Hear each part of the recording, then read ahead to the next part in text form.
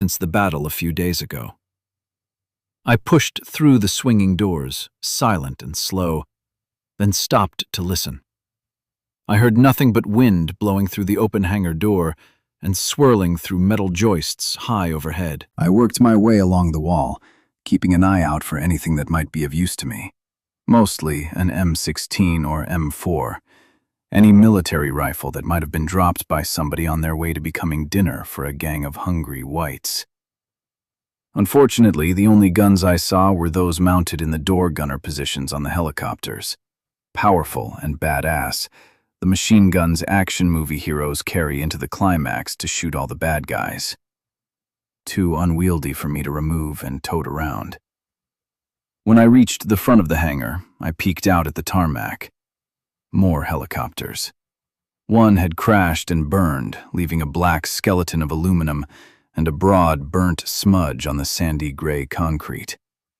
The remains of plenty of corpses lay everywhere I looked, scattered bones and tattered remnants of the clothes they'd been wearing when their god had called them home. Knowing the direction Murphy had gone when he'd left the night before, I decided to move toward the next Black Hawk hangar to my right in the half-mile-long row.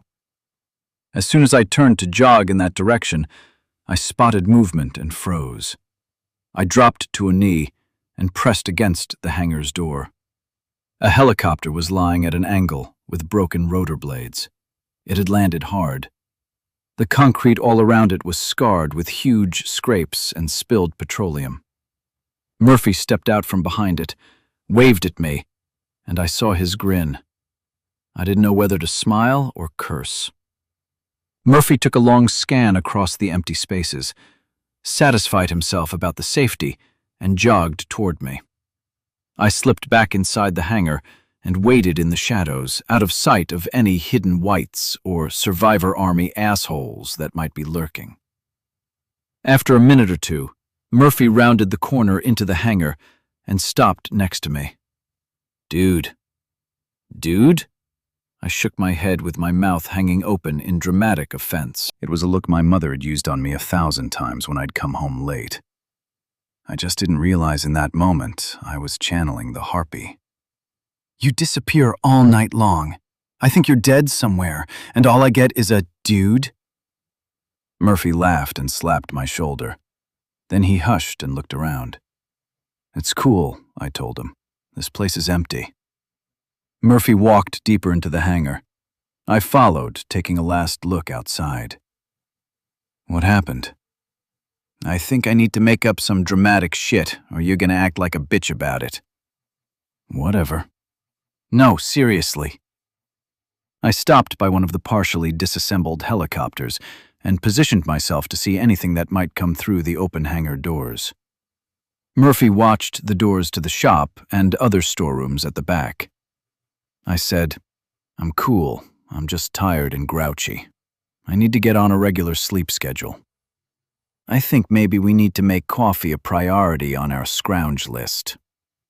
I rolled my eyes. What happened? Why didn't you come back? Did you run into trouble? After I snuck out last night, I went down to the far end of the row of hangars, Murphy pointed, thinking if that dude was... Murphy cut himself off and looked around. Where's that dude? In a storeroom over there. I nodded toward the back of the hangar. Why'd you come over here? Long story. Tell me what happened. Like I said, Murphy pointed again. I was coming around way down by the other end and, well, there's nothing to tell. I was sneaking along, doing my thing. Lots of bodies down there, by the way. I was trying not to step in anything when I noticed a bunch of whites coming in my direction. They didn't act like they saw me, being so dark and all, so I hid in a helicopter. I wasn't in the mood for running and shooting and shit, so I thought I'd give them a little bit, and after they passed by, I'd go about my business. But, I asked. They hung around and started scavenging the dead up there. You know those kind of whites that'll eat any dead guy. I nodded. And? Well, I ended up sitting in that helicopter a long time, and I got comfortable. And like you said, neither of us have been getting enough sleep lately. You dozed off. Murphy's expression turned sheepish. Woke up a little while ago, just in time to see those whites run off. He was probably talking about the same band I'd seen spiral by when I was looking out the window from Martin's room a while ago. "So what's the deal with that dude?" Murphy asked. "Martin. He's up there in his hideout. It's a storeroom above one of the machine shops, just like he said. Looks like only he's been up there. You know, one bed, some supplies. Everything he's told me checked out. He could still be lying. He's got a gun." "He picked one up when you guys were coming over here?" Murphy asked. "With his hands tied?" I untied his hands. It was my turn to look sheepish. He had it hidden under his mattress. "He drew it on you?" "He was acting squirrely when he sat down on his bed. I figured he had something." "What'd you do?" "I told him to pull it out. I pretty much trusted him by then. Well, you know, as much as I'm going to trust anybody like that. And I told him to take out his gun if he wanted to." "You two must have buddied right up overnight." "I had to smack him a time or two," I admitted. "A time or two?" Murphy laughed. "What's that mean?" "It's a long story, but he kinda got free and tried to wrestle my machete away." Murphy laughed some more. "And you trusted him with the gun?" His face changed. He was suspicious. "You're fucking with me, right?" "No." I felt embarrassed over the choice. "You're an idiot sometimes." "It worked out," I countered. "A lucky idiot." "Yeah, lucky me. I knew I'd taken a big risk, a stupid risk, but it was my risk to take." "What's the plan now?" Murphy patted a big palm on the drab green side of a Blackhawk. "Can Martin really fly one of these?" I started walking toward the storeroom. "Seems like you're already thinking the same thing I'm thinking. To fly one of these to College Station instead of driving." Murphy put an arm around my shoulder and jostled me. "Because I've heard that driving can be dangerous these days." "Yeah, that's exactly what I'm thinking." Chapter 12.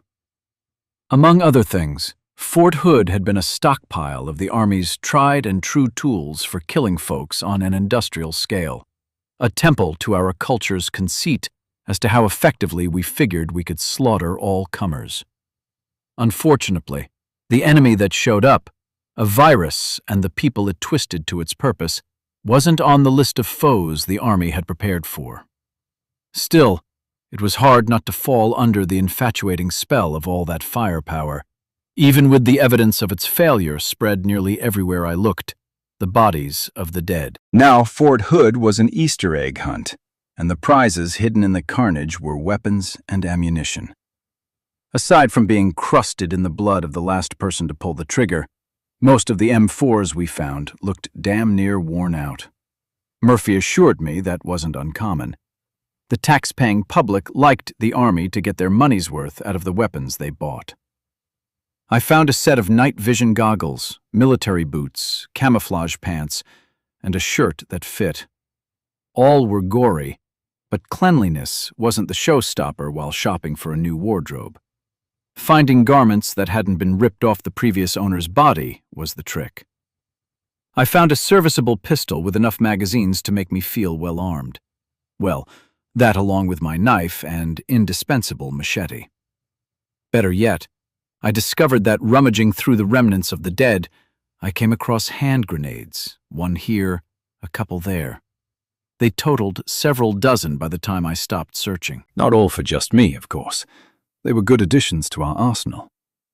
We spent 2 days loading a Black Hawk helicopter Martin selected for our trip. We topped off the fuel, scrounged what little food could be found, loaded up our weapons, and gathered ammunition for the door guns on the helicopter.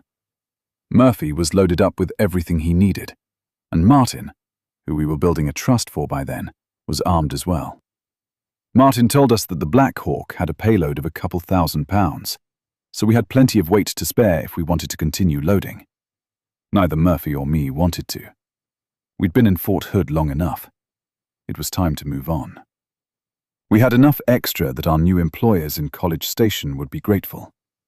When we needed more, we could come back. All we had to do after that was to wait for morning to leave. The flight to College Station would take maybe an hour. I wanted a full day, just in case we needed it. I had been around the block enough times to know that every plan, no matter how simple, goes to shit when whites get involved. The next day, the early morning air was chilly but tolerable, as Martin piloted the helicopter into the air. I sat in the gunner seat behind the pilot's seat, looking through an open window. Murphy was behind me at the machine gun on the other side. We all wore helmets and were able to communicate over the Blackhawk's intercom. We were 100 feet off the tarmac, with whites coming out of their nighttime hiding places to gawk or run toward us. Murphy said, "Okay, now I believe Martin." "What?" Martin asked over the intercom. "That you can really fly this thing." Martin laughed. I didn't say anything. I still had my doubts, but was willing to make the bet. Few things were certain anymore. Martin announced, "The air seems stable this morning." As we passed over the hangar we'd spent the previous few nights in, he added, "We should have a smooth ride." We started west, climbing as we went. We flew over the field where the whites and the survivor army clashed. Below, along the streets, naked ones came out to watch us fly over. Some made the choice to chase. Their sad little brains just couldn't extrapolate the logical conclusion that we were too far away and moving too fast. They saw us. They thought they could catch us. Through the decay, they ran. Houses had burned, leaving surrounding yards and neighboring properties blackened. Trash blew across streets and open fields. Bodies, when they could be identified, or at least those smudges they left, discolorations, shredded clothes, and scattered bones, were just about everywhere. On the 2-lane country roads between the subdivisions and through the farms leading out into the country, cars littered the shoulders and roads, some alone, some stalled in convoys, crooked, metallic caterpillars. The contents of suitcases and provisions were scattered across the asphalt and into the ditches. Spreading out from the vehicles, like poisonous clumps of pollen, lay the smudges and bones, often close, sometimes 40, 50, 100 feet away. For the people trying to get out of Killeen, driving to escape failed. Running to get away from cars jammed on the road failed them. Fighting the infected with whatever they'd had on their person failed too. Futile struggle and death. By the time we were over Stillhouse Hollow Lake, we were high enough that the coming extinction of humankind wasn't so obvious. I spotted the Bell County Expo Center looking much smaller from up in the sky than I expected it to be. Interstate 35 slipped behind us, and then we were over farm country. The morning landscape was peaceful. A fog filled the creek beds and low valleys in white, sometimes thick white, sometimes just a gossamer haze over the fields, with cattle grazing, oblivious. In places, all I saw were treetops and roofs floating on clouds that hid the earth below. Heading southeast, we paralleled the road Murphy and I had led the naked horde down on our way to Fort Hood. It was dotted with the houses we'd burned, and the ground all along it was scarred by the destructive passage of tens of thousands of naked whites. We didn't have a plan in the detailed sense for what lay ahead. We were going to fly over College Station and hope that showing up in a helicopter didn't spark an incident.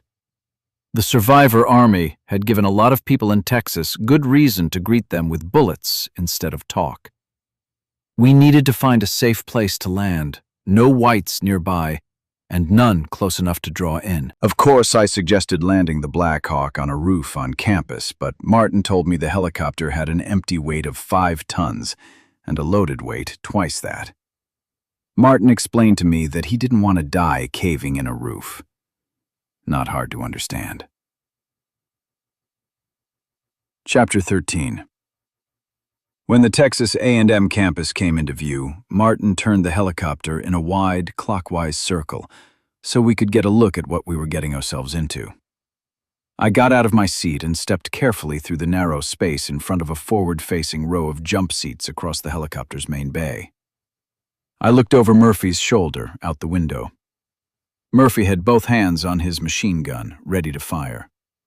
Everything new required caution. That's just the way the world worked. "What do you think?" Martin asked over the intercom. "Looks like every place else," Murphy answered. "We're about 1,500 feet, said Martin. "You want me to take it down some?" "Yeah." I didn't think we were going to see anything we needed from so high. As we descended, the world below clarified into shit again.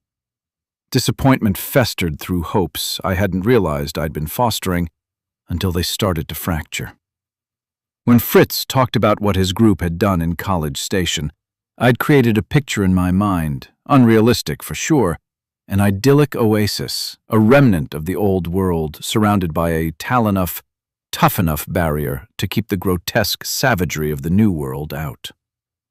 And why the fuck does it hurt when hopes shatter? Isn't the world full of enough pain over real things, like when our loved ones die?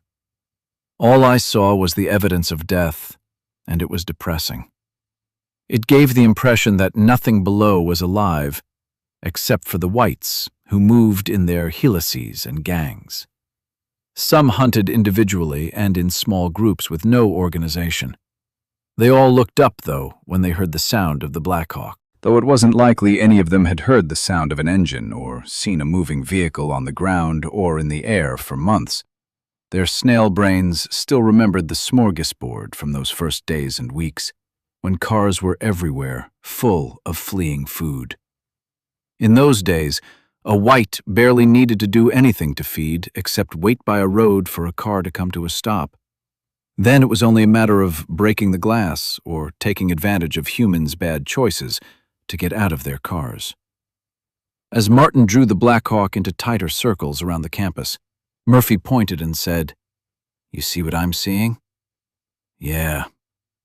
The density of remains got thicker and thicker near the western corner of the campus, and the flowery pattern of death seemed to be centered on a cluster of buildings.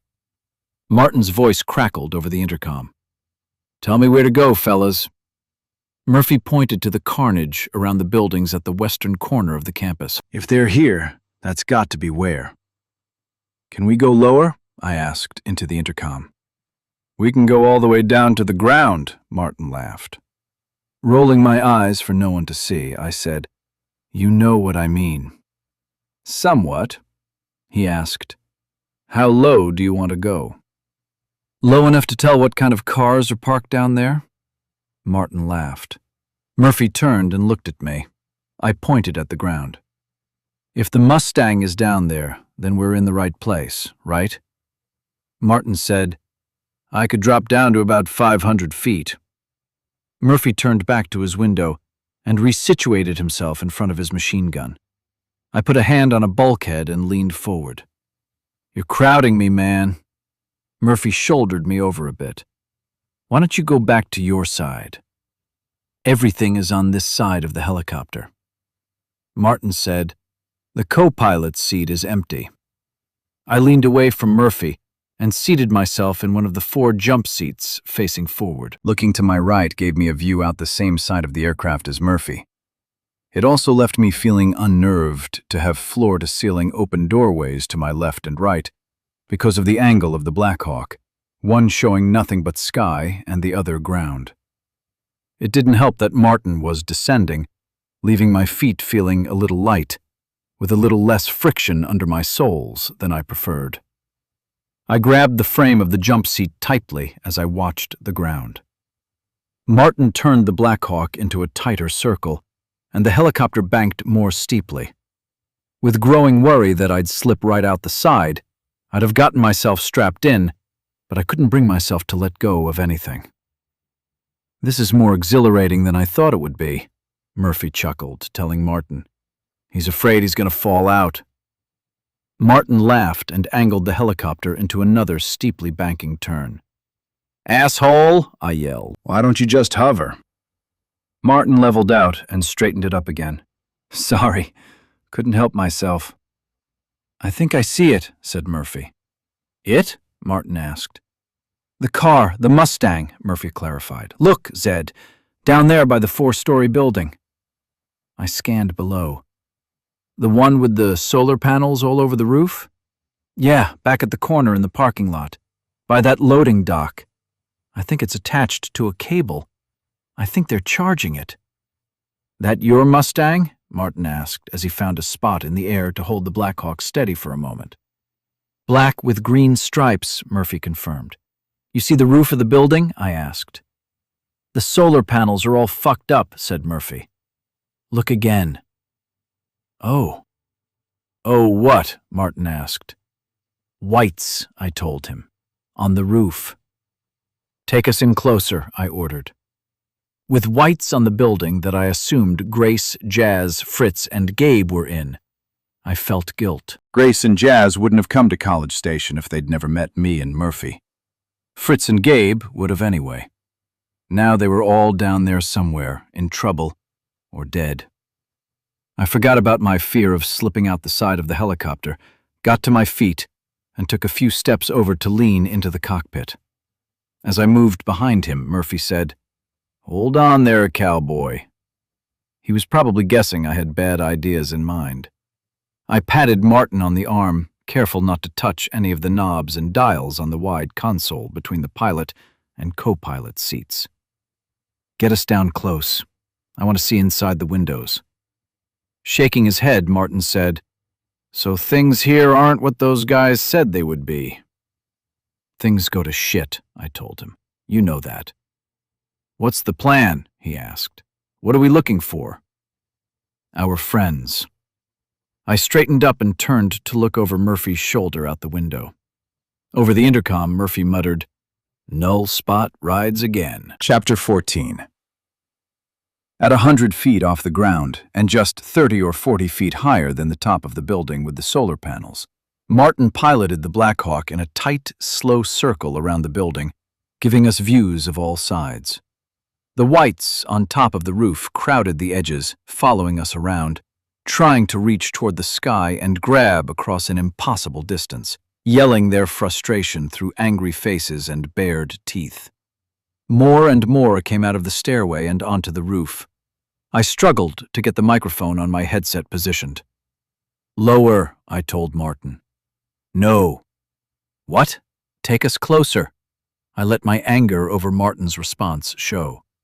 "No," he replied.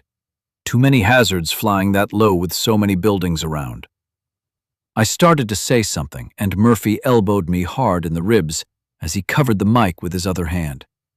"Chill, dude. Let Martin do his job. He's the pilot." All you know about flying in helicopters is what you learned playing video games. Murphy was right. I tried not to sulk. "You can see all you need to see from here," Martin added. I scanned the grounds as we circled. Naked whites were all over the place, coming out of buildings, out from behind bushes, out of broken-down cars. The loud whoop, whoop, whoop of the rotors was getting the attention of every white around the campus. "You think that's the naked horde, some of the ones who disappeared from Fort Hood?" "That's not the whole horde, or at least all that's left of it.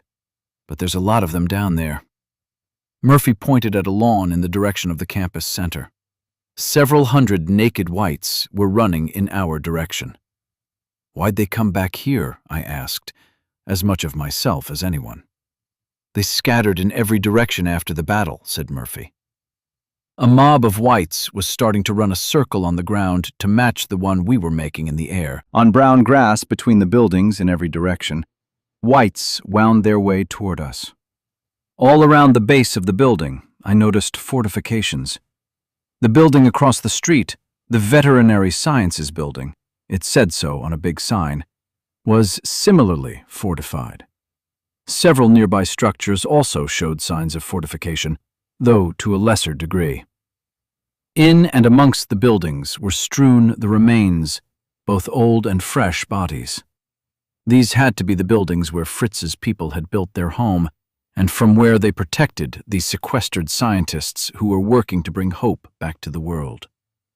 And now whites were everywhere, and I couldn't help but conclude that had I not led the naked horde into battle with the survivor army, had I not assassinated their leadership, then maybe the horde would have kept heading north toward Dallas and hiked themselves onto my list of yesterday's problems. Instead, the horde had dispersed, and thousands of them were down below on the campus, with plenty of smart ones among them.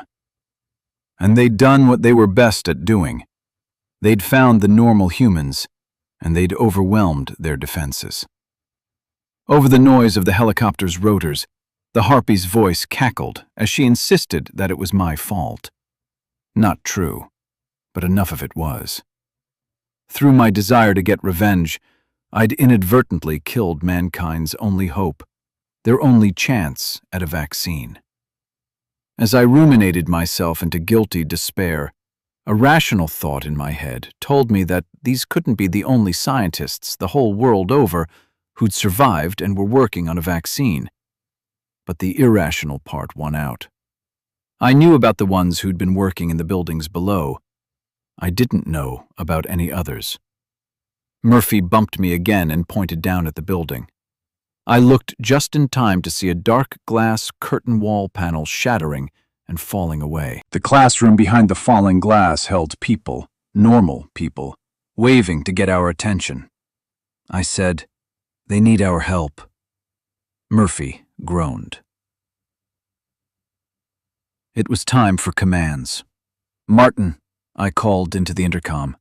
"Take us down, level with the roof." I patted Murphy on the shoulder. "Okay, machine gun boy. Kill 'em all." Murphy turned to look at me. "I can clear the roof from up here. What's your plan?" I leaned out the side window to get a full look at the situation. I don't know how desperate those people are, but they broke out that window knowing the noise will give every white inside a woody, not to mention the ones running across the grass. Those people are desperate. "Murphy?" Martin asked. "I don't know about this," said Murphy. "Look," I told them. "I've been down this road before, at the hospital. We don't have time to dick around. Either we get down there and we do it now, or we bail out on these people." "And Murphy," I pointed, "those might be our friends in that classroom." "Don't you think I know that?" Murphy shot back into his mic. He huffed and yelled over the noise. "As usual, this is stupid." I grinned. "When has that stopped me?" "If you're going in," said Murphy, "I am too." "No way," I told him. "Just so you guys know," Martin interrupted, "we can stay here for an hour, maybe 2 if we want to push our luck. But if we go much longer than that, we won't make it back to Fort Hood." "Can't we just set down by a convenience store and gas up?" I asked, urgency rushing my words. "No," said Martin. "She'll run on diesel, but we'll only get about 4 hours of flight time. After that, we're done. We'll have to get another Black Hawk. Regular diesel gums things up." "Take us down then," I ordered again. "Murphy, you clear the guys off the roof. I'll get a couple of rifles, a load of ammo, and as many grenades as I can carry." I'll hop off on the roof, run down the stairs, liberally applying my grenades to clear my way. I need to get down 2 floors and possibly down a hallway. If things look too hairy, I'll turn around and come back to the helicopter. "No, you won't," said Murphy. "No, I won't. You know me too well." I patted Murphy's machine gun. "I need you here. This is a lot of firepower. This will make it work. It won't do you any good inside the building. I don't plan to be in there long. Every white in a mile is already coming this way." Murphy looked at me, expecting that argument to sway me. It didn't. Shaking his head, Murphy spoke into the intercom. "Martin, take us down." He looked at me. "Gear up, buddy. In 2 minutes, every white on that roof will be dead. And I'll probably fuck up most of those homemade solar panel arrays, so don't cut yourself." Martin orbited the building just above the level of the roof. At that range, the whites didn't have a chance. Murphy opened fire and slaughtered them. For my part, I had as many full magazines stuffed into my tactical vest as I could fit. I had an M4 on a strap over my shoulder, my machete in a sheath, a pistol in my holster, a dozen hand grenades tucked in wherever I could put them, and another loaded M4 in my hands. I wasn't worried about my aim. I figured I'd be close enough to anything I was shooting at to be deadly. As soon as the last of the whites on the roof fell, Murphy shouted, "Now or never!" Martin swung the Blackhawk over the roof, came down close, and held it steady. Murphy nodded at me, but his face was wrinkled with worry. "Don't worry, Mom." I stretched a big smile. "I'll be right back." I jumped out of the helicopter and landed on the roof, running toward the stairwell as soon as my boots touched down. Chapter 16. My adrenaline was coursing. My heart was pounding. Shredded whites were dead or bleeding out all around me. I knew I might also be dead in the next 5 minutes, but I was back in the shit, and I didn't care. I was where I belonged, surrounding myself in a fragile illusion of immortality that expanded with each splash of warm blood around my boots. I stopped running with my back to a brick wall beside a closed steel door. Stairs leading down were on the other side. Best way to proceed? I'd brought a dozen grenades for a reason. I took one in hand, flipped off the grenade's thumb clip, let go of my rifle to hang in its sling, and pulled the grenade's pin. With my free hand, I pulled the door open and swung my arm to toss the grenade in. Wide-mouthed hollers and white-skinned beasts bursting out the door bowled me over, and I fell. The grenade got away from me. Whites tumbled on top of me while others rolled off. I got stepped on, elbowed, and kneed as my anger and urgency flared. Frenzied whites tried to get to their feet, spellbound by the sound of helicopter machinery and a chattering machine gun. My bubble of immortality popped, and I scrambled with only a single purpose: to get through the door and on the other side of the brick wall before my few seconds of grenade fuse time expired. I rolled, kicked, and crawled, got a hand on the edge of the door and pulled myself through, not giving the slightest thought to shins kicking my face or feet stomping my back as the whites flowed through the doorway. I got my torso through and just inside the wall. I pulled my legs inside and tucked into a ball as the grenade detonated. White's screams notched up and were suddenly snuffed. The shockwave punched the air out of my lungs, thumped my skull, and put a deadening ring in my ears. Damn, too close.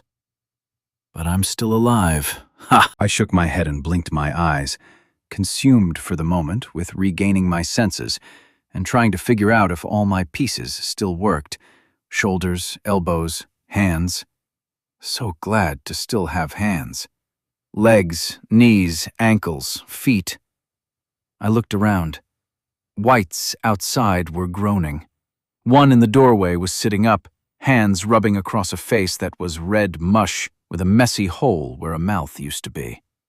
More whites were on the landing just inside the open door, dazed and bloody. They had no way of knowing the blast was coming. They hadn't protected themselves behind a brick wall like I'd done. Tough shit for them. Time to move. I got up on wobbly knees, put a hand on my M4, and pointed it in front of me while grabbing a railing to keep my balance. My head was still spinning, but getting rapidly better. I'd be fine. Fine enough. I had a momentary advantage, and I needed to push it. The stairs were slippery with blood. More coated the rail and dripped down the walls. The grenade's shrapnel had blown through the open door and done a lot of damage. At the first landing on the way down, a white was getting to his feet and trying to orient himself. He looked at me with uncertainty on his face. I kicked him in the face as I came forward. His head bounced off the cinder block wall and he fell. One less problem to deal with on the way back up. The next staircase was empty, and I moved faster down that one to the next landing. That put me one floor toward my goal, with another to go. A white was just coming up from the next landing. I fired. Chips of brick sprayed all through the stairwell where my bullets missed, most of them. The white toppled as blood spewed from a hole in the center of his chest. At least one of my bullets found its mark. My ears were ringing again from shooting in the confined space. I hurried down. More whites were in the stairwell, maybe a dozen on the floors below. I rounded another landing, saw the last stairway clear, and bounded down, stopping by the door. I paused. I was on the floor where the people had broken out the window. That meant there had to be whites in the hall. With more whites coming up the stairs, my time for figuring out my next step was limited, severely so. Think. Sequence. Be calm. I took a deep breath, let go of my rifle, removed a couple of hand grenades, one in each hand, flipped the thumb clips, and pulled the pins. One more breath. Don't fuck this one up like the last one. I flung the door wide and saw 20 or 30 whites, some nearby, gnawing on the dead, many far down, tearing at a barrier of piled desks and chairs. Some of them looked at me. I heaved a grenade toward the barricade. I tossed another in hopes of getting it to land halfway down the hall as I stepped behind the protection of another brick wall. The steel door slowly closed as feet came running and howls in the hall swelled. 2 explosions blasted in rapid succession, both dulled by the ringing still in my ears. I felt them both, but nothing like I'd felt on the roof a minute before. Whites from downstairs went crazy at the sounds. I took one more grenade, pulled the pin, and dropped it through the gap between the handrails and ran into the hall. 8 left. The floor was slick with blood, and it smelled of cordite and torn intestines. Whites screamed through a fog of dust. I leveled my M4 and jogged, firing in the direction of anything that moved. Halfway to the barriers, the dust grew so thick I could only make out the glow of light coming from windows at the far end of the hall, no detail inside. I planted my feet, leveled my rifle, and emptied the magazine at the hall ahead, hoping my bullets found their home in anything but walls and floors. I popped the empty magazine out and put a full one in to take its place. I moved into the cloud of dust, careful with my footing.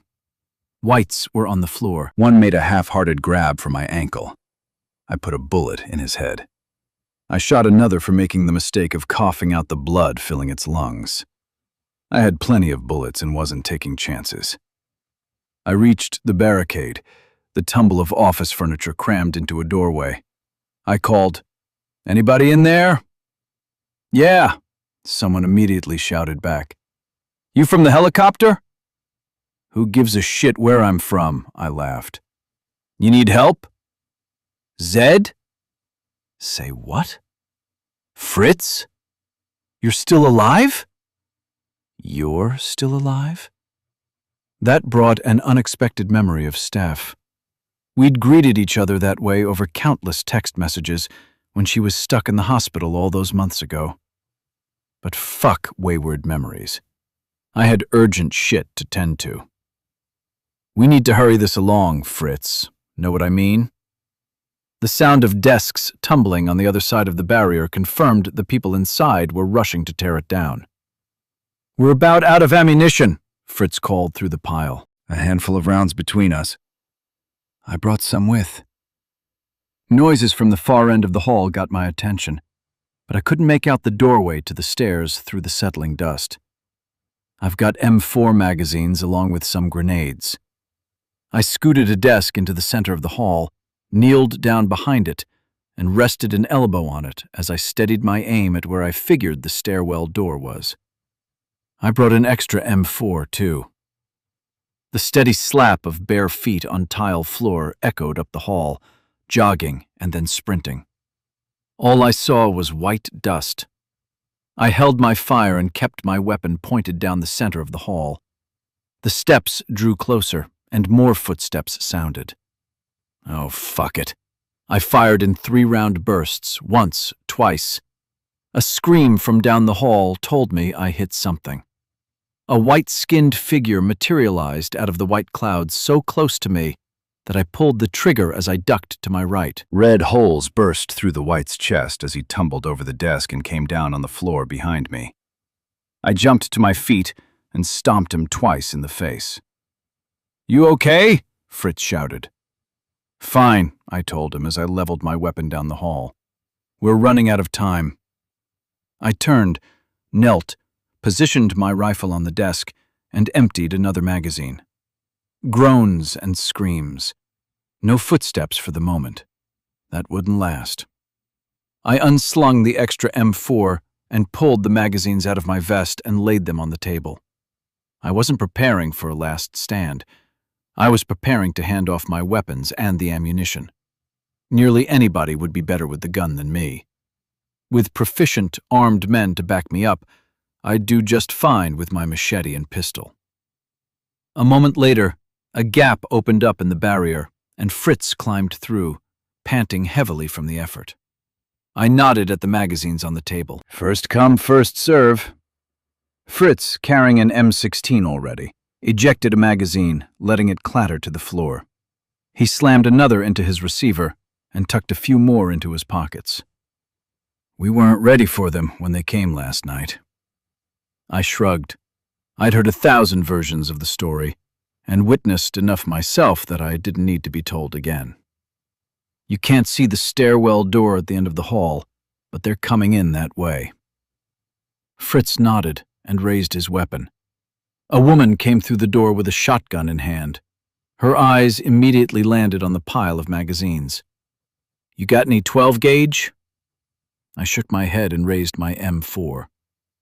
"You ever use one of these?" She looked astonished. "I can't hit shit I shoot at," I told her. "Have you ever shot?"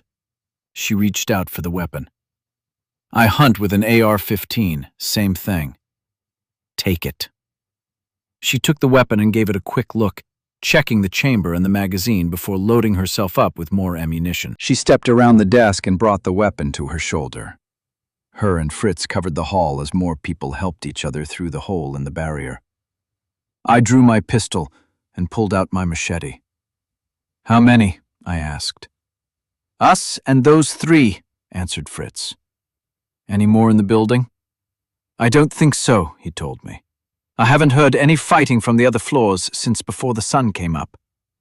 "Okay, here's the plan. As soon as you guys are ready, we'll hit the stairs at the end of the hall, get up to the roof, and the helicopter will pick us up." Fritz nodded and looked at the woman with my M4. "Remember the guy I told you about? The one we left out by Caldwell in the middle of the night, not wearing a stitch of clothes? He shows up here with a helicopter." Fritz laughed, a manic sound. Fear affects everybody differently. The woman looked me up and down. She didn't seem impressed. "He the one that bumped your head, Fritz?" Fritz ran his finger across a bandage on his forehead. "It's nothing." One of the guys helping the injured woman said, "Ready?" Fritz gave us all a glance and said, "Follow me." The woman with my M4 looked at me and said, "You go. I'll take the rear." A dozen more dead whites, a couple of empty magazines, and 5 minutes later, we were all squeezed into the Black Hawk with all of the weapons and ammunition we'd brought along. Martin was bitching about the load, but we rose into the air above the building anyway. I took the unused co-pilot helmet and passed it to Fritz so that we could speak over the noise of the rotors using the intercom. I asked, "What's the story?" "Now that we know you're okay," said Murphy as he put on an enthusiastic face to make a joke of it, "what he wants to know is what happened to Jazz and Grace. Did they make it?" Fritz looked at me, then back at Murphy. "Like I said inside, they came last night." "Thousands of them. We got complacent. We weren't ready. We didn't expect it." I leaned in close, though the intercom didn't get any louder or softer. Are you saying you're the only survivors? Fritz pointed down at the building we'd just rescued him from. It slowly shrank below as the helicopter rose. From where we were in the pharmacy school, in the infirmary we set up there, we didn't have the best view of things. The veterinary school was northwest across the street, but we were only able to see part of it. That's where all the uninfected doctors and professors were working on the vaccine. We had our people in the structures all around the veterinary buildings, like guard towers, to watch the perimeter and keep the infected off the defenses from the outside. Murphy stuck his head out the window and took a long look. That's a lot to defend. We did all right for a long time. Fritz leaned against a bulkhead, feeling the weight of everything sink in. He'd just lost his friends, possibly all of them. We were spread too thin to defend against so many at once. When it started, everyone in the infirmary who could handle a weapon went out to help. Some of us went up on the roof to shoot at infected down in the street. Others went downstairs to defend our building. The pharmacy school was our base of operations. We lived there. The outposts fell pretty quickly. Fritz seemed pained as he worked through his fresh memories. As soon as the shooters opened up, the horde focused on where the sound was coming from and just washed over them. They found the weak spots in the building's defenses. Fritz shook his head slowly.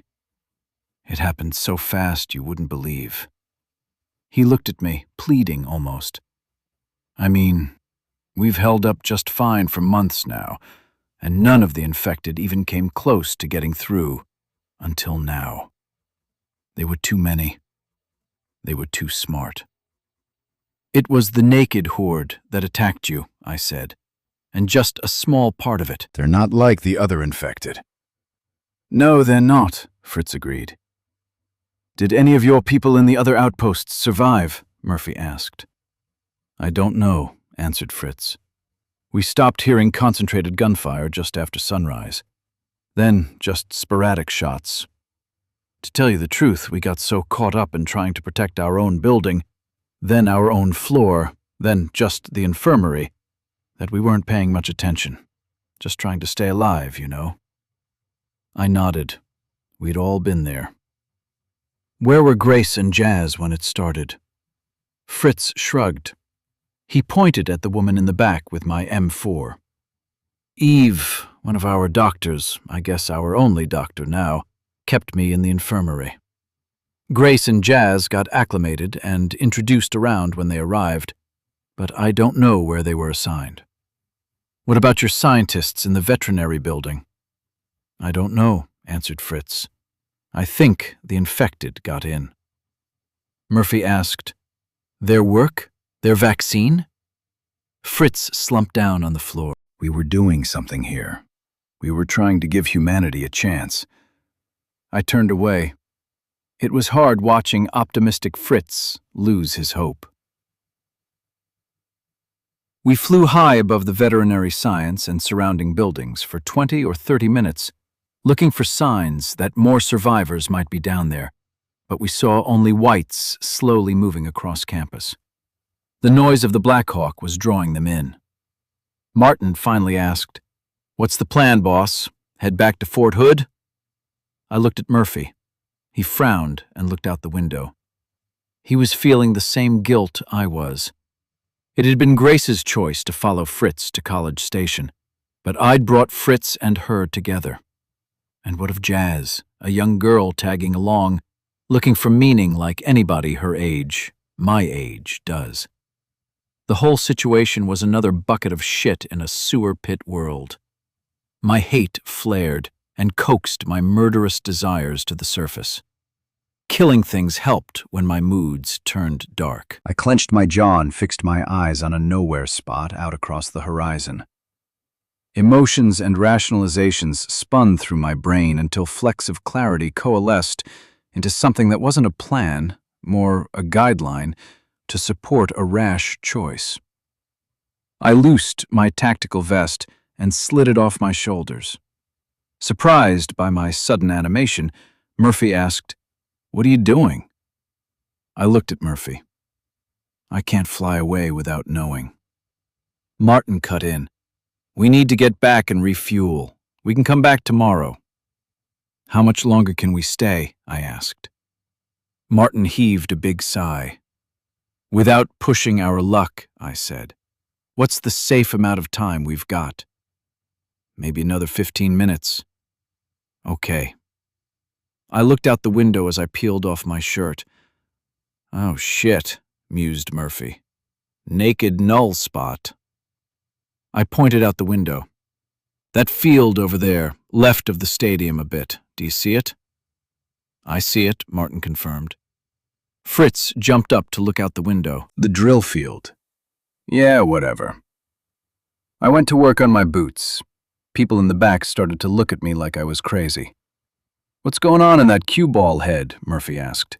Because I'm thinking it's the usual. I untied my second boot and glanced up. The usual? Stupid. A wicked smile found its way onto Murphy's face. Martin, I said over the intercom, I want you to drop me in that field. Then I want you to hover at like 20 or 30 feet and just stay there. Why? I looked at Murphy and then at Fritz as I reached out and patted Murphy's machine gun. You guys get on these. When the whites start to come, slaughter them. Just like that? Fritz asked. I nodded. They'll come in droves.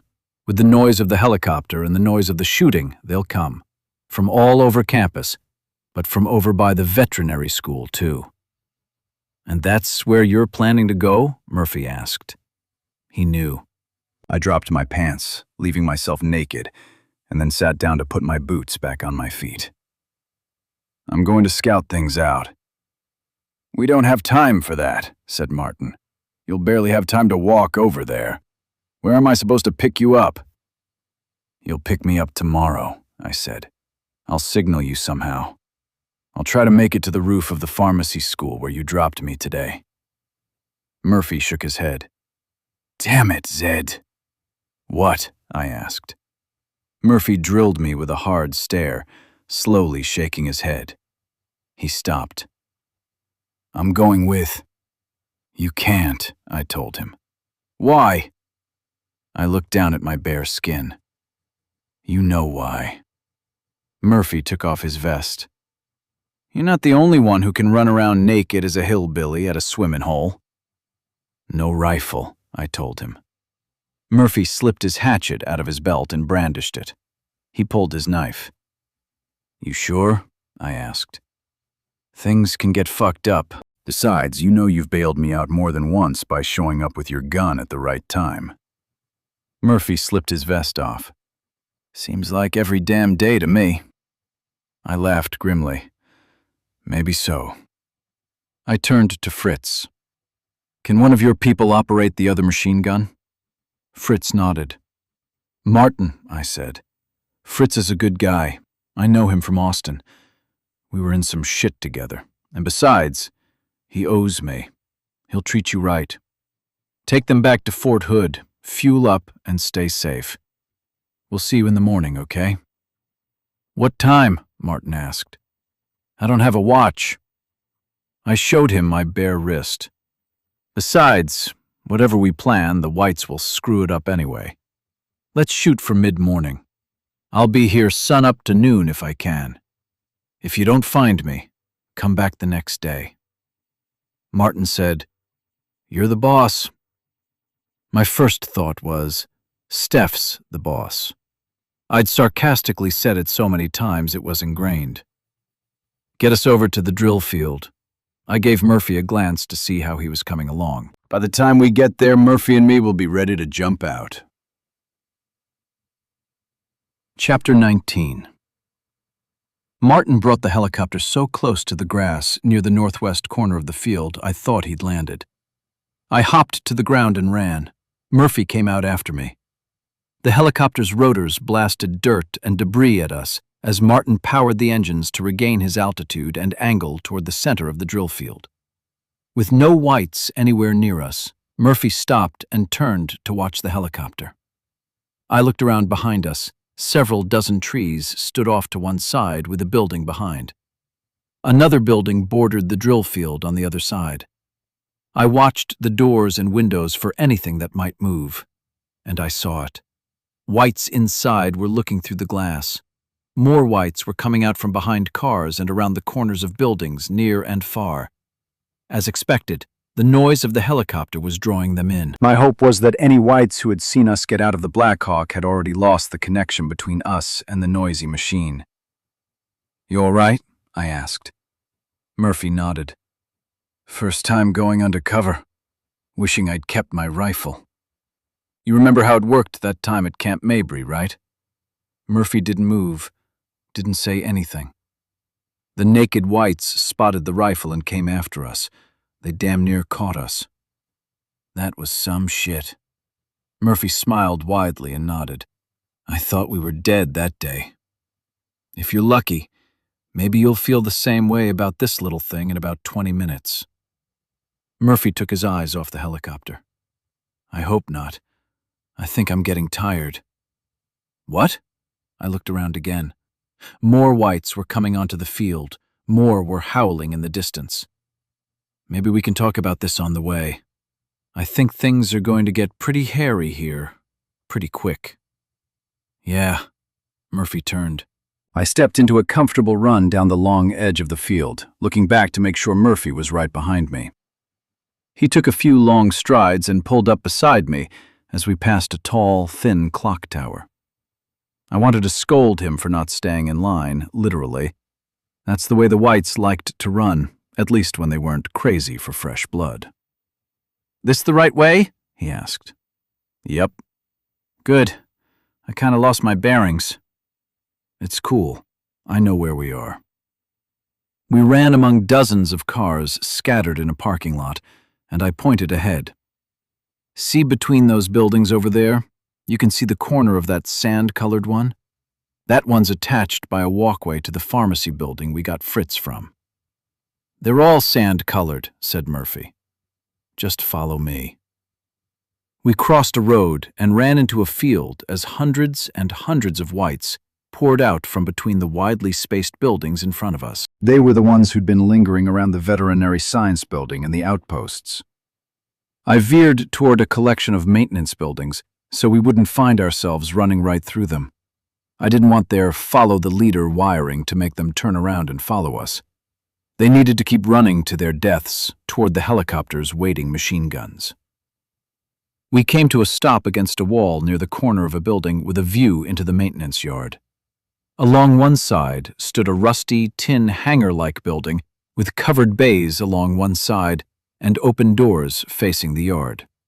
Mounds of dirt, tractors, cars, and other such things seemed spread in no organized way. The machine guns started to blaze, ripping through hundreds of rounds as the sound of white screams rolled over us. I pointed catty-corner across the yard. "If we cut through there, we'll come out across the street from one of the outposts." "And you just want to walk right up to the place looking like the naked whites who attacked them?" "I doubt they'll shoot." "Really, Sherlock?" Murphy stepped along the wall and took a peek around the corner of the building. "What makes you think that?" "All the shooters are dead. Any smart enough to stay quiet are still alive." "Or they're all just dead," Murphy argued. "Which side of this debate do you want? You can't just be contrary to whatever I say." "I think I can." Murphy glanced at me. "You ready?" I nodded. He ran to a corner of the rusty tin building and looked down the length of the far wall. Coming up close behind him, I asked, "Anything?" "Nothing near." Murphy jogged across the yard, looking left and looking right. We passed through a narrow gap between two maintenance buildings sitting perpendicular to one another. I followed Murphy through a thick stand of oaks, and we came to a stop by a tree trunk thick enough to keep us both hidden from view. An intersection lay in front of us. Across the intersection and surrounding parking lots stood the veterinary science buildings. The first floor of one was fortified with boarded windows and doors, and plenty of 2x4 bracing. In several places, Whites were climbing in and out past boards they'd ripped away from the walls. "You seeing this?" asked Murphy. "The whites in the veterinary science building?" "Yeah." Murphy looked around, as did I. "I don't have much hope for the vaccination those guys were working on. Maybe they barricaded inside somewhere, like a safe room or something." Murphy turned and looked at me. "Optimism? From you?" I don't know why, but Murphy's snarky remark felt like an attack. So I deflected. "At least I'm not tired." "What?" "Back there after we got out of the helicopter." You said you were tired. Murphy went back to scanning the street. "Still lots of whites out there. We should wait before we cross." "What did you mean?" "I should have kept my underwear." Murphy leaned against the tree to rest. "My balls are cold. They'll go numb. That's what I'm afraid of. I'm sure you can massage them back to health." I took a few steps to conceal myself behind another tree and get a view of the area past the building on our left. "What did you mean about the tired remark? All the craziness wearing you down?" Murphy didn't answer. I gave him a long while before I pursued it. "Is it this life? All this? Running, chasing, killing? Living from one crisis to the next and barely stopping to take a breath? Is that what you're tired of?" Murphy shrugged. "When I'm in the shit, I dig it. You know that." "No doubt." I examined the building directly across the street from us.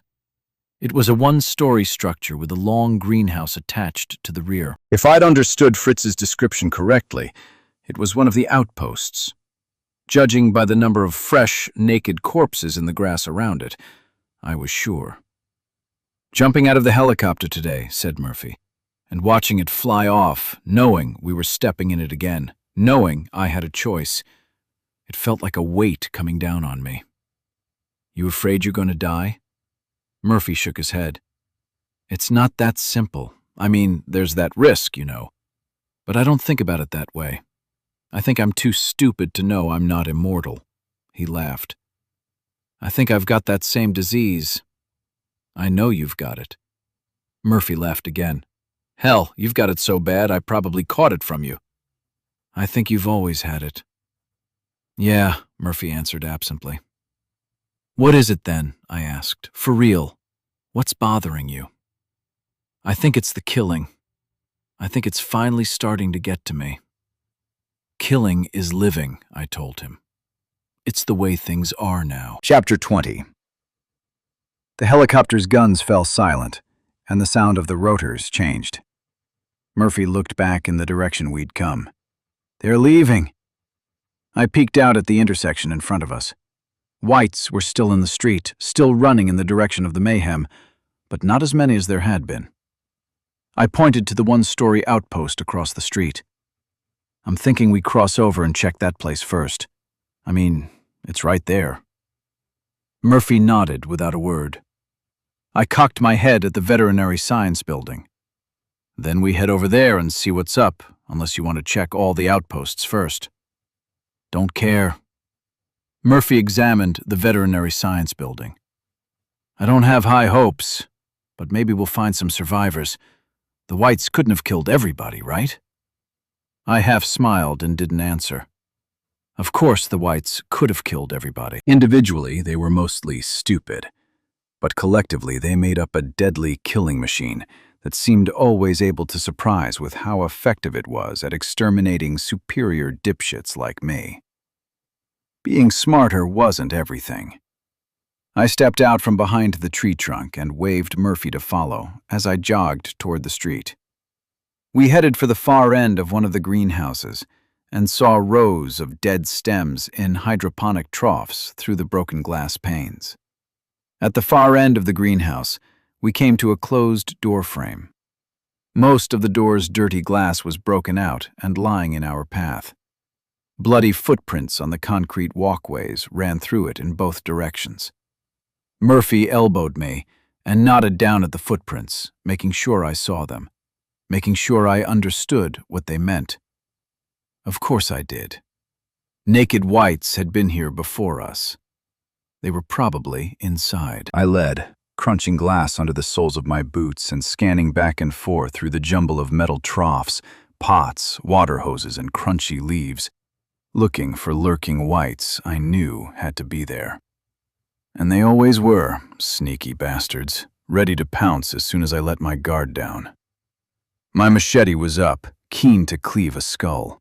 My knife was wrapped tightly in my other hand, eager to split some ribs and rip through a heart. A third of the way in, I decided I didn't want to wait to be surprised. "Hey, dickhead! If you're in here, come out!" "Typical Zed shit," Murphy groused. "Let me know next time before you do that." Nothing in the greenhouse moved, except for the brown leaves rustling when the breeze moved them. I looked over my shoulder to see Murphy on the walkway behind, hatchet and knife ready. "You're in a bitchy mood." I should take the lead. If we had guns, I'd agree, but this is my thing now. I've had more swinging dick time than anybody. "Swinging dick time?" Murphy laughed. "Is that what you call it when you run around naked with the whites?" I turned and smiled, glad to see Murphy lighten up a little. "Sure." I looked over the greenhouse one more time and pointed to the door at the far end of the walkway leading into the building. "Let's get inside. There's nobody in here." I hurried up the length of the narrow walkway. At the end, at the doorway into the building, the bloody tracks turned into a collage of curdled red. The whites had gathered around the door trying to break it in, but the door was open, swung outwards from the building, undamaged. To the right and left, windows opened through the brick wall into the building. Clearly, the greenhouse had been added sometime after the small one-story building had been constructed. Otherwise, the windows wouldn't have been there. It was a deduction that made sense to Detective Zed. Most of the small square panes on one of the windows were broken out, and the framework for the panes was bent or ripped away. The bloody footprints and smears on the wall told me that's the way the whites had gotten into the building when the door had been closed. The door was only open because when the whites made their exit with bellies full of warm, fresh meat, they were able to open the locked door from the inside. More deductions. I stepped through the doorway, careful not to swing it either further open or closed. It was time for sneaking, and a squeaky hinge would not do me any favors. The hall inside was dim and narrow, with institutional, shiny floors, streaked with bloody marks and footprints. The walls were smudged by the dirty skin of whites pushing through the hall to get to their prize. I sniffed. Fresh shit. The whites had gorged themselves and then emptied their bowels on the floor before leaving. Or not leaving. They might still be napping inside, too sated to worry about the sound of a helicopter and machine gun fire somewhere across campus. I proceeded quietly to an intersection at the end of the short hall and looked around the corner. We were near one end of the building, so the hall leading left was short with only 2 open doors. To the right, the corridor extended a ways before it cut left at a 90-degree angle. Most of the footprints led that way. With light glaring through a window to my left, pools of urine glistened. The infected fucks were here somewhere. I nodded left. Murphy peeked down the short hall and pointed to himself and then to one of the open doors. He pointed at me and then to the other door. Planning meeting concluded. Proceed to action items. We moved down the hall side by side, each watching the doorway we'd assigned ourselves. It only took a few tense seconds. I peeked inside my assigned office to see nothing but 2 big wooden desks facing one another with chairs knocked over and papers strewn, phones on the floor, some of the drawers open. Somebody had put a half-ass effort into ransacking the room before giving up, but no living thing hid inside. I turned to Murphy. He was already looking at me, shrugging. The office he'd checked was also empty. Time to follow the footprints down the hall in the other direction. It took a few minutes to check each of the offices along the way. Some had closed doors we opened to peek inside. Other doors had been broken off the hinges. At one office, bullet holes riddled the walls, having ripped through the sheetrock on both sides of the hall. Inside were the remains of 5 or 6 humans. In the mess, it was hard to tell which were whites and which were normal. We spotted only one gore-covered weapon under tattered clothing, but plenty of bloody bones. However many whites had come into this building, it had been enough to eat all the flesh that came onto the menu. We continued to the end of the hall, where it made the hard turn to the left. I stopped and peeked around the corner. It was the outpost. Gouges were torn out of the floor where bullets had ricocheted away. More holes pierced the walls and ceiling. The floor was a mess of rotting flesh, and the walls were splattered red. Looking down the hall, I saw part of a large room that opened up to more carnage. Windows had been barricaded from the inside, leaving gaps wide enough to fire through. Now they only served to let in slits of light that illuminated the mess and made it hard to piece together. The room had been a small library that looked to have been shaken by a giant hand, tumbling bodies, books, and furniture. Corpses with flesh still on the bones lay broken, with clothing half torn away. Whites lay dead. Many looked untouched by the teeth of their cannibal brothers and sisters. And the sound. Breathing. Chewing. Live whites were still in the room, wallowing in the filth, feeding. I stepped into the hall as Murphy tried to hold me back with a hand on my shoulder. Clearly he understood what lay at the end of the corridor as surely as I did. He knew there were no outpost survivors, just as I did. He saw no point in proceeding further. There was nothing more to be learned. He was right. But I'd already moved on, following a bubbling rage to a new goal. I saw the shredded clothing of people who'd been doing nothing except risking their lives for a higher purpose, a vaccine. And all that red I saw looked like livid revenge. I yearned to satisfy it with the feel of tearing cartilage, the sight of splitting white skin and spewing blood, the sound of surprised screams turning into gurgles through ripped throats. My blade needed to splinter bones. I needed to kill as badly as I'd ever needed anything. I stepped into the library and bellowed a challenge. The chaotic mess of furnishings seemed to come alive. One red and white beast pulled itself up to his height, the alpha. He was going to put me in my place. "Come on, fuckers!" The white pounced, and I cut him through the neck, half severing it as I sidestepped, jamming my knife into the heart of another white, too slow and surprised to understand yet what was going on. I bounded over an upturned chair and hacked at the base of another's skull as I slashed a fourth across the face. 2 more long strides put me in the center of the room, spinning and swinging, hacking and stabbing, pushing my deadly fury to frenzy through a haze of blood sprayed from arteries, driven by pumping hearts. Whites screamed, fought, and fell until they stopped. I jerked my head back and forth, looking for the next foe, only to see dead whites on the floor, among others gasping, struggling to move, and whimpering. The greedy maelstrom in my soul needed more death. It needed to feed. I looked around the room again, frustrated to be left with no one else to kill. I screamed.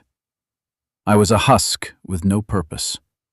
The loud crunch of a skull caught my attention, and I turned to see Murphy burying his hatchet in the cranium of a white.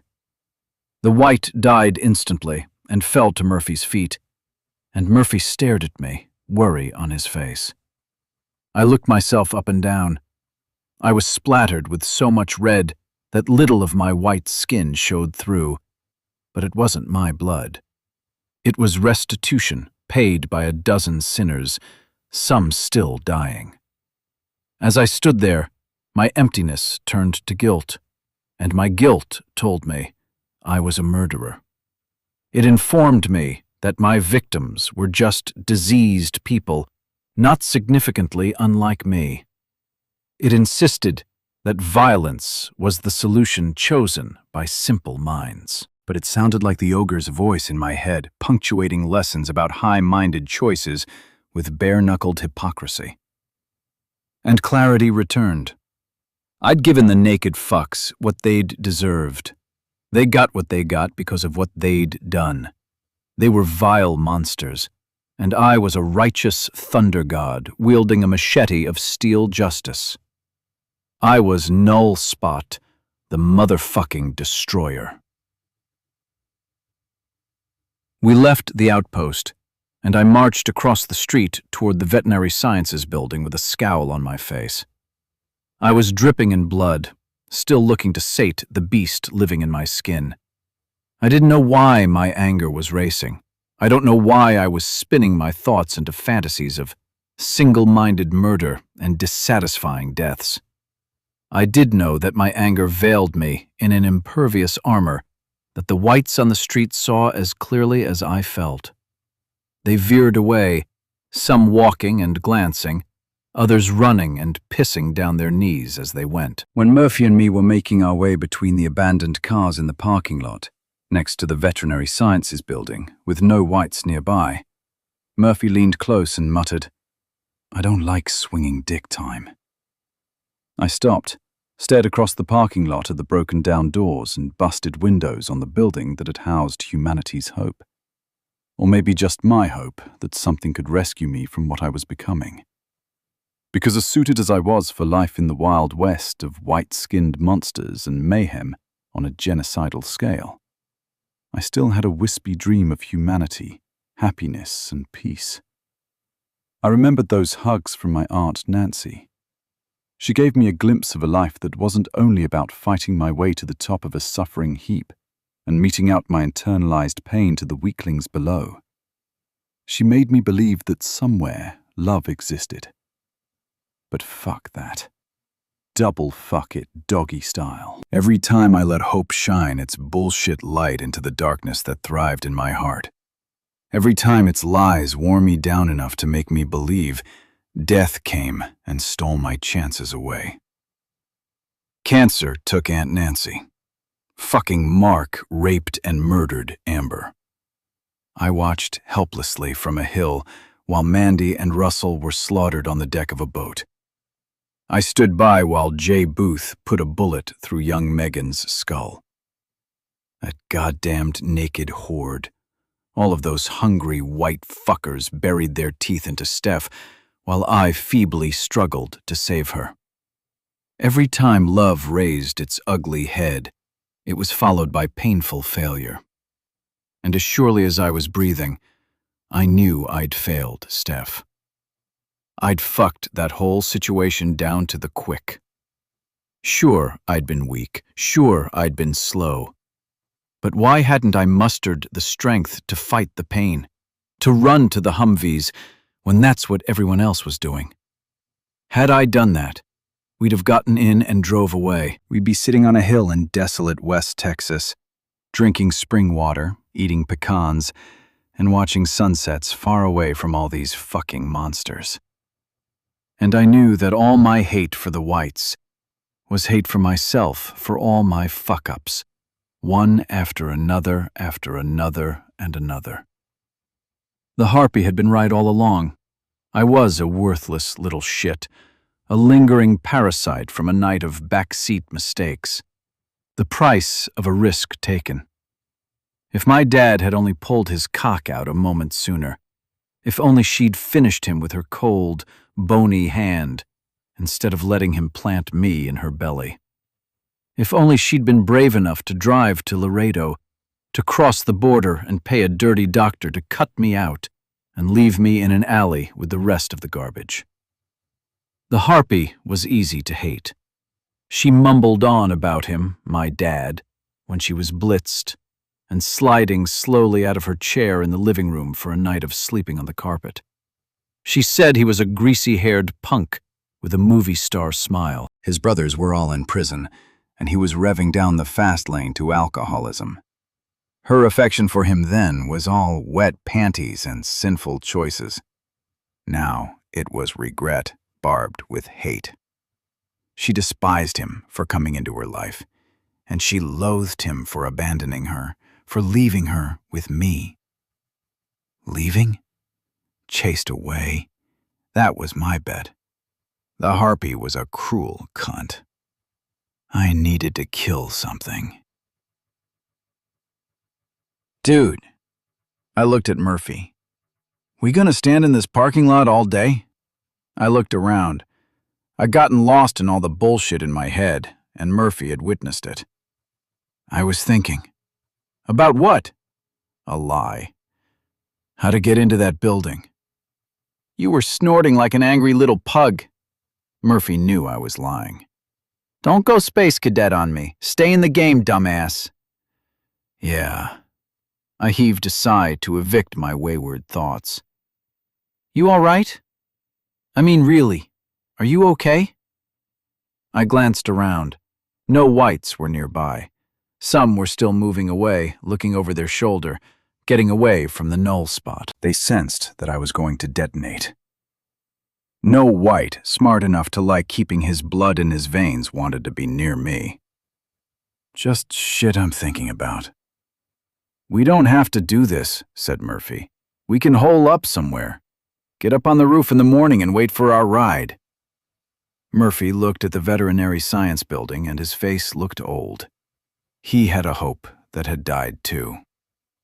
It's probably a waste of time. He looked back at the outpost and grimaced.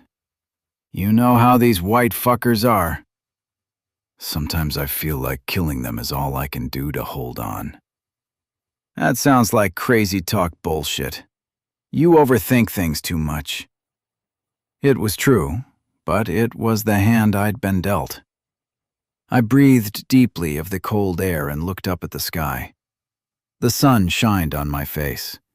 The clouds crawled across the blue, and birds played among the branches of the nearby trees.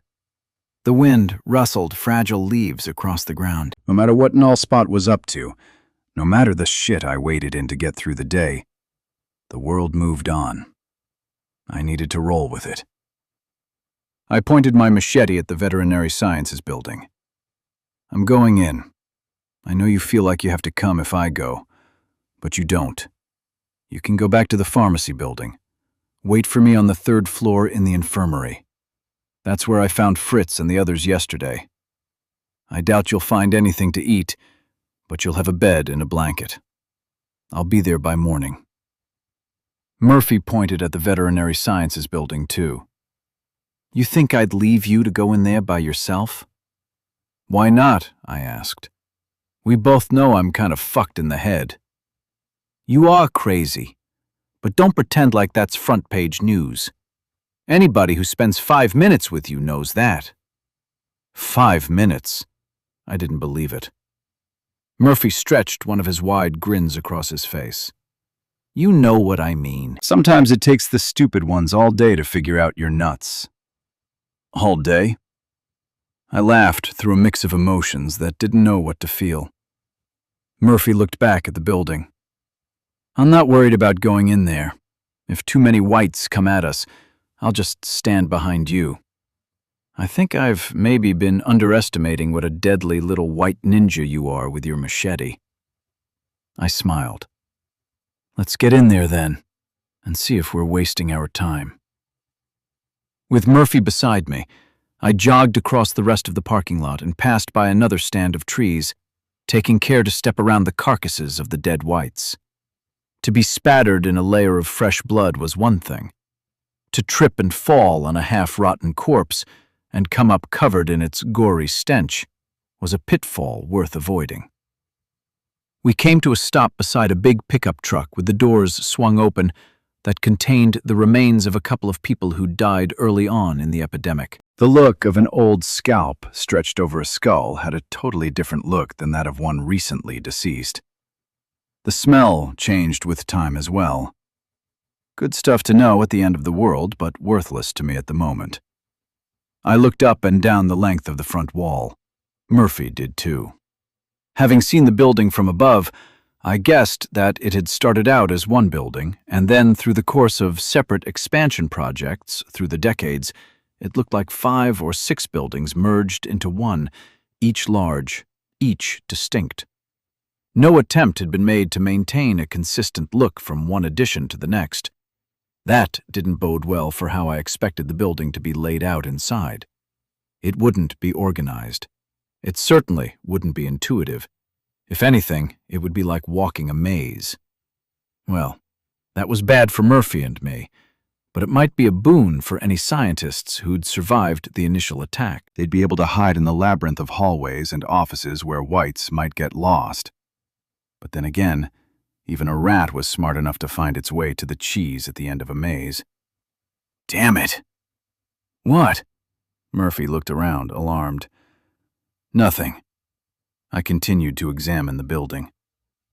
Just running through pros and cons in my head and getting frustrated. Like I keep telling you, man, you think too much when you're not busy killing whites. Murphy pointed. Looks like they slapped that plywood over the windows up and down the length of the building. Probably had windows all along the wall, just like up on the second floor. Fine choice for keeping out your run-of-the-mill white infestation, but not for these naked fuckers. Murphy was right about that. The plywood had been peeled back in 6 places. Whites must have poured into the building from what seemed like every direction.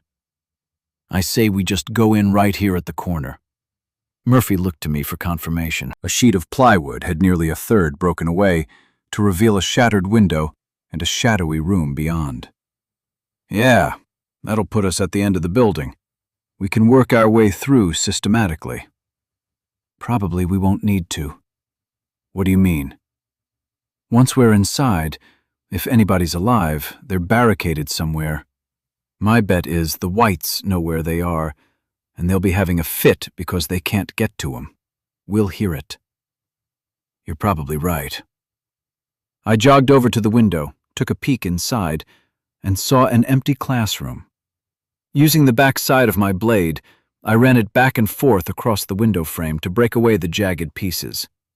The whites who'd gone through before me hadn't done that, and bled plenty for the oversight. Murphy looked around to watch for whites. I'm done. I climbed in through the window. Murphy followed. We made our way to the door going into the hall, and I swung it open. One thing was sure. Whites were in the building. But they didn't seem to be making that riotous, attacking noise. Just their usual sounds when they were going about their daily business, searching for food, squabbling over scraps, or destroying anything they thought might have the warm flesh of an uninfected person inside. Chapter 24.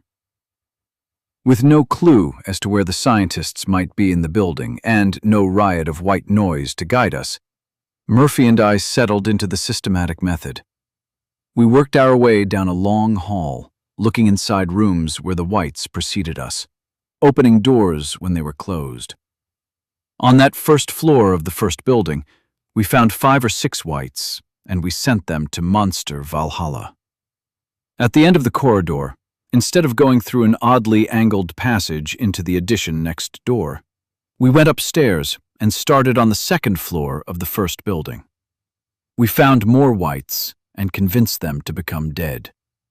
The third floor was more of the same. By the time we were done, we'd killed nearly 30, slaughtered them in 1s, 2s, and 3s. It wasn't defensive. It was straight-up extermination. It wasn't an adventure. It was a job, tiring work. When we felt confident that we'd cleared all the whites out of the first building, Murphy sat down at a table in what used to be a break area at the corner of the third floor, with tall windows on 2 walls, giving us a good view of nearby university buildings and green spaces, brown by then and likely to stay that way until native plants took over. I walked along a back wall lined with vending machines, swinging the broken doors open, looking for goodies that might have been missed when they'd been ransacked. "Anything?" Murphy asked. I shook my head as I shoved aside wrappers and empty cans with the tip of my machete blade. Be nice if we had something to eat. Murphy put a hand on his lean belly. Killing whites like this sucks. I know I'm gonna sound like a dick, but it's boring. Yeah. Having finished my unenthusiastic search of the vending machines, I crossed through the upturned tables and chairs, picked one off the floor, and sat it at the table across from Murphy. Only like 5 more buildings to go. Murphy stared out the window for a minute, watching the campus, and watching whites wander aimlessly now that the commotion at the drill field had been over for an hour or two. He chuckled, sat up straight in the chair and leaned on the table, drilling me with a serious look. What? Mr. Zane, we need to talk about your quarterly evaluation. Murphy busted out in a big laugh. I laughed too. We laughed longer than the joke merited, but we needed it. The day had been tiring and demoralizing. We'd seen better days, but we'd seen so many that were worse. Murphy sat back when his laughter lost its steam. You ever think that maybe we should just pack up our shit and head west? To Balmorhea? Murphy nodded. But I'm afraid when I think about it now. Why? Murphy pointed out at the campus. Until yesterday, this place was sanctuary, I guessed. Hope? Murphy stared out the window. Home for people who thought they were going to live through this. He was right about that. Now nearly all of them were dead, if what we'd seen at the outpost across the street was any indication. You're afraid that maybe Rachel, Dahlhover, and the others might not have made it. They probably made it out there, said Murphy. You don't know my sister when she gets an idea in her head. She runs people over. I'll bet. I slouched in my chair and let Murphy go at his pace. He took a bit before he spoke up again. Truth is, I'm afraid if we go all the way the hell out to West Texas, we'll find more of this. Murphy pointed out at the campus again. One more pot of gold at the end of the rainbow spilled over and full of shit. Everybody dead. With hope in their hearts, I said. Thinking they were going to live happily ever after. That's how every safe place has been so far. Murphy seemed sadder than I'd seen him since Mandy died. They all turned to shit. I didn't mean to nod, but I did anyway. The truth of what Murphy was saying overwhelmed any effort I could have put into denying it. I think a lot about going out there, but I don't want to, said Murphy. I think I'd rather not know. I like it when I can think that they're all out there sitting on a beach beside the lake, sunning themselves and thinking about what they're going to have for dinner. Like that's the biggest problem they have to deal with. I want to think they're gossiping about the neighbors and being envious because some dude likes some girl and all that shit that used to be important before that shitty virus came and fucked up the whole goddamned world. Murphy sat back and stretched a pained smile. You're starting to rub off on me, man, with all your dark-hearted shit. I spent too much time being afraid they're all dead, and it's getting too hard to pretend that they aren't. You want to go out there and see? I asked, ready to go outside, find a running vehicle and start the drive.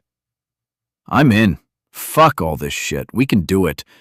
Or get Martin to drop us off. Can't, said Murphy. It'd be like going to the North Pole when you're 12 and proving to yourself there's no Santa, even though you already knew there wasn't one. Because you'd lose hope?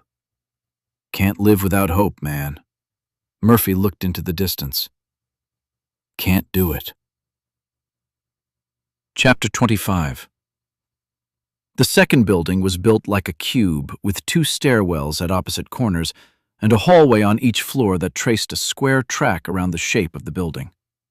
Inside rooms and outside rooms all opened on the halls on each floor. Besides that, going through Building 2 was no different than going through Building Number 1. Check a room, kill some whites, move on. Things got different on the second floor. It looked like a battle had been fought. We didn't find any living whites, but the halls were littered with corpses of both infected and normal humans. Weapons lay on the floor amidst the dead. Murphy knelt down and checked nearly every weapon we saw, but found none that had more than a bullet or two. The bodies had been stripped of extra magazines. It looked like Fritz's people had come to the veterinary science building to protect the scientists from the naked horde. They fought in the halls until they had nothing left to fight with except their fists. Fists were nothing against the horde. I looked up and down the hall at all the dead and reaffirmed another lesson that didn't stick with most people. Bullets weren't much better than fists. Murphy and I worked our way around the third floor, checking each room, each office, each lab. We saw the remains of people I thought might be scientists, but it was hard to tell. And everywhere, whites were dead. All of them. There weren't even any cannibalizing the corpses.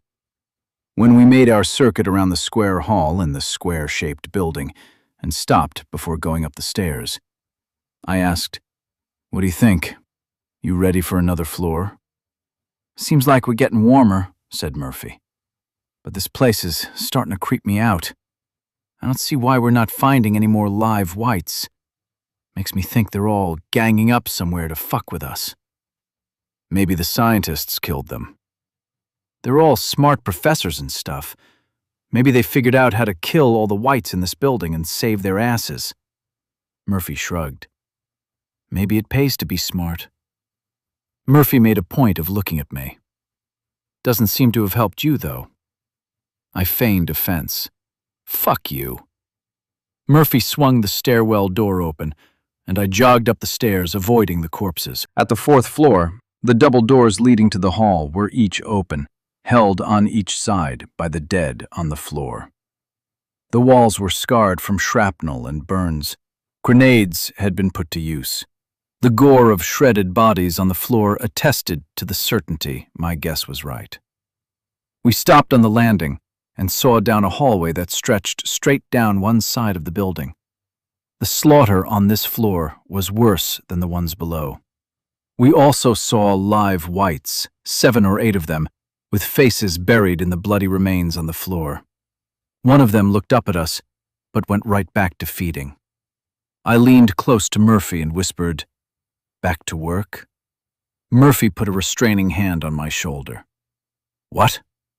He pointed first at one body, and then a second laying on the floor in the hall that led off to our left. "That one's still bleeding." Murphy wagged his finger to emphasize. "That other one doesn't look like it's been dead long. Look at his mouth. It's still drooling." I knelt down but stayed inside the stairwell, content for the moment to keep myself somewhat concealed. "Doesn't look like a bullet wound." I looked up at Murphy for confirmation. He shook his head. "I'll bet it was an alpha white. Maybe this one got knifed in a squabble over food. Better yet, maybe one of them turned serial killer and is walking the halls doing our work for us." "See, that's what I mean," said Murphy. "What?" "Sometimes being smart doesn't do you any good at all." I peeked around the corner and saw no movement. Murphy stayed in the stairwell. I got a bad feeling about this one. I stepped over to the bleeding white out in the hall, thinking that a closer look at the wound would answer some questions, and thinking that I really should be paying more attention to Murphy. His intuitions in these matters were seldom wrong. But I was there, by the body, and nothing bad had happened. I nudged it none too gently with the tip of my machete, puncturing another wound and draining more blood out of a body that wasn't all the way dead yet. I knelt down, and the sound of something whooshing through the air startled me as I saw a dark streak. Something thunked. Murphy shouted, "Shit!" I rolled away as I fell over, not taking time to understand the threat, just trusting Murphy's reaction. Trying to get my balance, I scrambled across the hall and tumbled toward the corner. In the milliseconds after I pulled myself around the corner, an arrow swished, hit the corner of the wall, and ricocheted away just inches from my face. What the fuck? I looked at Murphy. He was still surprised, but he had dropped to a knee and peeked around the corner. "Hey!" he called. "Stop that!" I didn't hear a response, but I did hear the whites down the hall behind me. The same hall that had been my refuge from the arrows that just flew up the length of the other hall. It was now a trap. I jumped to my feet as I raised my machete. The whites weren't running, at least not fast, as they were having trouble finding footing with all the dead and debris on the floor. I stepped into the first one's charge and dealt a mortal wound that didn't kill him instantly, but would prevent him from ever getting off the floor again. Thank God for all the crap. It was keeping the whites from massing and charging me. That and their inherent greed. They all wanted to have the first bite of warm flesh. They all wanted to taste hot blood pumping onto their tongues. I killed the second one, dead before his knees buckled. Behind me, Murphy was shouting, but I didn't give a thought to what he was saying or what he was doing.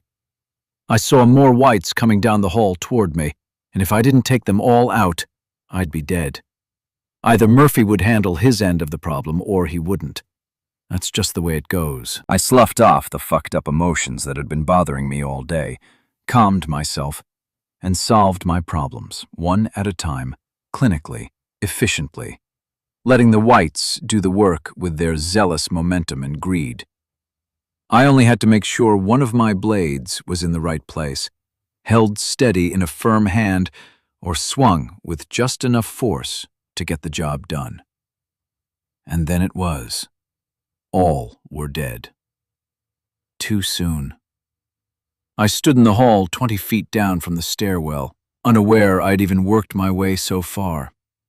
Immersed in the zen of heartless slaughter, I lost track of other things. It was all I wanted, all I needed. Hey, ninja boy.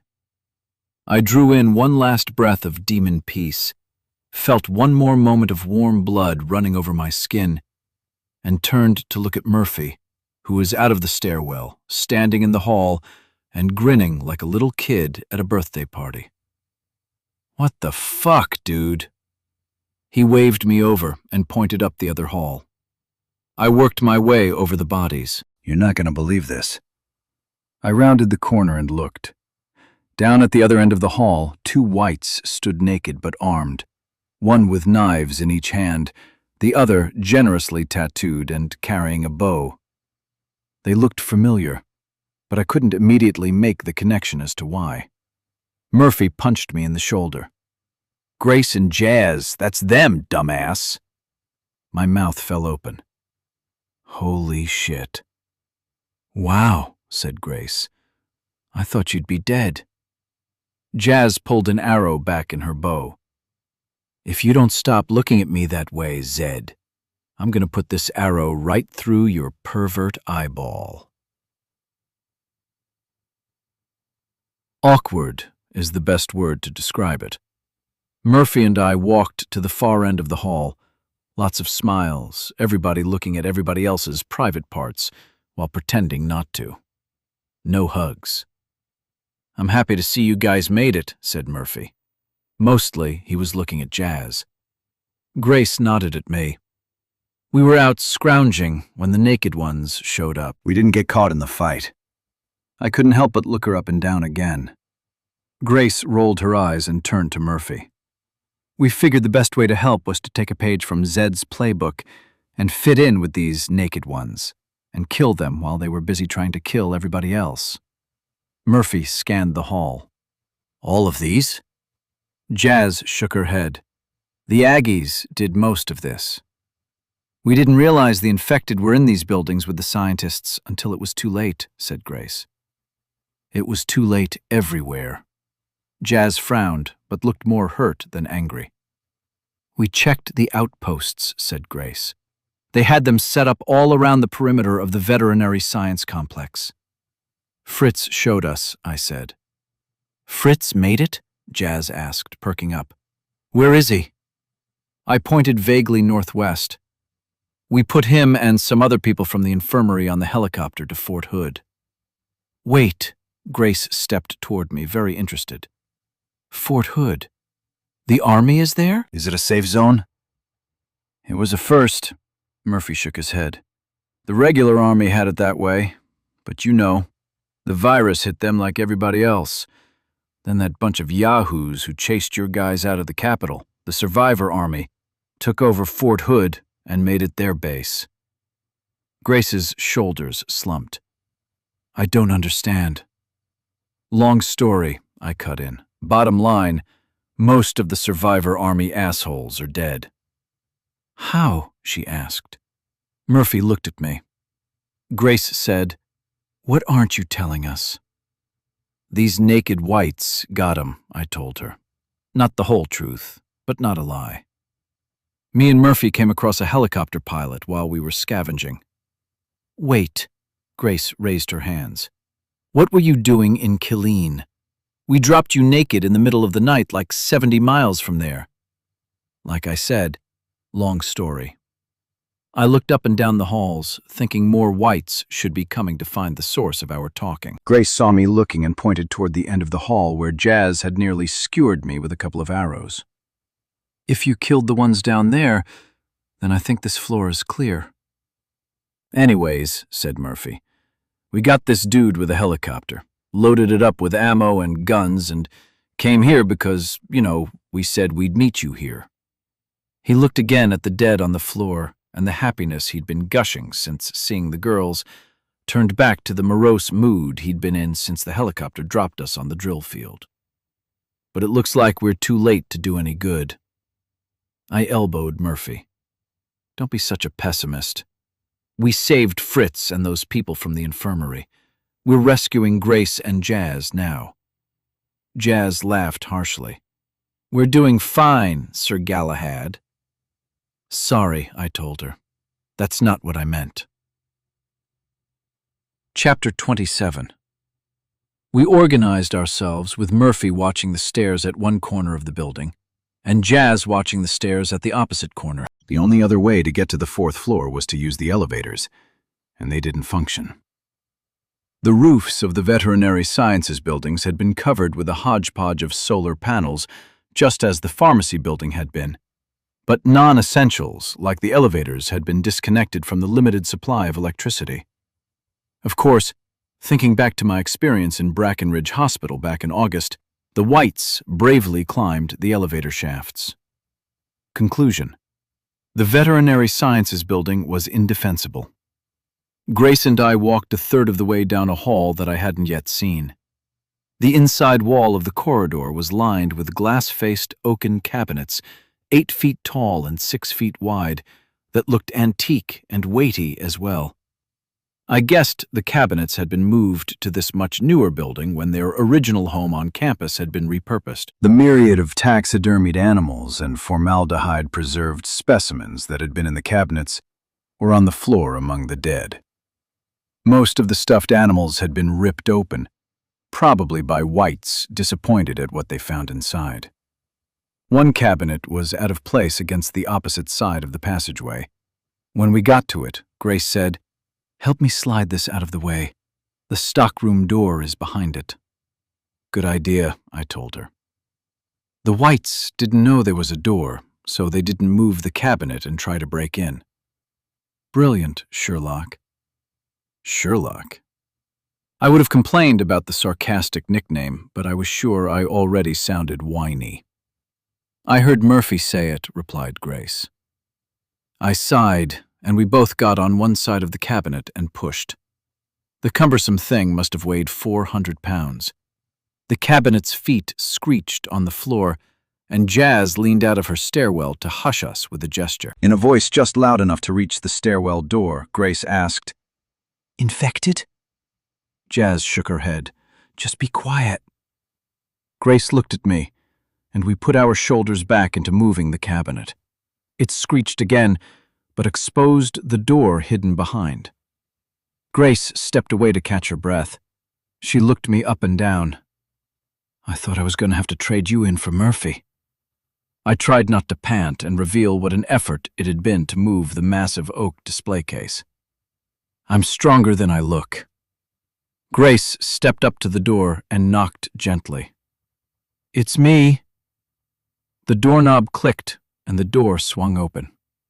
The room wasn't as small as I expected. maybe 15 by 15 feet, with metal shelves around the walls and a row of shelves down the center, filled with jars and bottles of who knew what, specimens, chemicals, and whatnot.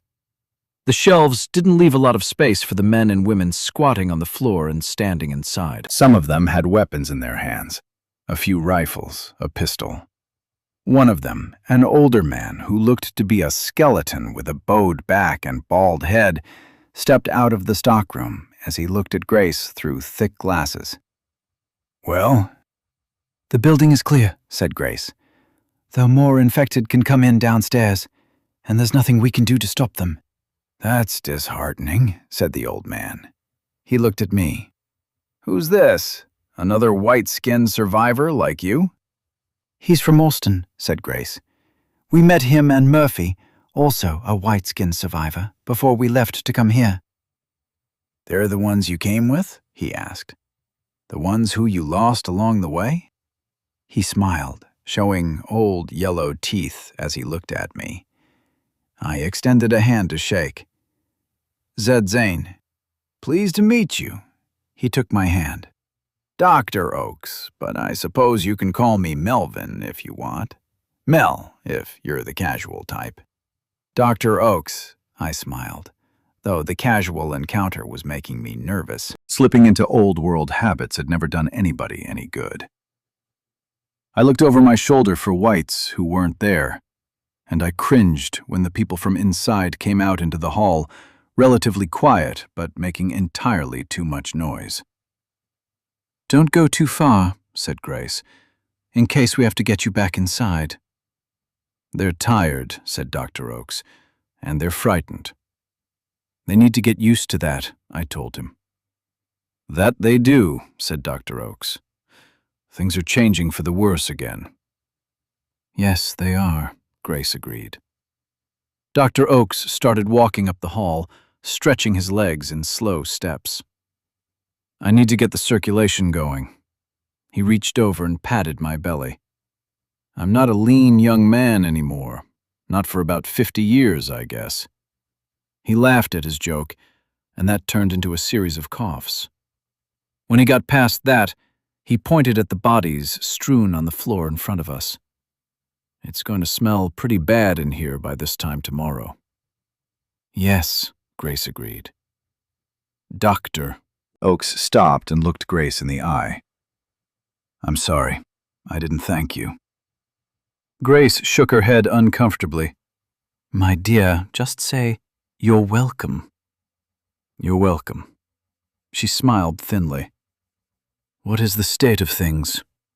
Grace looked down the hall. There were no more survivors in the veterinary science building. She pointed up and down the corridor. "You're it." Dr. Oakes frowned and set his jaw purposefully. "We lost more than 30 of our colleagues. That'll be hard to recover from." He heaved a sigh into his rattling old lungs, and he frowned. "It will get worse."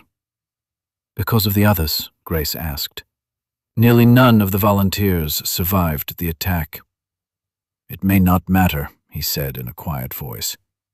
"They won't have much to protect soon anyway." "Don't give up now, Dr. Oakes." She patted her chest. "There are 4 of us like this. The infected don't know what we are, and that gives us a big advantage." "It's not the infected that worries me now," said Dr. Oakes. "It's the infection," I said, giving away the answer Dr. Oakes was circling around to. Dr. Oakes nodded. I looked at Grace. "Fritz told me these guys were never exposed to the virus. That's why they were able to save so many doctors and professors in one place. It wasn't a fortuitous number of immune cases. It was good quarantine procedures." "Now," said Dr. Oakes, "quarantine is broken. We've all been exposed." Grace slumped against the wall. Dr. Oakes pointed down the hall at the other academics. "We may all be goners. We're just not dead yet." He smiled as though there had been some dark humor there to qualify it as a joke. Maybe he was correct. "Still," I said, "we need a plan. Grace is right, staying here won't end well. The whites will come. They will get up to this floor. They will find you in your stockroom. You can take my word for it or not. I can't offer you anything to prove that I know what I'm talking about, except to say that I'm alive so far." Dr. Oakes smiled at that. Best resume I've heard all day. I chuckled. I liked his wry wit. "If any of you are going to make it, we need to get you someplace safer." Grace straightened up again. "It throws me off when you turn optimistic, Zed." "There's a chance some of you are immune," I told Dr. Oakes, as if I might know more about the disease than him. "If not, some of you may survive the infection with your brain functions intact." "Some. That's a gross overestimation," Dr. Oakes laughed. "However, I agree with your intent. I've got a suggestion then." I looked at Grace and Dr. Oakes, the apparent man in charge of the academics, for tacit permission to proceed. Neither objected. "It's going to be dark in a couple of hours. There are 4 of us." I patted myself on the chest for clarity. I meant the slow burns. 2 of us can stay here to watch things. 2 of us can go out and find a better place to hide. Something defensible, something easily hidden. Camouflage works better as a defense than nearly anything else with the naked horde. Hopefully, we'll find a place where it's easy to get food and water. We need somewhere larger than your storeroom because we'll be there for 3 or 4 days. "Waiting for the disease to run its course," said Dr. Oakes. He looked at me. "That's what you're suggesting, isn't it?" "I am," I told him. "Before you take the survivors to your sanctum, right?" he guessed. Sanctum? The oddity of the phrase caught me off guard, and I laughed. I wouldn't get all formal. Safe places don't tend to last. Getting down to more serious questions, Dr. Oakes asked, "What will we do with the ones who the virus doesn't kill? The ones who don't recover?" "You mean the ones who turn into monsters?" Grace asked. "There's only one solution." I didn't want to say it, but it needed to be said. It sucks, but it's the only way. They went through something like this at Brackenridge Hospital in Austin. I looked at both of them, as though they might not know the place. They restrained the infected ones before they infected. "They infected?" Dr. Oakes interrupted. "It was a fucked up situation," I told him. "They had their reasons for doing it that way. They infected everyone in groups. They restrained them. The ones who recovered, they let loose. The ones who turned symptomatic, they killed." "They didn't wait," Dr. Oakes asked, "to see if any got better, like you two?" I shook my head. I don't agree completely with their methods, but I wasn't there when they started the whole thing. I didn't have a say in it. Not sure it would have made a difference anyway. Everybody was desperate then, and willing to try anything to avoid what looked like the inevitable. Dr. Oakes frowned and looked at his wrists as he mused. "Restraints. It may be best," said Grace. "It could work. But we need to find a place," I told them. "We need to do it quickly. If your people were exposed, then they'll start showing symptoms any time." "And what if they weren't all exposed?" Grace asked. "What if they don't get exposed until we think they're immune, and they turn later?" "We make sure," said Dr. Oakes. I replied, "At Brackenridge they used—" "All it takes is a big wet kiss," said Dr. Oakes. "That's enough." Grace sighed and stepped up to Dr. Oakes and pursed her lips. "If this is what you've decided." He pecked her on the lips and laughed. "I'm sorry. I haven't been kissed by a pretty young woman in a long time." Grace stepped back and blushed. "We need to wait until one of us turns feverish," said Dr. Oakes. "That person needs to do the kissing. Like most viruses, it's not likely to be contagious after the fever subsides." Dr. Oakes looked up and down the hall. "I hope it's one of the young ladies who gets it first." "Okay then." I decided to move things along. "Me and Grace will head out to scout for a place to hole up. Any suggestions you have would be greatly appreciated, since you know the campus better than either of us. Murphy and Jazz will stay here to guard you guys. but you'll have to get back inside the storeroom just in case." "We can't," said Dr. Oakes. Grace and Dr. Oakes shared a glance. I was being left out of something. "What?" "We need to save what we can of our research." Dr. Oakes pointed at Grace. She gets motherly when I bring it up. I rubbed my eyes as I fought with competing requirements. "You stay on this floor, you won't be safe. If you go into the adjoining buildings, you probably get killed and draw in enough whites to kill everyone else." No, said Dr. Oakes. "Most of us work in this building on the top 2 floors. Get what you can on this floor," I told him. "We'll get the most important stuff off of the 3rd floor when we get back. Either way, you can't take anything with you now. I'd say secure it as best you can." I glanced at Grace. "Some of us will come back after things cool down here and gather everything up." Dr. Oakes nodded. "Food and water, if we can do something about that. We don't have any stored here. The volunteers protecting us kept us supplied with food." "Skip a meal?" I didn't say that. These people had a lot to learn about life in the world nowadays. "We'll see if we can find something." Grace put a hand on Dr. Oak's arm. "We'll find some food." "And something we're not thinking about," said Dr. Oakes. "If we go somewhere else on campus." "When?" I interrupted. "Not if. You can't stay here. Everyone will die, probably by this time tomorrow. It's that simple. I'm not exaggerating. This place is risk factor central. Believe me on this point." "I do," said Dr. Oakes. "But how will we cross the campus?" The infected will see us, won't they?" He looked at Grace. "They'll come after us, won't they? We're not like you two." He was right.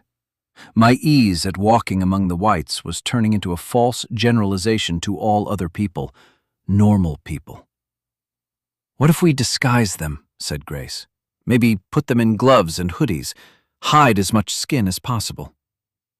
"The naked ones will see the clothes," I said, "and come after them." "I have an idea," said Dr. Oakes. "It might solve both problems at once." "Both?" I asked. He smiled.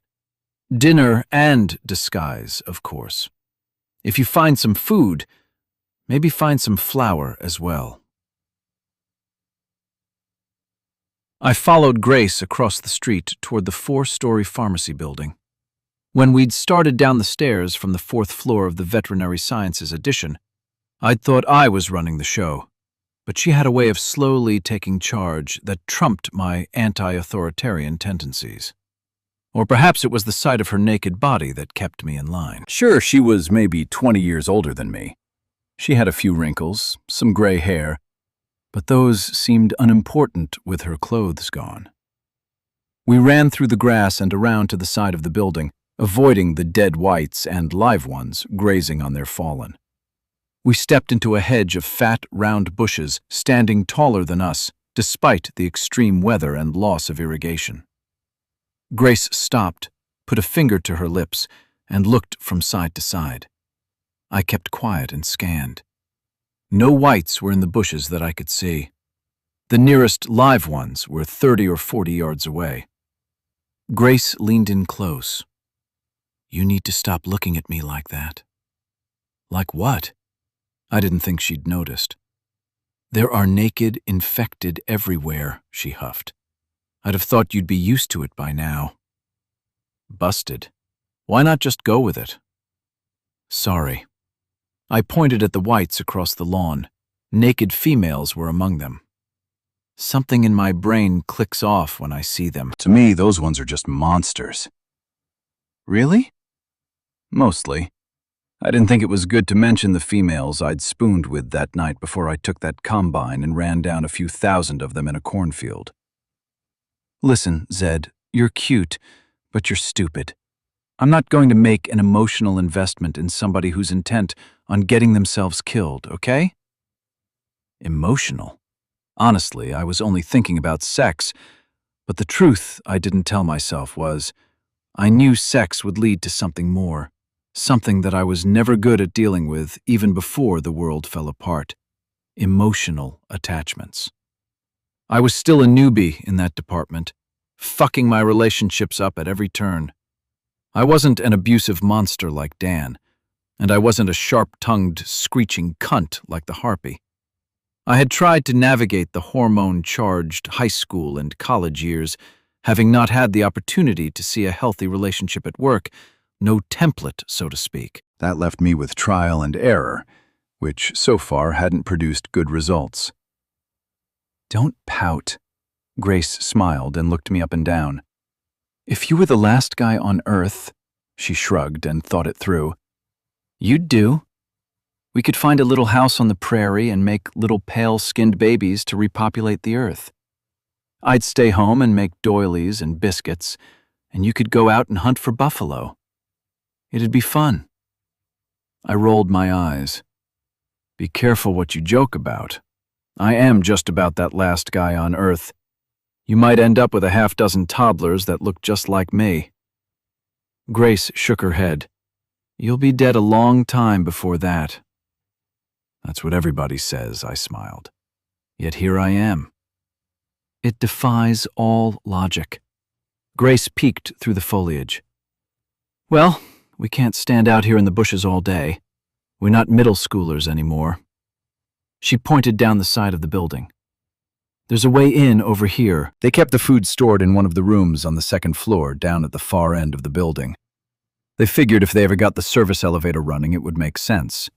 You know, they wouldn't have to carry it as far. "They have canned stuff in there?" "That's pretty much all there is left to scavenge. Pretty much. The infected get most everything else." That was true. It didn't take much brain power to figure a box of cereal with a giant picture of Fruit Loops on the front might have something yummy inside. Then there was the meager effort required to find out. "They've got some of those canvas grocery bags in there," she said. "Grab one when we get there. Don't overfill it. You want to be able to run." I knew how to handle the loads of things I needed to run with. I didn't need Grace telling me. "Yes, Mother. That's why you never get laid." Grace turned and punched me in the arm. "You always say the wrong thing." She hurried through the bushes toward the door. A little too loudly, I called after her. "Or because most of the girls are dead." I followed, muttering, "We do have this virus thing going on." Inside, the dead lay on the floor as thick as they were in the veterinary science building. Plenty of live ones worked on filling their bellies from the corpses. We didn't kill any of them. We were on a different mission than that. Instead, we went into the stairwell and climbed up to the second floor. More dead, fewer whites feeding.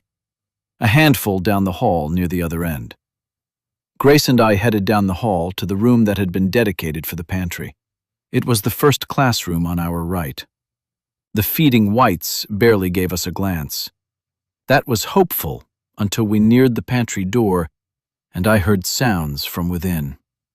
Whites were in there, and they sounded pissed. Nodding to the door, I pointed at the knob, then raised my machete and stood to the side so I could ambush and kill any beast that sprang out when Grace opened it up.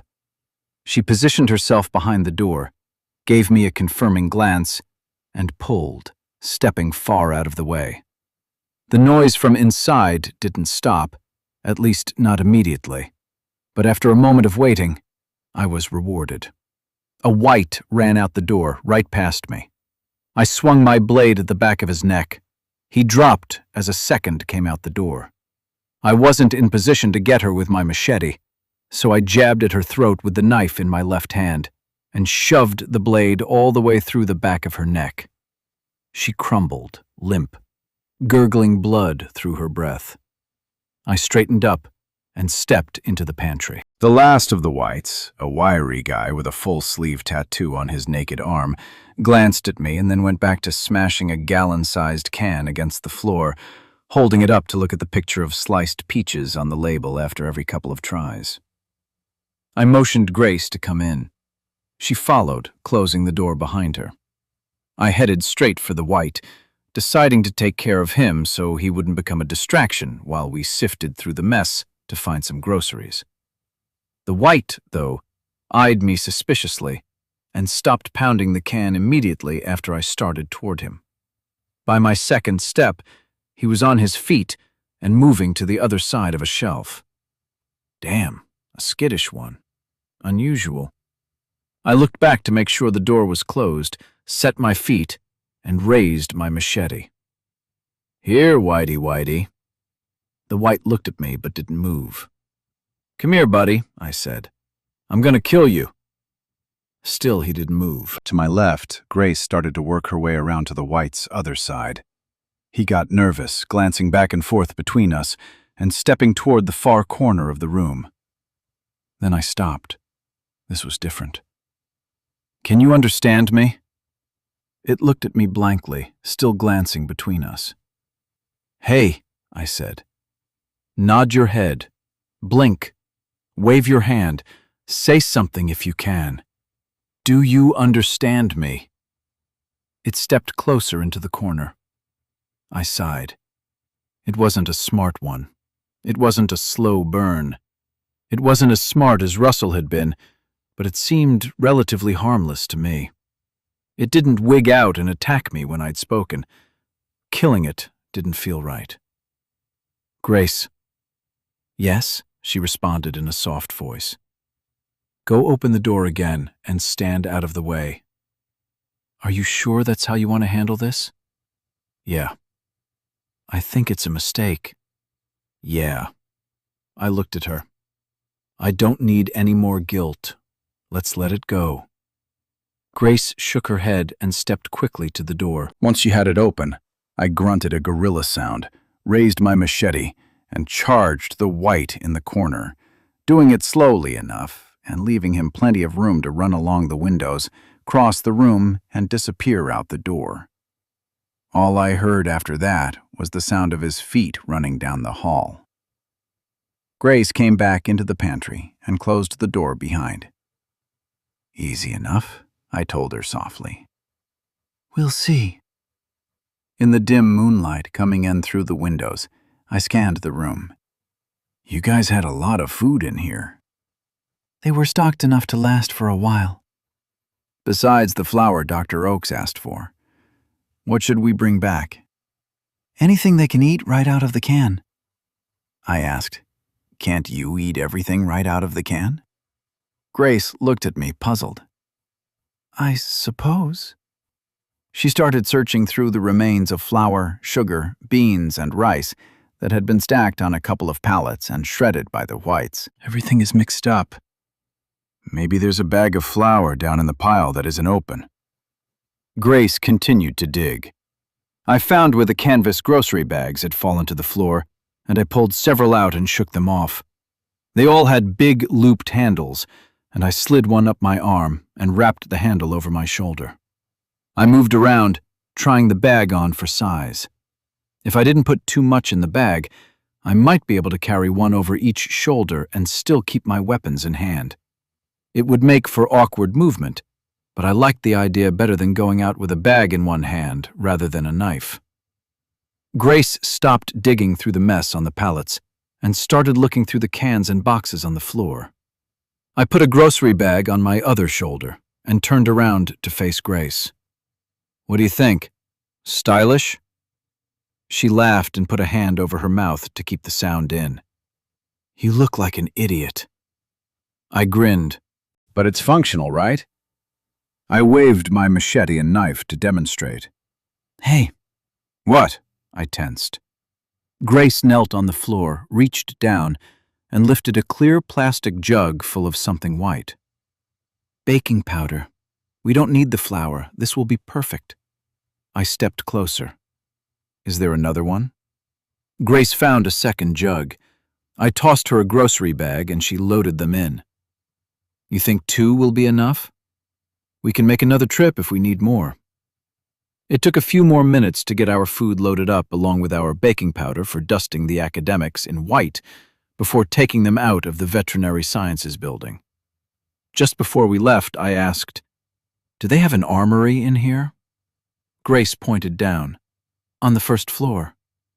"You think we should go down and pick up a couple of guns and some ammo, just in case?" Grace shook her head, deciding instantly. "I'm not saying it'll do any good in the long run," I explained. I was just thinking they might feel, I don't know, hopeful, having a weapon in hand. "I think putting a loaded gun in their hands is a mistake," she countered. "They haven't been out among the infected like you and I have. We've seen enough people learn the hard way that noise draws the infected in. With the naked horde everywhere, if one of the academics gets nervous and fires, then they're all dead, all of them, whether they're hidden in a stock room, walking across the campus, or in their new hiding place." "You're right," I sighed. "Let's just take what we've got."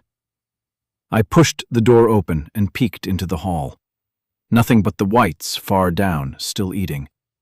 I led the way out and crossed over to the stairwell, opened the door slightly to listen, peek inside, and proceeded. It was clear as far as I could tell. Grace followed me silently down the stairs, avoiding the slipperiest spots where the blood was thick and hadn't yet dried. At the bottom floor, we paused again at the door that led out of the building. I pushed it open a little and listened. No unexpected sounds. I opened it wide enough to slip through and stepped out with Grace right behind. She gasped and froze. My machete was immediately up as my head snapped right, then left, looking for the danger. She nudged me with her elbow and pointed across the grass. A line of jogging whites, 20 or 30 of them, was winding its way toward us. The first white in the line had a full-sleeve tattoo on his left arm and was looking right at me. "Motherfucker!" I pushed Grace back inside. Damn it, damn it, damn it! I should have killed that fucker in the pantry. He was a smart one. He was smart enough to play docile and stupid when he saw my machete, and now he'd rounded up some of his motherfucking naked white buddies to come and get us. Damn it. "What do you think?" Grace asked urgently. I shrugged the grocery bags off my shoulders and bounded over to tuck them beneath the staircase. I planned to pick them up later. Tattoo sleeve asshole smart one or not. "Leave your stuff there with mine," I pointed up the stairs. "Run. Back to 2. Grace shook her head. "That's stupid. They'll find us." "Go." I bounded up the stairs after Grace. At the landing, she wanted to continue up, but I stretched an arm out to stop her. I whispered, "Go up if you want to. I'm going to make my stand on 2. Not even you can kill them all, Zed. Not with a knife and a machete. I don't need to kill them all. I just need to kill 1. What if they don't come to 2? What if they don't fall into whatever stupid little trap you're planning?" "That's why I want you with me," I told her. "I don't want them to skip over 2 and find you first. I know you can't kill them all either." Grace closed her eyes, gritted her teeth, and huffed. She looked at me with a steely glare. You better not fuck this up. We ran onto the second floor just as the whites slammed into the outer door at the bottom of the stairs. Across the hall from the commissary, I swung the door open on a room full of supplies that I glanced at too quickly to identify. Nothing moved. That was the important thing. I pointed and told Grace, "Inside." Grace resisted. She wasn't one to take orders. She wasn't one to shirk. "Whatever you have in mind, we'll do it together." I shoved her through the doorway. No time. Whites were running up the stairs. They were in pursuit mode, and the smart one had worked them into a hunting frenzy. I looked Grace in the eye and said, "Another person won't help. Don't risk yourself for no reason, but get inside or do exactly what I do, or you'll kill us both." I spun around, planning my next move, leaving it up to her to choose. A white-skinned corpse, one of dozens in the hall, lay just feet away. I dropped to my knees beside it, sliced its belly open with my knife, and tucked my machete beneath its leg. With my empty hand, I scooped a palmful of blood and splashed it over my head. I scooped more, drenching my skull and face in dripping red.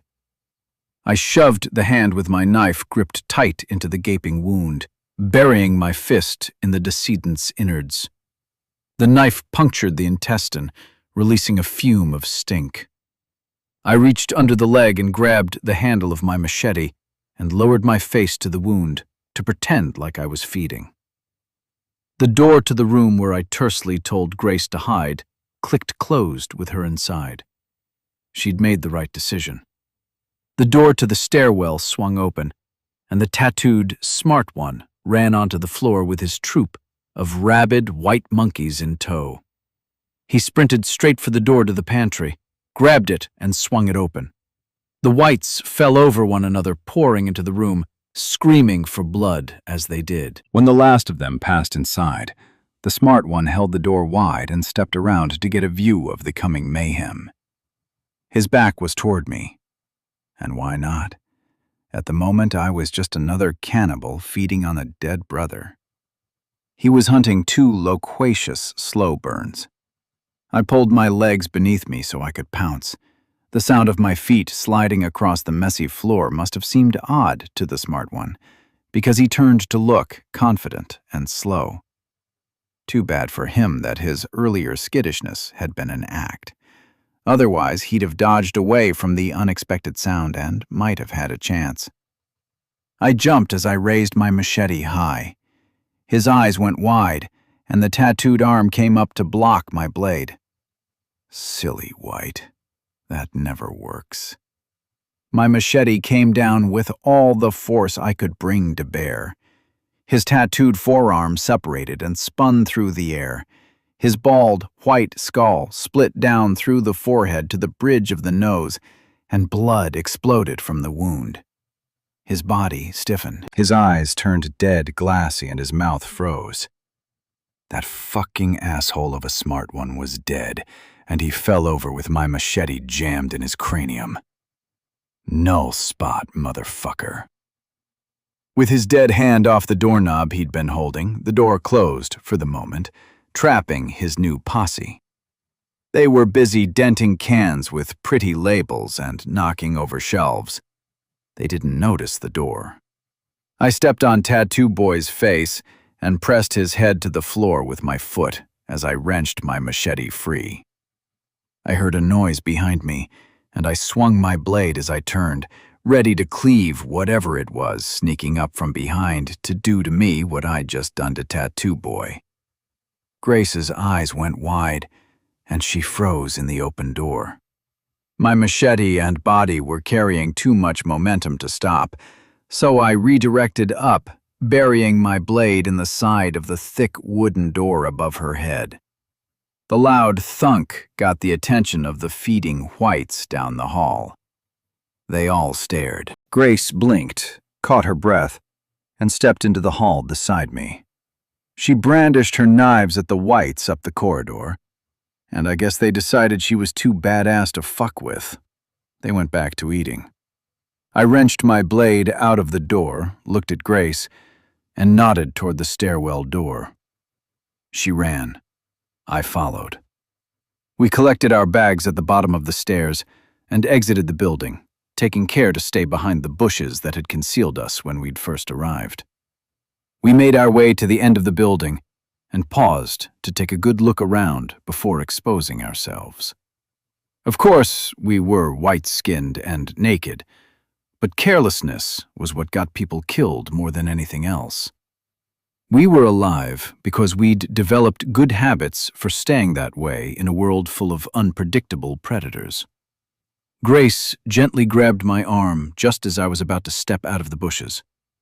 I looked at her and mouthed a silent, "What?" I snapped a look all around me to see what I'd missed. "Sorry," she said softly. "For what?" "I thought you were trying to be a hero. I didn't know you had a plan." "I always have a plan." It was only half a lie. She tapped her temple with her finger. "But you have that hero thing going. You know that, right? I nodded. Everybody knew that about me.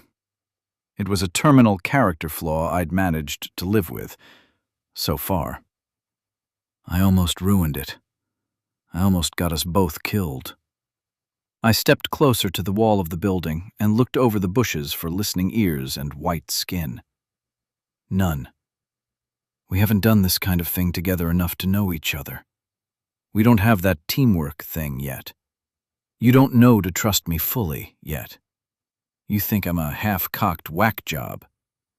I smiled, even though I was starting to wonder how much that last part was pure truth. I'm still alive. I'm good at what I do. Murphy and me, we're good at it together because we trust each other. Like you and Jazz, I know what to expect from him, and he knows what to expect from me. But you didn't bring Murphy with you. She looked at me hard, searching for a deeper truth than I was admitting. Why not put it all on the table? I think maybe Murphy is coming to the end of what he can deal with. Murphy? Grace looked across the street to the veterinary science building. Murphy seems like he's adjusted to this better than anybody. Maybe he's finding his limit. I don't know. He said some things. Like? Stuff. I'm worried about him now. I think maybe I've dragged him through too much shit. Grace laughed. Everything isn't about you, Zed. We all have to deal with this world, whether you're around to make it worse or not. Worse? That hurt. It was bad enough when I thought it. It was painful when someone else said it. Sorry. Grace put a hand on my shoulder. I didn't mean to say that. I stepped out of the bushes. You ready to go? I jogged toward the street, knowing Grace would follow, but not looking back to make sure she did. Things had gone well in the veterinary sciences building. Murphy had to kill a pair of whites working their way up the stairs. They'd probably heard the professors making too much noise and were hoping for a meal. I guess even White's plans tended to go awry. The academics had emptied the stockroom of most of the boxes, jars, and old, useless junk that it had accumulated through the years. Instead, they stored what they could of their work and the work of their dead colleagues, notebooks, samples, and whatnot. Getting those things together in a safe place seemed to be more important to them than their personal safety, though more than half of them had taken the time to scavenge weapons from their dead defenders. That was a problem. Everybody got something to eat and drink. They took care of their personal business, and then it was time for the hard part.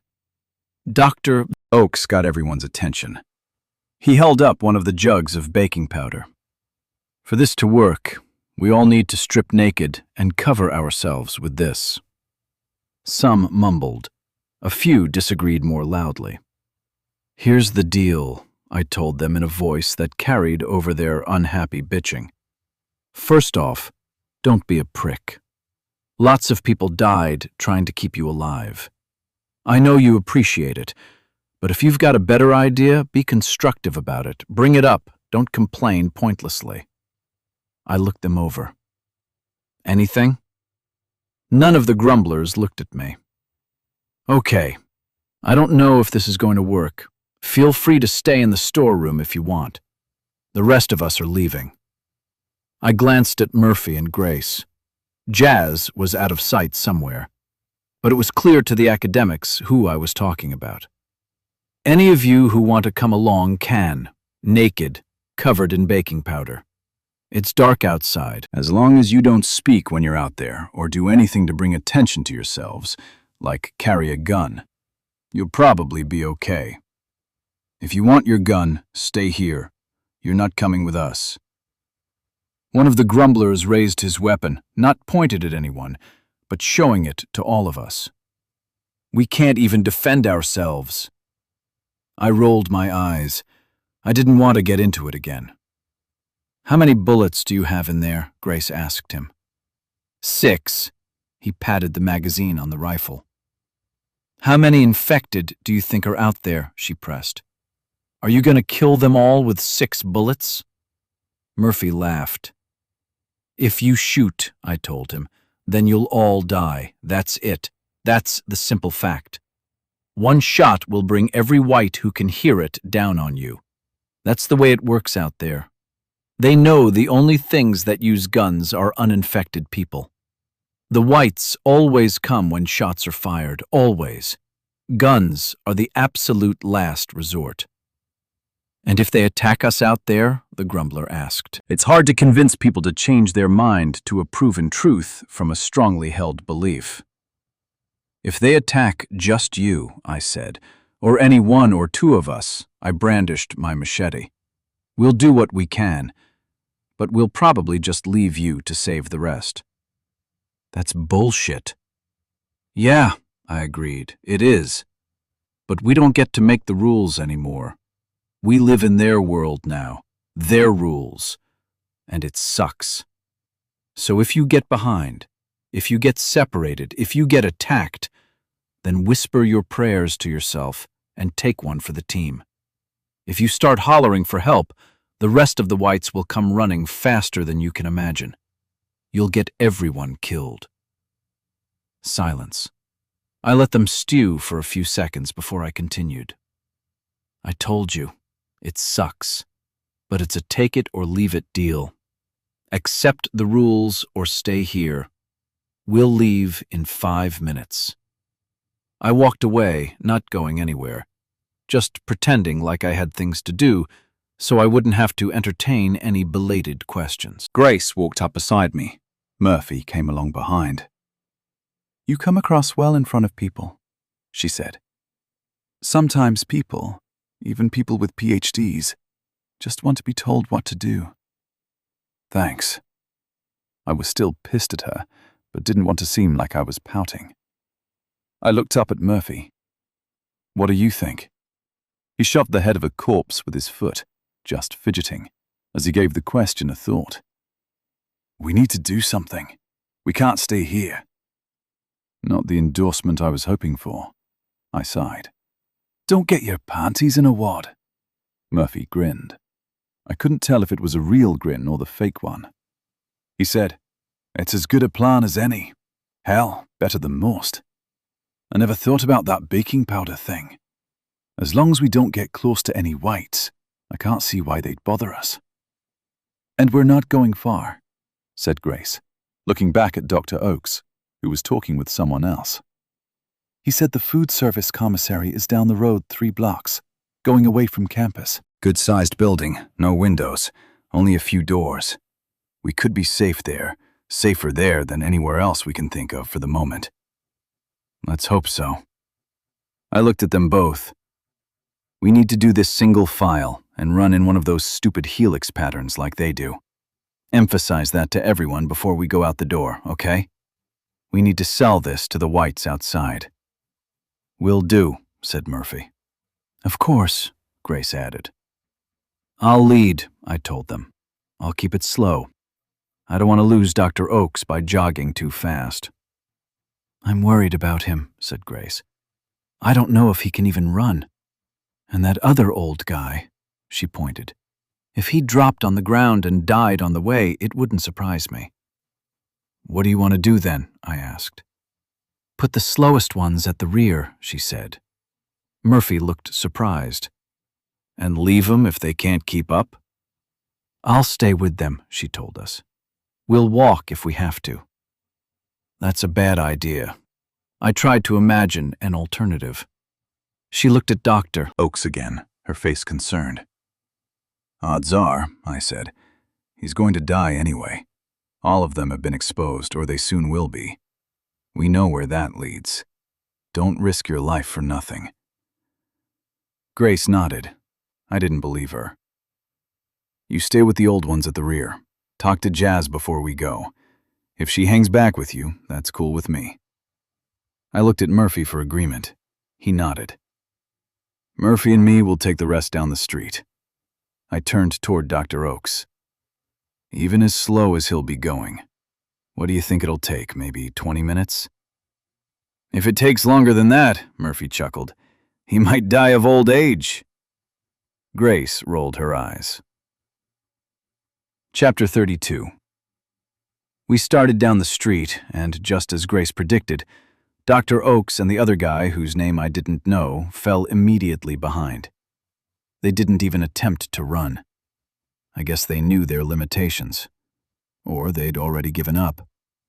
That thought angered me, but I put it aside. I didn't want Grace or Jazz risking their lives for people who'd already decided to let themselves die. But I had other contrary charges to take care of. I jogged slowly, making a serpentine path across the parking lot, and kept periodic watch over my shoulder to make sure all were doing as told. Follow the leader. Whites were all over the place, some heading somewhere, some feeding on a carcass, many settling down inside of abandoned cars, in the buildings, or in the shrubs. Everybody wanted a warm, dry place to sleep.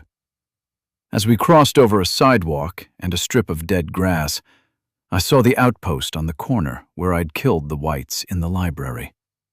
That brought back a lot of weird emotions I tried to turn into a memory of victory. I'd killed a lot of them in that room, single-handed.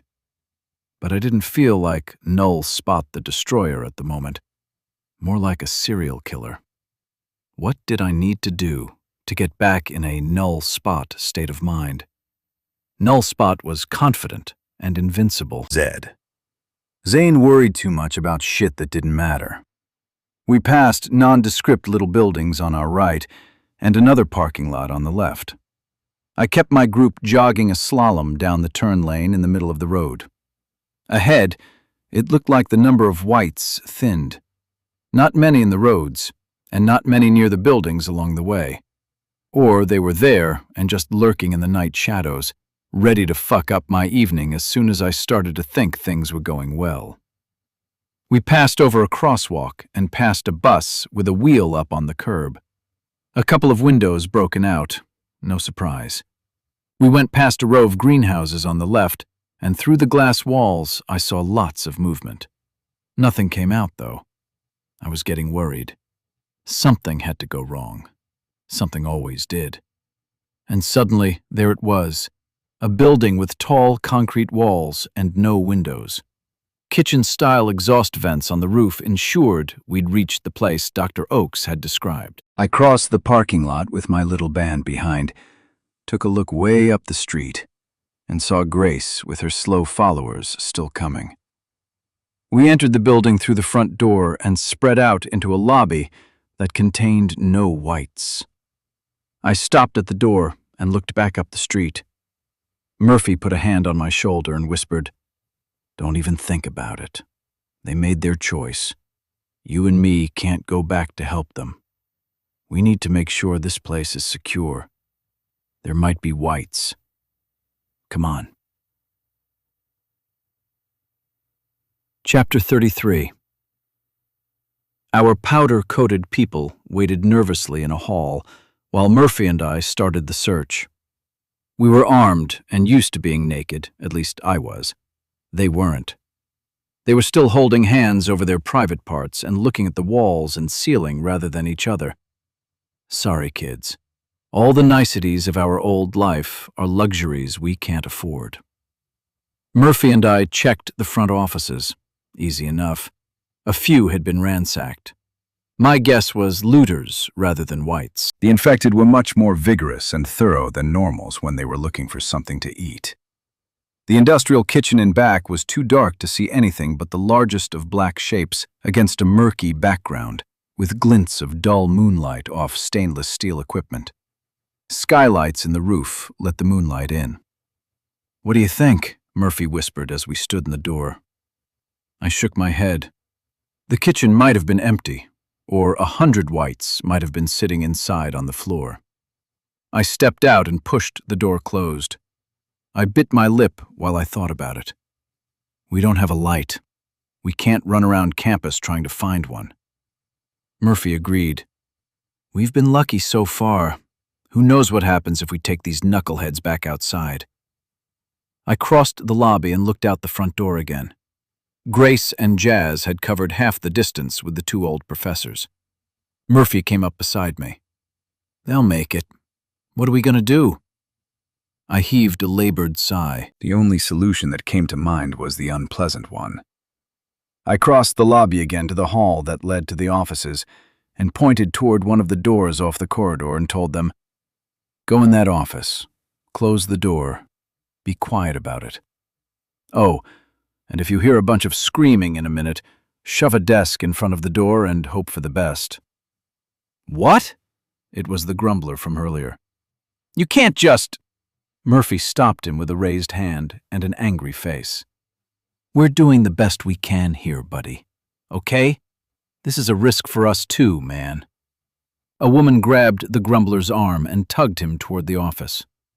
The other powder-coated people filed silently in. "See if you can find a lighter or something in the desk," I told them. Maybe we'd get lucky if the office belonged to a smoker. Murphy and I crossed the lobby to get back to the kitchen door. We stopped, and he looked at me, feigning patience. "You want to hold the door open or ambush the ones who come out?" I asked. "If there are a bunch of them in there, it won't matter." "Don't be a pessimist," I told him. "You take the door." Murphy stepped to one side and put a hand on the knob.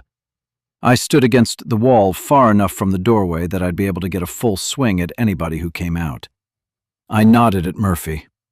"Ready." He nodded back and swung the door open. I tapped my machete on the door jamb and waited.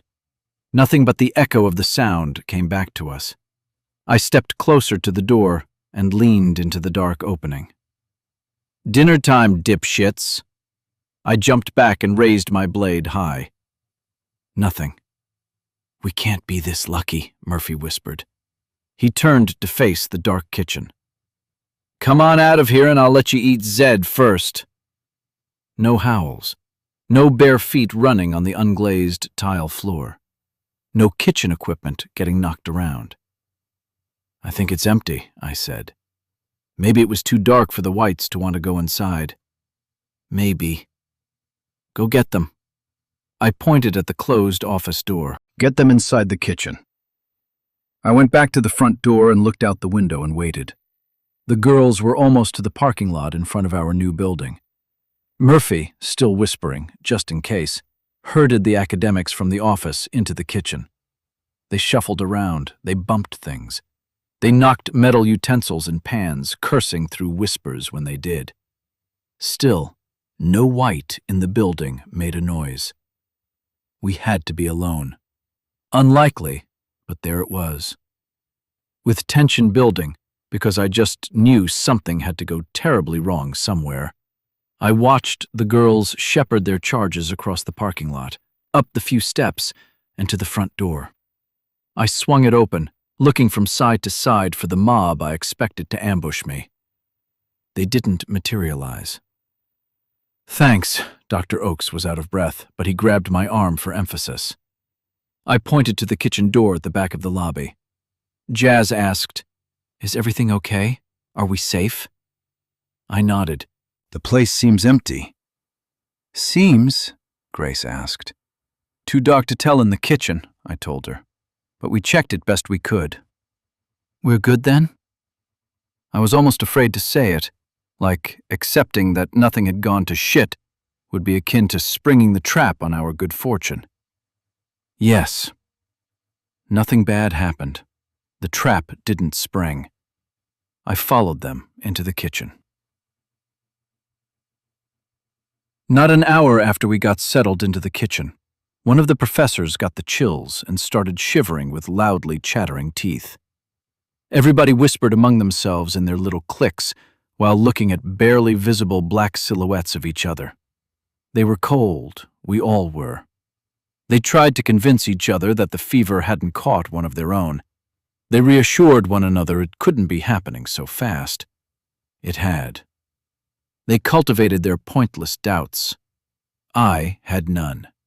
Soon, they'd all be infected. The comas would follow, then they'd start to wake, and mercy killings would necessarily follow.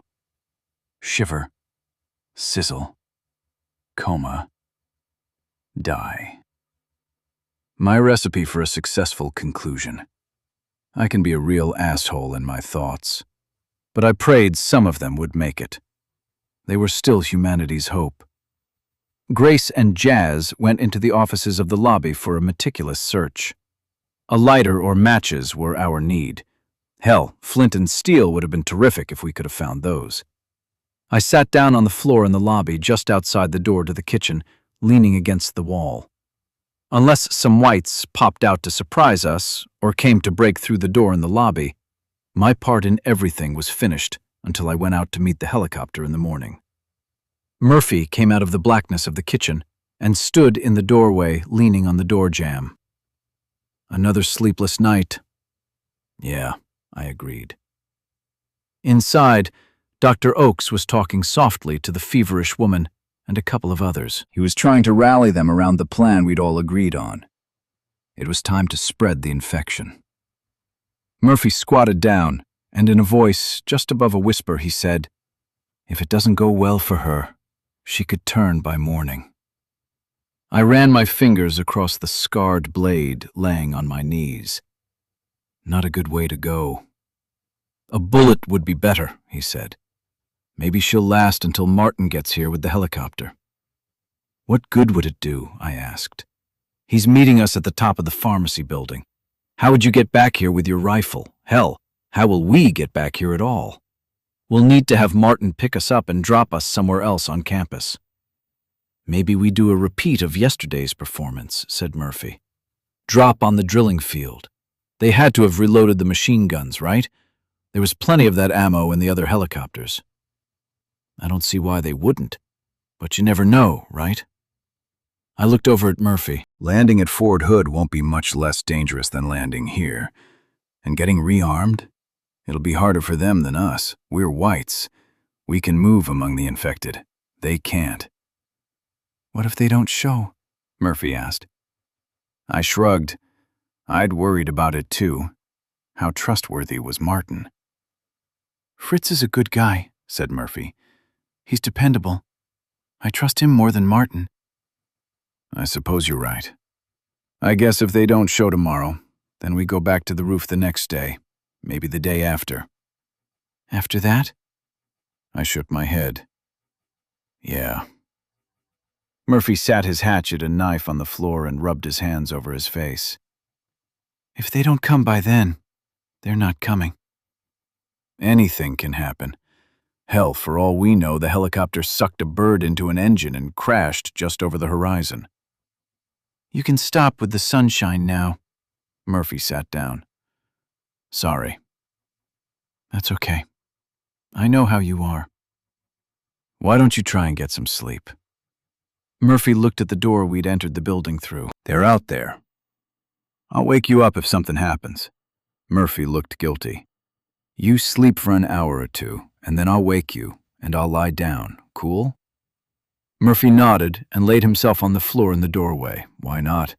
It was as good a piece of floor as any. Chapter 35. The morning was grim. A dozen powdery people streaked in sweat and smudged from the dirty, cold floor were shivering because the temperature overnight had fallen to near freezing outside, and our building didn't hold heat well. The professors who weren't shivering from the cold were shaking with fever or near comatose, lying motionless except for their breathing. Some of those would wake later in the day as brain-fried whites. We'd have to put them down. I got off the floor after watching the academics silently suffer, as much from thoughts of what was coming as what they were physically enduring. Maybe it had been a mistake to take them out of the veterinary science building and infect them. Maybe we should have stayed, clothed, warm, and waiting for an influx of white-skinned scavengers to kill them all. And they'd have come. Too many rotting bodies lay in that building not to draw in the scavengers and their buddies. Both choices sucked. Had I wanted to put the effort into thinking of a third or fourth choice, it would have been a waste of time.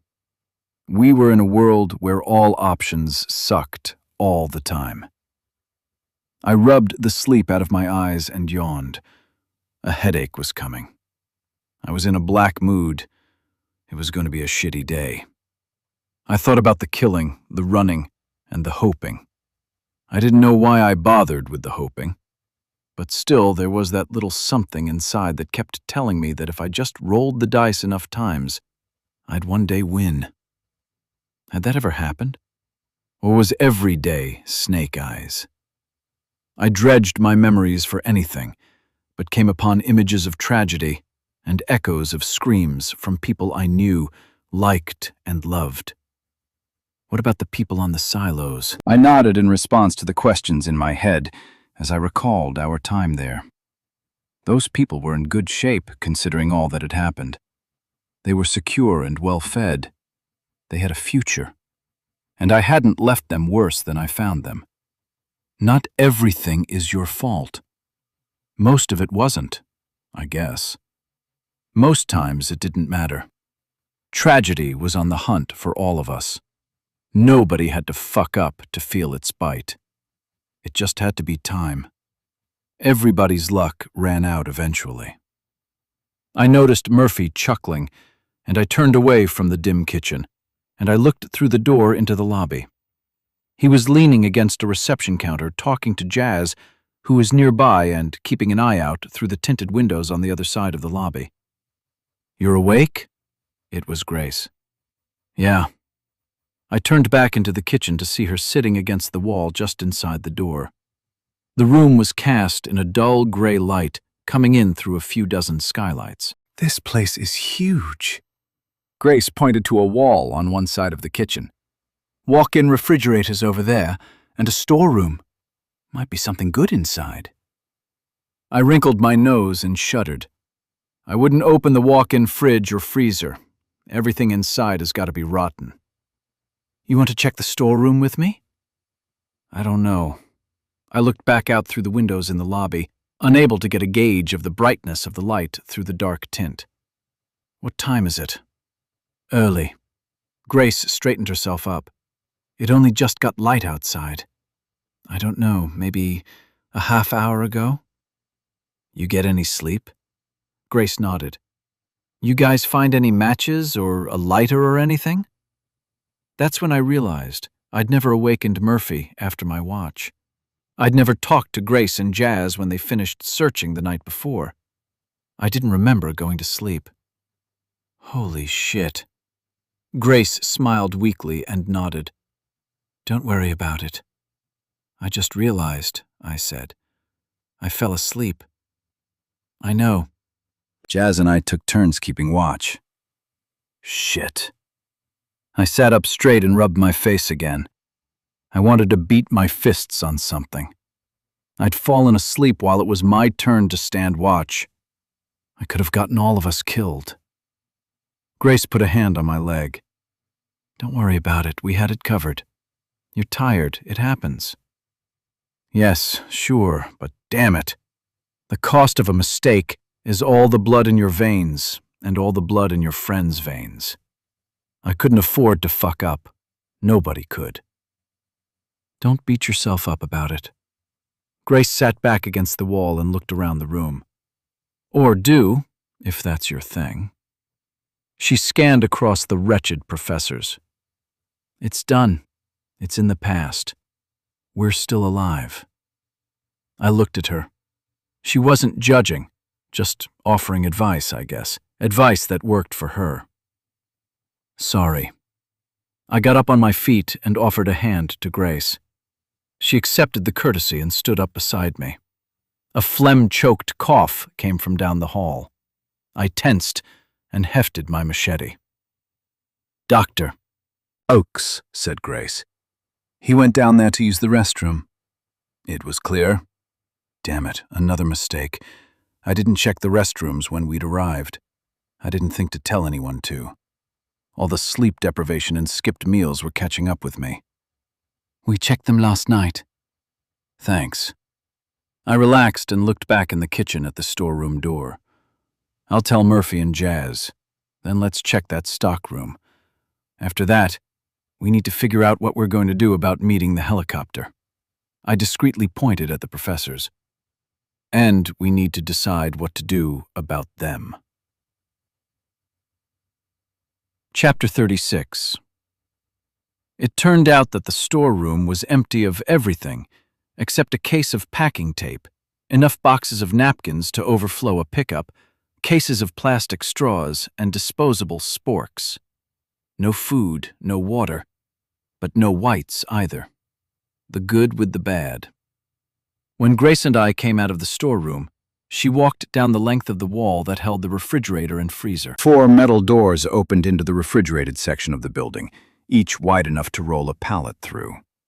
Black tracks on the floor, ground into the concrete through years of traffic, showed the paths from each of the loading dock doors on the back of the building to the refrigerator doors and the stockroom.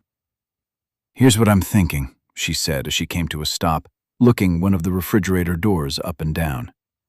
"It's going to stink." "Yeah." I walked over and stopped behind her, but not too close, hoping the smell of the opening door would diffuse before reaching me. "But I wonder if they stored bottled water and sodas in here." Grace looked at me hopefully.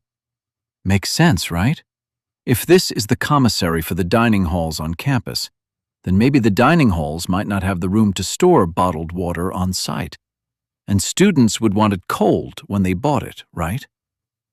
Sure. Why not? It made sense, but 100 other things could make sense too. "Just open the door. You don't need to sell me on it. I need to bounce out of here pretty soon and go wait for the helicopter. But for the next 10 minutes, I've got no plans."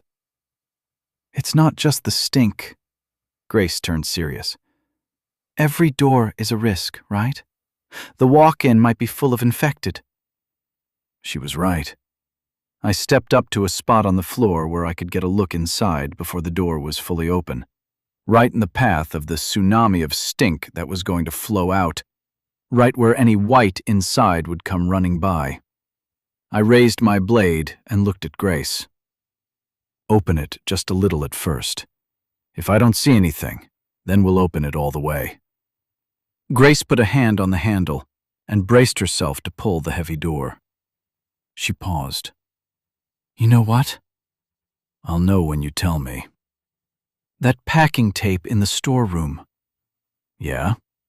I had no idea where she was going with that. "We can twist it into ropes." Not good ropes, but functional enough to, you know. She looked over at the infected academics who were starting to spread out in the kitchen, some looking for scraps of food or something to drink. Good enough to restrain them before they start to turn. "That's a good idea." I nodded at the door. "Let's get this done first." Grace braced herself again and pulled the handle. Rotten fruit, rotten milk, mold. For those of us who'd become connoisseurs of all the variations of rot, the smells weren't too hard to distinguish. No feces or urine smells. That was good. No feces meant no whites. And the smell was all I had to go on, because I saw very little inside, just what the light coming in through the open door exposed. Back in the depths of the walk-in refrigerator, I only saw pitch black. Grace looked at me with a question on her face, ready to push the door shut. I held up a hand for her to wait a moment. I stepped up and peeked in. No white was hiding just inside the door. Good. "Hey, anybody in here?" Not a sound came from inside. "Hey!" It was my personal protocol. Ask them at least twice, maybe thrice. "Anybody?" Nothing. Sounds empty. Grace swung the door wide, freeing the stench and letting light inside. We stood for a few moments, staring into the dark, both of us reluctant to venture in. One of the nearby academics gagged. I guess life sequestered in their research facility hadn't forced them to develop a resistance to the overpowering stenches of the new world. Oh well, it was likely to be a short-lived problem for them. "You ready?" Grace asked. I motioned for her to go first. I'm a gentleman. At first, the floor was dry and mostly clear. The walk-in had gotten little attention during the looting. I guess the looters knew that they wouldn't be able to preserve anything taken that needed refrigeration. The walk-in was pretty large, maybe half the size of a tennis court, with rows of shelves and lines painted on the floor to mark the spaces where pallets needed to be parked. It was the pallets of dairy products and the pallets of vegetables that proved problematic. The cartons of milk had rotted and burst. The tomatoes had decayed and released fetid liquids into the boxes that held them. The saturated boxes collapsed, leaving a pallet-sized, misshapen mound covered in blackish-green mold with a river of ooze flowing across the floor toward a drain. The dairy pallets had formed their own stinking, slippery river. Grace didn't comment on the smell once we got inside. She was all business, methodical, scanning the shelves top to bottom one by one, looking for anything that might have survived. I walked along a row of pallets, trying to read the labels on boxes in the dim light. I came to one containing plastic-wrapped flats of plastic bottles, all clear except for the labeling. Bottled water. Literally a ton of it. There is a God. We needed to divvy up again. Some of us had to stay with the infected academics. Some of us had to meet the helicopter. Jazz wanted to stay. Murphy wanted to stay with Jazz, but was reluctant to remain with the professors. He knew what was coming. We all did. Nevertheless, there were no hunky-dory choices in our daily planner. No surprise. Jazz remained, so Murphy stayed. The scientists got sicker. Grace and I left the commissary kitchen before the morning got too late and before the dirty work started. And it was going to start. In the time between when I awoke and when Grace and I were preparing to leave, all but 2 of the formerly healthy professors had turned feverish. Dr. Oakes was among them. Another anti-surprise. I figured some of them might turn before lunch, others before sundown. For nearly all, the disease would run its course within the next 48 hours, and we'd be lucky if any of them survived. Grace and I left the building and walked up the street into a brisk northerly wind. I was armed with my machete and knife, of course, along with a couple of empty grocery bags over my shoulder. Not a lot of whites were out. The weather was keeping them in. It was not pleasant, even with attenuated sensations of pain. By the time we were halfway to the pharmacy building, we started to jog, both to warm up and to get us out of the cold a little faster. Just as we'd done the night before, we slipped behind the bushes and looked back out to see if any whites were following. We then made our way around the building and into the stairwell. On the way to the top floor, we stopped on 3 to scrounge some blankets from one of the classrooms that until just a few days ago was being used as a barrack. Grace grabbed a few pillows as well. When we reached the roof of the pharmacy building, we decided not to sit outside while waiting. The wind was blowing too hard so high up, and we figured the chill would lead to hypothermia. So, after dragging white bodies out of the way, we bundled on the landing at the top of the stairs just inside the door that opened to the roof. All we needed to do then was wait and listen for the approaching helicopter. That, and periodically check outside, just in case the noise of the rotors got lost in the wind. "What's the plan, then?" Grace asked, as we each sat against a wall, looking at one another. The nice thing about not being tied to others was that nobody expected you to share with them plans that you know weren't going to work out. But I wasn't alone. "I have some thoughts." "How about the helicopter?" she asked. "What do we do when they get here? Obviously, we can't all go. Or is that what you're thinking?" I laughed, but not too loudly, and then peeked down the stairwell. I hadn't heard one of the doors open down below since we settled in. Still, whites could be sneaky when they wanted to be. "Where would we go?" I asked. "Back to Fort Hood? It's not safe there either." "That's what I'm asking." "We need to check in with Martin and Fritz," I said. "When the helicopter gets here, it'll come down to the roof. We'll hop on. Martin can fly around campus or whatever while we talk. My vote is that we have them drop us off at the drill field like they did yesterday with Murphy and me. Hover for a bit after. and shoot as many whites as are dumb enough to come see what all the noise is about. The field might be full of the infected feeding on the dead from yesterday, said Grace. I don't care, I told her. Martin can drop us anywhere on campus, just so long as we don't have to go too far to get back to the commissary. Grace pointed at my grocery bags. And those? Guns, ammunition, grenades. I thought for a second whether I could figure a way to sneak Murphy's M4, but knew I couldn't conceal it. The whites let us get away with carrying around these bags yesterday. Then what? She asked. Well, these are just my ideas, I said. I don't know what everybody wants to do, you know? She shook her head and looked at me like a slow high school student. Are you purposefully avoiding the responsibility, or do you truly not get that everybody looks to you? What do you mean? I asked. You act like you know what you're doing. You always have an answer. Grace's face soured. That appeals to people. I'm appealing? No, Grace told me. You're charismatic and self-centered, and you think you're always right. You're no Abraham Lincoln if you think that's what I'm saying, but you're the best we've got at the moment. My mouth opened up to retort, but I got lost between the compliment and the insult and came up with nothing. The point is, Zed, they'll do whatever you tell them. That's it. What about you?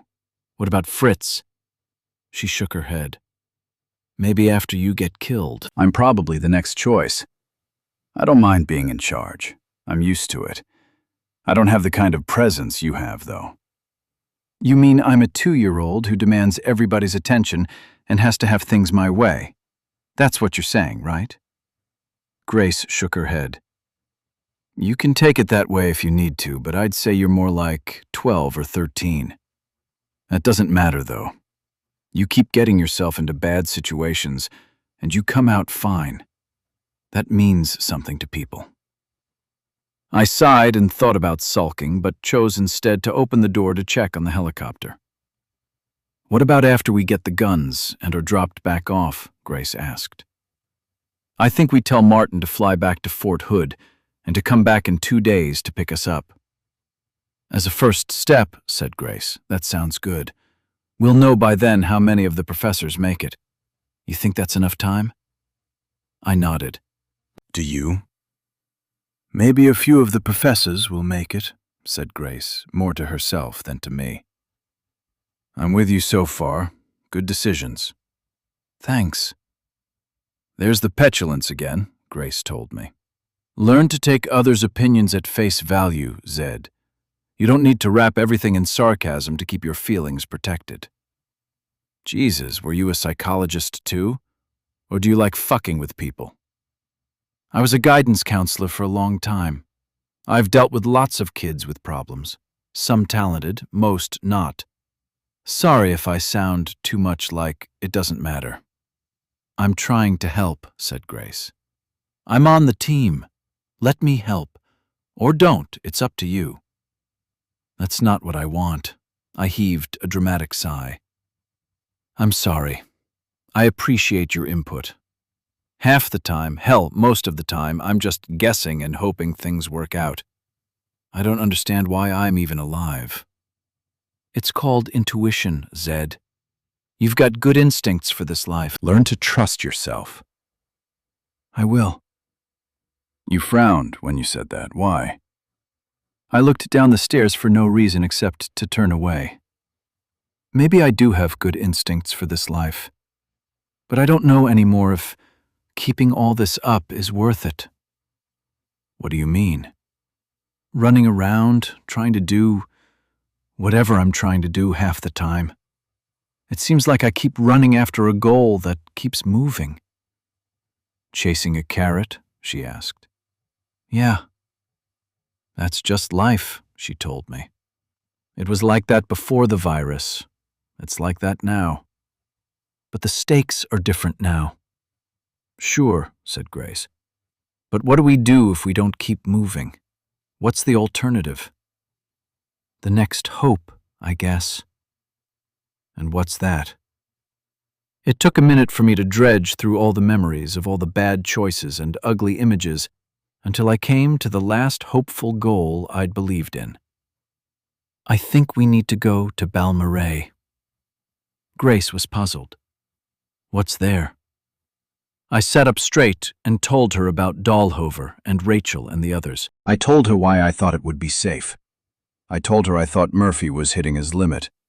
He needed some downtime. What about you? Grace asked. You and Murphy have been through the same things. Are you at your limit? After we get to Balmoral, are you going to stay? Damn, she was insightful. Sometimes I want to. But I don't know if I can. I looked uncomfortably down the empty stairs again, at the bodies of the whites I'd killed the day before. I don't know if I'm wired for happily ever after. I don't know if I can sit in the middle of nowhere tending my pecan orchard and watching sunsets for the rest of my life. After all this, Grace laughed, that sounds pretty good to me. Sometimes it sounds pretty good to me, too. Grace froze. What? I had my machete and knife in hand. I jumped to my feet, ready. I think I heard the helicopter. Good. I opened the door and we went outside to see Martin's Blackhawk coming toward us from the west. Chapter 38. After I stepped out of the door to meet the helicopter that morning, I spent the next 2 days wondering if I'd somehow popped through a portal into a world where nearly everything went as expected, for better or worse, and the only surprises were innocuous. It was safe, and it was boring. It started with the helicopter's arrival. Martin piloted it down to the roof and picked up Grace and me. We weren't attacked. The Blackhawk didn't crash.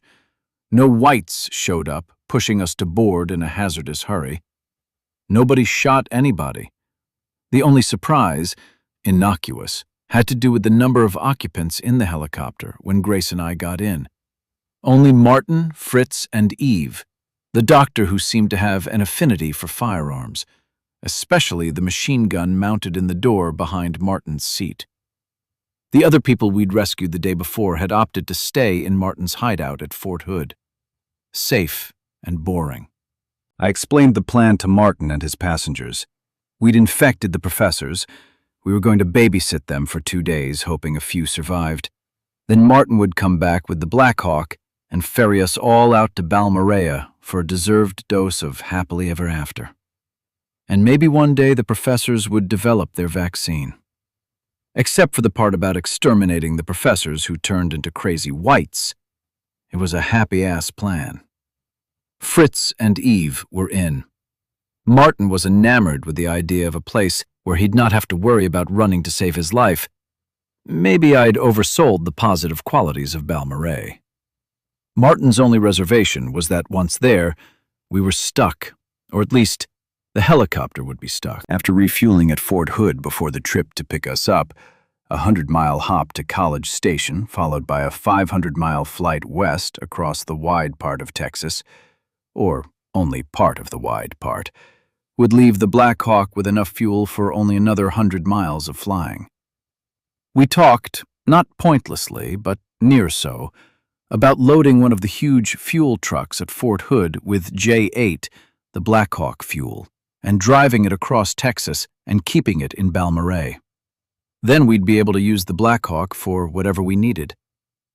That was a tempting idea, but it was something that needed to be done another day, maybe 6 months or a year in the future, after more of the whites had cannibalized themselves or died of natural causes.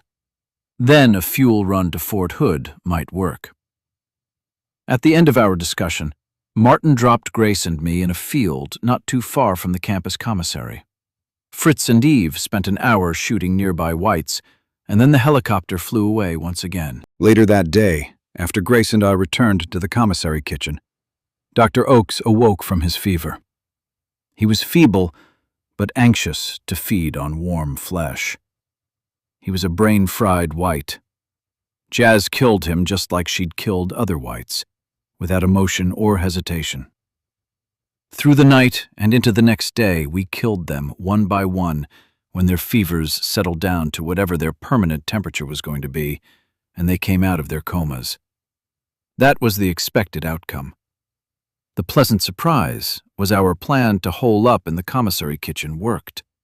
None of the naked horde ever attempted to enter the building.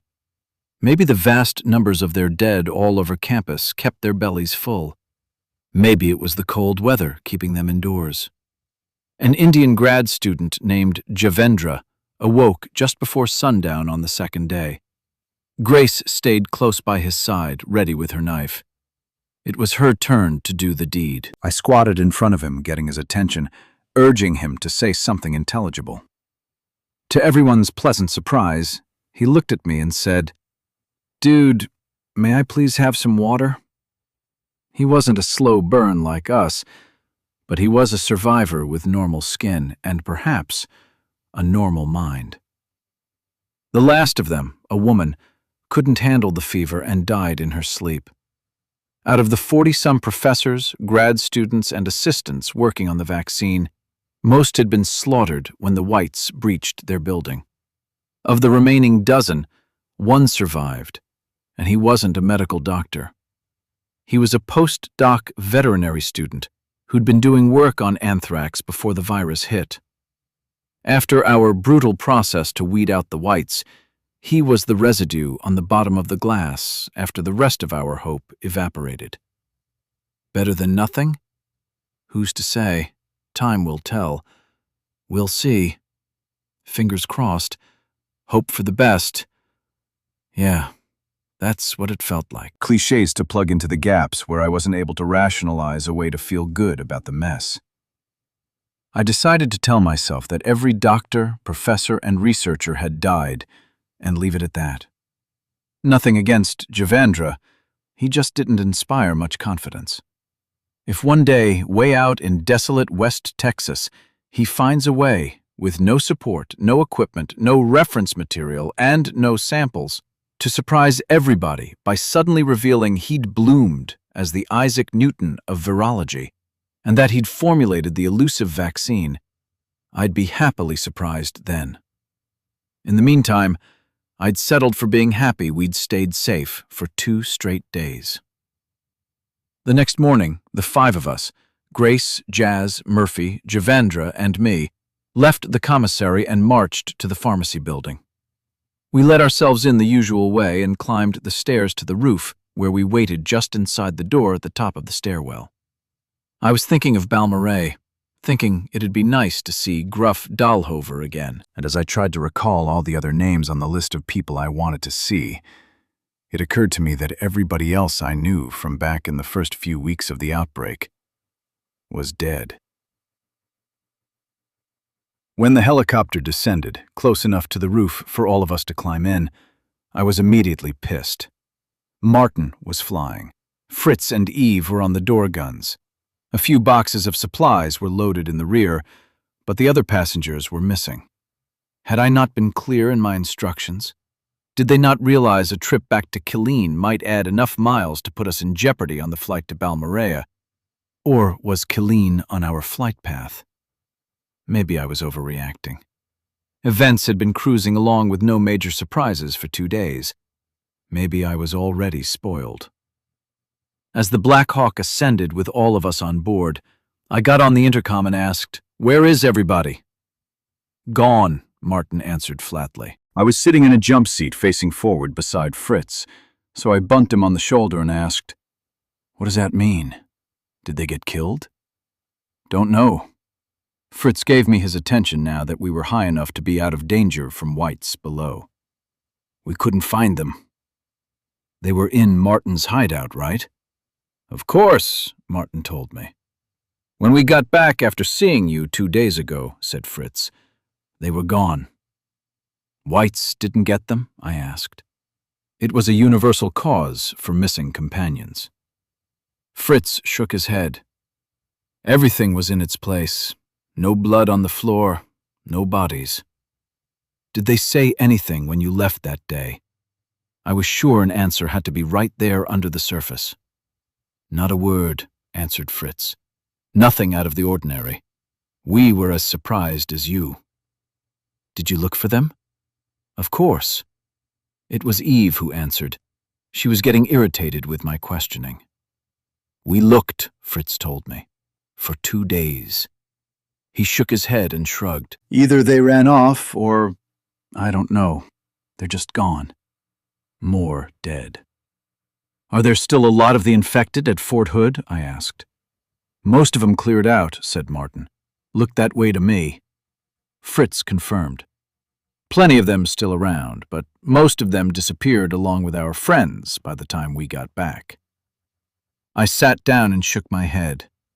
That doesn't make any sense. Nope, said Fritz. It frustrated us too. We've been dealing with this for 2 days. We looked everywhere. We flew over the base a few times. Nothing. Maybe they got tired of trying to save the world and decided to save themselves. He looked into the back, and his eyes settled on Javandra. Is he the only one who made it? The odds weren't in favor of even one surviving, I told him. I guess we're lucky. Fritz smiled grimly. Lucky, yeah.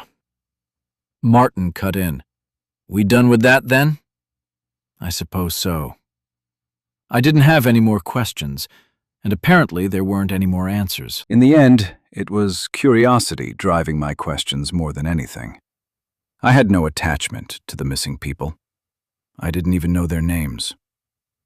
What's on your mind? I had an idea about our fuel dilemma, said Martin. What's that? I asked. San Angelo, Martin went on. It's a little over halfway to Balmorhea and a little out of the way. How far out of the way? I asked. And why are we talking about San Angelo? It might add 30 or 40 miles to the trip, he said. Goodfellow Air Force Base is there. If we stop and things look safe, maybe we can top off our fuel tanks. Then, when we land at Balmorhea, we'll have 6 hours of fuel left. Plenty to use the helicopter if we need it. Plenty to get back and forth to Goodfellow to fill up. Good news. Not counting the missing 3 or all of the dead professors, the last few days had given us a long string of wins. Maybe things were starting to go our way. Sounds good to me. Chapter 40. College Station disappeared behind us as Martin flew the Black Hawk to an altitude he felt comfortable cruising at. Those of us who were naked sorted out our clothes and got dressed. Mine and Murphy's were on the helicopter from when we'd stripped down a few days ago. The others got what Fritz and Eve guessed would fit, mostly military gear. I had to admit, I was disappointed when Grace got dressed, and Jazz draped clothing over her collection of tattoos. At first, everyone talked, sharing stories of the past few days, asking if we'd come across any other survivors of the attack on campus. Of course we hadn't. Everybody knew we hadn't. But sometimes words helped ease frayed emotions, no matter what's being talked about. Eventually, the conversation died down, and everyone settled in for the trip, parked in their seats, heads bobbing every time the helicopter bounced through some turbulence, eyes closed or staring at the passing landscape below. I was in the staring club, watching the ground change as it moved past. First, forests of oak and cedar, or tall pines. Formerly cultivated fields, mostly brown, some bare with smatterings of weeds, patterned acres and acres between thin gray roads. Little towns and farmhouses came into view and went past beneath us, perhaps never to be seen from the air again. When we neared I-35, the main north-south highway running up from San Antonio to Austin to Dallas and on to Oklahoma, the land below turned mostly to farms and field. Whites moved around below, some in small groups, some in herds, but I didn't spot any significant remnant of the naked horde. That worried me. I didn't see a single moving vehicle, not on the highways, not in the towns, and not on the country roads. We saw plenty of destruction, though, of course. It was surprising how many houses and whole neighborhoods had burned. Fire had blackened wide swaths of farmland as well, But all that barren ground was starting to turn green with native plants that thrived in Texas's mild winters.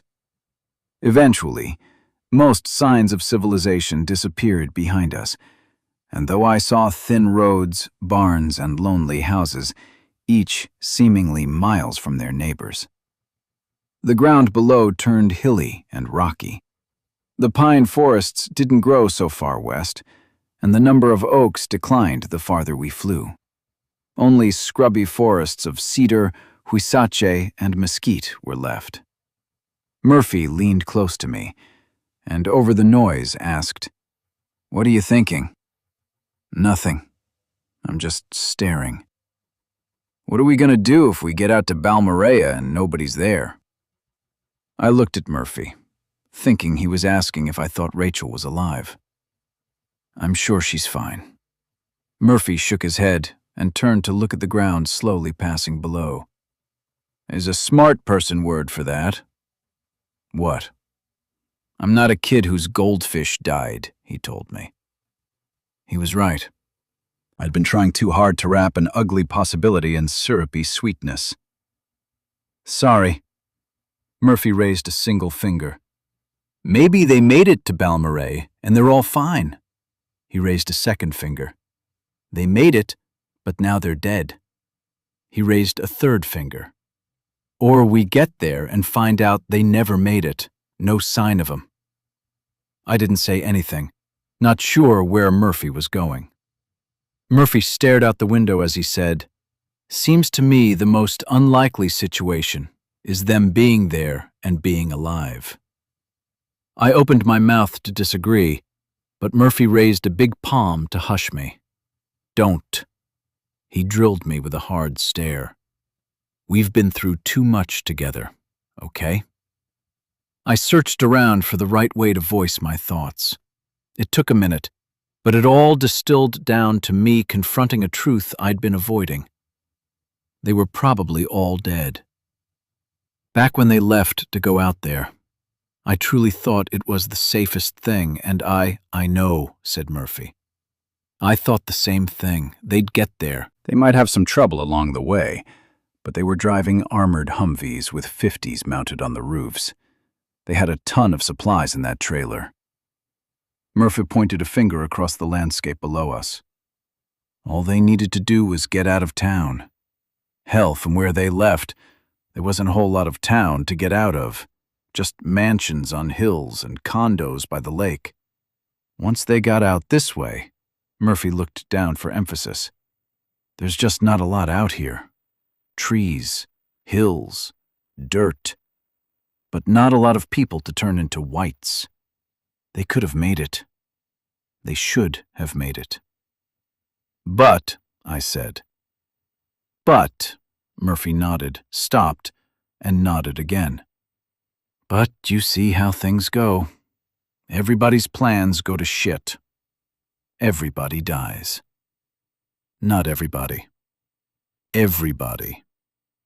We're still alive. I thumbed at the others in the helicopter. Jazz, Grace, Fritz, Eve. Hell, even Martin is still alive, and he couldn't outrun a legless frog. Shaking his head and looking disappointed, Murphy said, Maybe we're the all-stars of the apocalypse. Maybe we're the best. He looked over his shoulder at the others. Maybe we were all cut out for this shit from the get-go. We never fit into the old life. It wasn't until the virus ruined the world that we turned spectacular.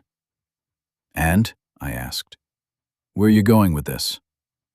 Maybe everybody else dies because they're not like us. Maybe regular people who fit in well with the way things used to be all died. Most of them, anyway. And the rest of them, Murphy hung his head and looked down at the ground. They're just not dead yet. I disagree. At least, I mostly did. I did believe that Murphy and me were made to order for the way the world was now. I just didn't believe everybody needed a special talent to survive, though I may have made the argument in the past. Either talent or luck, said Murphy, and I don't like to think it's all luck, because that means we can't do anything about it. Fine. I sat up straight. Say you're right. Then you have to believe that Dahlhover and Rachel are both talented. You know what they've been through. A lot of the same stuff we have, and some worse shit, too. You can't argue with that. Maybe, Murphy sighed. It still doesn't answer the question. What are we going to do if we get to Balmoral, and they're not there, or they're dead? And that's the real question, isn't it? Murphy nodded. I wished I could help Murphy find his missing optimism. He was a lot easier to be around when he was positive. I didn't linger on the thought long enough to apply it to myself. Thoughts for another day is what those were. If we get to Balmoral, and it isn't what we hoped for, we'll go on to the next place. When? When we're ready. Where? Murphy asked. I shrugged. Wherever we find food, water, and whites to kill. Those words just slipped out. Whites to kill? Was that really it? Was it a Freudian slip, my truest goal coming to the surface, unmasking itself? I think we need to plan ahead. Okay, I said. What do you have in mind? I think we need to go north. Way up in the mountains, not Colorado, not even Montana. Up in Canada, where it gets cold as hell in the winter, and the snow stays for 6 months. I grimaced. Sounds like heaven. In its way, probably no worse than Balmoral. I laughed. Southwest Texas was dry and desolate. Why Canada? These whites don't have any sense. They've got to be getting trapped out in the snow up there and dying. They have to be. They're people just like us. They've got to be freezing to death this winter. Going up there in the winter with no supplies and no warm place to stay might be just as dangerous for us. I looked at Murphy, hoping for some agreement on that point. If you're convinced on this idea, maybe we head north in the spring and try to find a place this summer. That'll give us a chance to stock up on food and enough wood for a fire to keep us warm before the snows come again next winter. Murphy nodded, seemingly satisfied to be taking a role in planning our future. For the rest of the winter, I think we need to do what Martin suggested. Which is, I asked.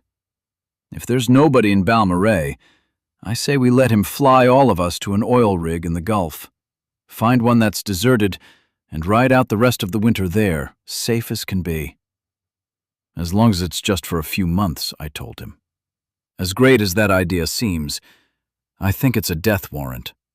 All you've got to do is lose your helicopter in a storm, or your boat if you've got one, and then you're stranded on a steel island with no fresh water and no way to grow food. You'll starve to death, or die of thirst. It's inevitable.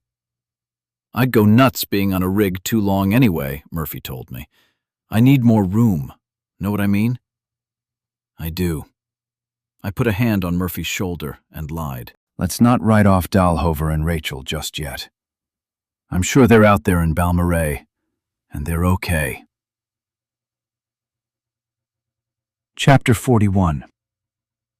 We'd been noticeably descending for a short while when Martin announced San Angelo was just ahead, and we'd be on the ground at Goodfellow Air Force Base in 10 minutes, unless the place was swarming with infected. I looked out as Martin took the Black Hawk into a wide turn, well away from the runways. His plan for safe landings back at Fort Hood, he'd told us, was to fly one wide circle to make sure the landing spot was safe, and then to rush in at a steep angle, get the wheels on the ground, and kill the engines. The tricky part, he told us, was to stay far enough away so as not to draw the infected to the landing zone, but not so far that he failed to see whites that were lurking near where he wanted to touch down. All of us kept a sharp eye out the window for whites. The base lay at the southeast edge of town, and most of what lay past its southern and eastern fences were empty brown fields that stretched for miles. A river cut through the southeast corner of San Angelo, separating the base and a few neighborhoods from the rest of the city. That seemed like a good thing to me. Though San Angelo wasn't large, It had a population of maybe 90,000 before the virus hit. The river was a natural barrier that hopefully kept most of the whites corralled in the center of San Angelo, well away from the base. The base itself was small, 2 runways that crisscrossed, forming an X surrounded on 3 sides by brown grass. On the northern side of the X, between the runways, some hangars had been situated for maintaining and storing aircraft. Most of that area was paved over and scattered with a few dozen aircraft, old and new planes and helicopters in no apparent order. The western third of the base was covered with buildings. I didn't see a single white moving inside the base's fence. I did see the charred remains of a large plane in the center of a black smudge laid over the end of one runway, and a single coyote loping along without any interest in the noisy helicopter overhead. Martin came over the intercom. "I'm going to try and set it down by that big petroleum tank up on the north side." Murphy spotted it before me and pointed it out. As the helicopter rushed toward the ground for its landing, Murphy pointed again and ran his finger along a line that followed a wide roadway running across the northern edge of the base. "Look." I looked, didn't see anything of interest, and shrugged. He leaned in close. "The fence. It's not down. That's good." I looked. He was right. A tall chain-link fence surrounded the base. That meant the only whites we had to worry about were the ones who'd been on the base the whole time and had managed to stay alive. Maybe a few hundred at most. Purely a guess, but with the machine guns mounted on both sides of the helicopter and a good supply of ammunition on board, a few hundred whites would not be a problem. Martin told us, "Hold on." I didn't, but should have. The ground rushed up so quickly I thought that we were crashing. My stomach felt light and my feet tingled. Martin swung the Black Hawk into an unexpected tight turn just after passing over a tall petroleum tank, dropped the final feet, and slowed just before the helicopter sank gently down to the tarmac. The wheels settled on the concrete, and the rotors still spun noisily, blowing away every bit of loose debris nearby. I noticed Martin didn't cut the engine. Murphy jumped out, as did Fritz and Jazz. They were in charge of gassing us back up. The trio ran toward one of the squat buildings adjacent to the fuel tank. Eve stayed on her gun, and I took Fritz's seat, because nobody else seemed eager to fill the vacancy. Javendra sat where he'd been since we left College Station, looking outside, worry on his face. Grace got out and stood nearby, scanning for movement. We'd been on the ground for maybe 2 minutes. We hadn't yet pumped a drop of fuel into our tanks. I was looking at the rotors spinning when I also noticed Grace tense and point. I looked past the other helicopters on the ground between us and the hangars sitting nearer the intersection of the 2 runways. Then it occurred to me what might have Grace concerned. The helicopters I'd looked past bore no Air Force markings. They were Army Blackhawks, remarkably similar to ours. Grace shouted at the others. She was agitated about something. Eve was swiveling her machine gun to point it past Grace. Uh-oh, I'd missed something. I looked again at the helicopters and then noticed movement on the other side. Soldiers were running toward us. Confusion. The Army at an Air Force base? Why not? The world had changed. What would they do with Grace, Jazz, Murphy, and me? We were whites. I looked out the other side of the helicopter. Maybe it was better not to stay and find out. Grace jumped into the Black Hawk and shouted, "We need to go!" She bounded out the other side, yelling at Murphy, Jazz, and Fritz. Seconds later, Martin shouted from the pilot's seat, "Survivor Army! That's them!" I turned and took a hard look at the running men who'd crossed half the distance to us from the buildings. They were armed. They were sloppy, partially uniformed, and they were pointing their rifles at us. Oh, shit. I leaped to the other side of the helicopter, pointed through the window past the barrel of Eve's machine gun, and yelled, "Shoot or they'll kill us!" Our helicopter's engines blasted louder, and the sound of the spinning blades changed. Eve pulled the trigger, as she swept the end of the barrel across the line of running soldiers. Some dropped, some ran away, others fired back. Grace had a rifle in hand by then and was shooting. Fritz and Murphy dropped their hose and were running toward us. I grabbed an M4 and started firing, not in hopes of hitting anything, but hoping the sound of rifle fire and bullets in the air would keep the Survivor Army thugs at bay until we could get airborne. The helicopter's metal skin pinged with bullet strikes. The blades started to spin in earnest, and I felt the helicopter come off the ground, taking its weight on the rotors. Men were climbing into the helicopters across the tarmac. Guns were firing everywhere. Murphy, Jazz, and Fritz jumped in through the open door, as did Grace. Eve yelled at Martin that we were all in, and Martin yelled into the intercom, "Hold on!" The Black Hawk jumped into the air, shooting 30 or 40 feet straight up in the span of a second or two. Then it lurched and bucked. Something had just gone terribly wrong. The helicopter started to spin in a slow circle, and it angled and drifted away from the hangars, still gaining altitude, but slowly. Knowing I was the wrong man on the machine gun, I tumbled out of the seat behind the gun, trying to keep my balance by grabbing onto anything attached to the floor, walls, or ceiling. Fritz climbed over me to get back behind his machine gun. Somebody was yelling at everyone to get strapped in. Javendra was scared out of his mind and trying to wrap himself in the smallest ball possible. Good thing for him, he'd never unstrapped himself when we sat down. Grace and Murphy got themselves into their seats, as did I. Jazz was on the floor on her belly, locking her legs around the seat legs and trying to aim a weapon. The helicopter lurched again, and I banged my head hard enough to knock me senseless for a moment. We passed over the highway, maybe 100 feet off the ground, rising and spinning slowly out of control. Out above the tarmac, I saw other helicopters in the air, and I saw yellow fire from weapons. I braced myself and pointed an M4 and fired, depending on nothing but luck for hitting a target.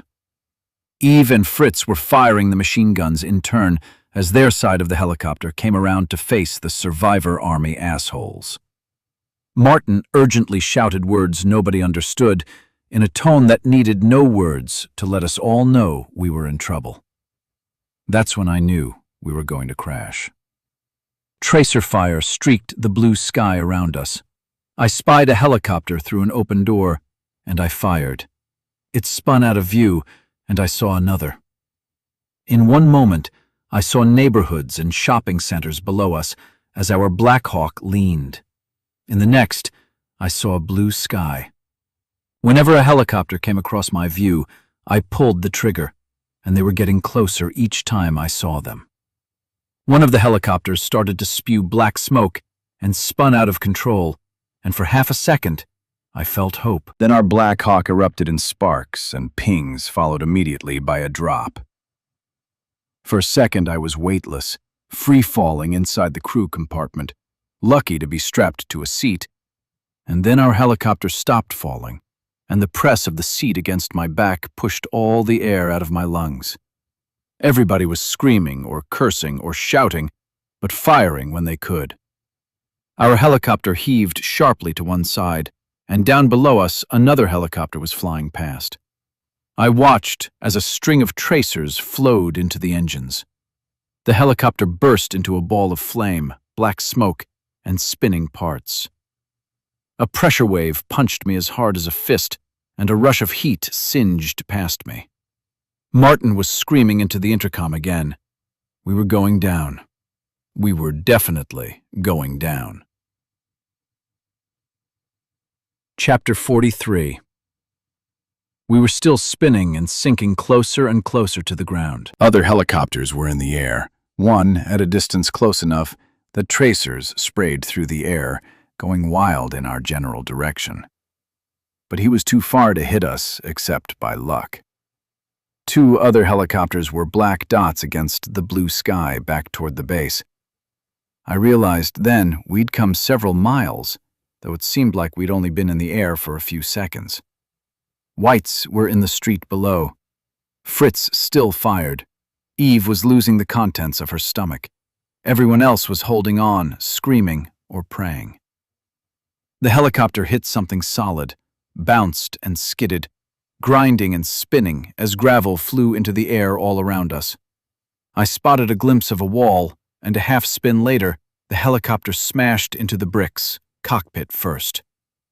We were down. We'd stopped. We were alive. The rotor was tearing itself apart above us and flying away in pieces. Smoke enveloped us, as if catching up now that we'd stopped moving. One of our engines was still running through a metallic grinding that squealed to a deafening screech. Our peril was not yet over. I unstrapped myself and jumped to my feet, lost my balance, and fell out. It took a second for me to realize we'd crashed on the roof of a building. The helicopter cockpit had rammed into the wall of a tier of the building that stood 1 story higher than the one we were on. Dust and smoke were in a swirling cloud all around, obscuring everything. Our engine was still shrieking. I jumped back to my feet as Jazz tumbled out of the helicopter, bleeding from scrapes and cuts. She fell to the ground, and I was at her side immediately. "You okay?" She nodded as blood flowed out of her mouth onto the flat roof we were standing on. "Where's your gun?" She shook her head. I looked into the helicopter. Murphy was out the other side. Grace was climbing out behind him. Javandra was crawling out, scrambling for solid ground. I looked toward the cockpit and saw Fritz leaning in. I caught his eye. "Get Martin." Fritz shook his head. Damn.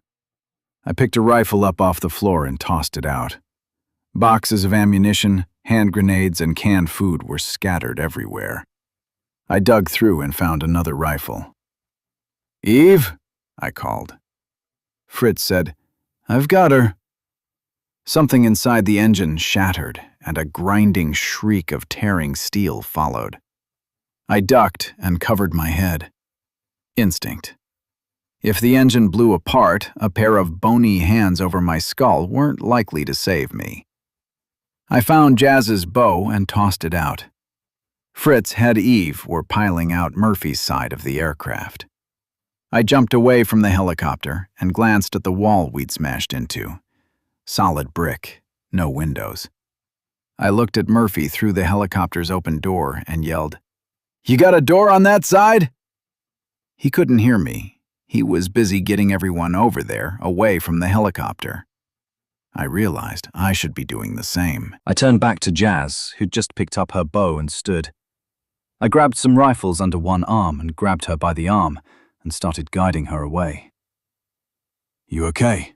I asked as we ran. She had so much blood on her face I couldn't tell. "Yes." Blood spattered out with her response.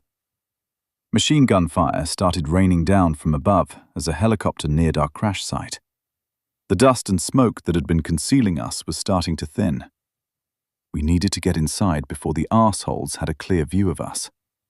Jazz and I rounded the tail rotor, giving it a wide berth, and ran to the furthest corner of the roof as I looked over the tops of the rooftop air conditioning units for the rest of the group. Through the smoke, I spotted them, all bloody, all running. Javendra with a limp. They were headed for a door hanging partially open, showing darkness inside. I bet myself the room or stairs inside were full of whites. But it didn't matter. "Come on, Jazz." I pulled her and hoped she'd stay on her feet. I saw the others get to the door well ahead of me. In all the noise, I couldn't hear whether shots were fired or whether people were screaming. Everyone was swallowed by the dark inside and just disappeared. When Jazz and I got to the door, we didn't slow. We tumbled into the stairwell as bullets raked the brick wall and steel door behind us. We all but fell down the first flight of stairs to come to a stop at the first landing, the place where everyone else had paused to catch their breath and assess their wounds. Once Murphy looked Jazz and me up and down and determined we were strong enough to keep going, he pointed down the stairs, bounded halfway down the next flight, and told all of us, "We need to move." More bullets hitting the wall outside underscored just how right he was.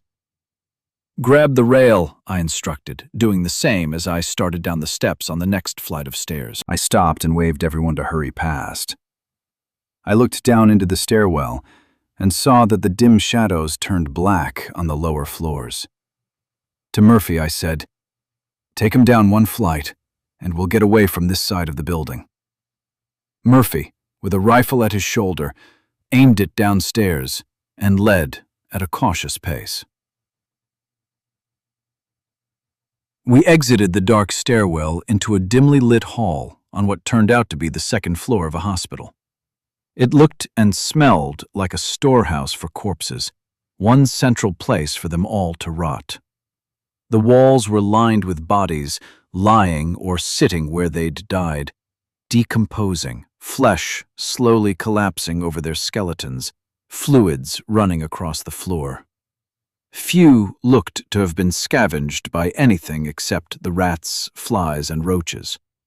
The cockroaches skittered everywhere I looked. Fly buzz filled my ears as they clouded the air in the hall.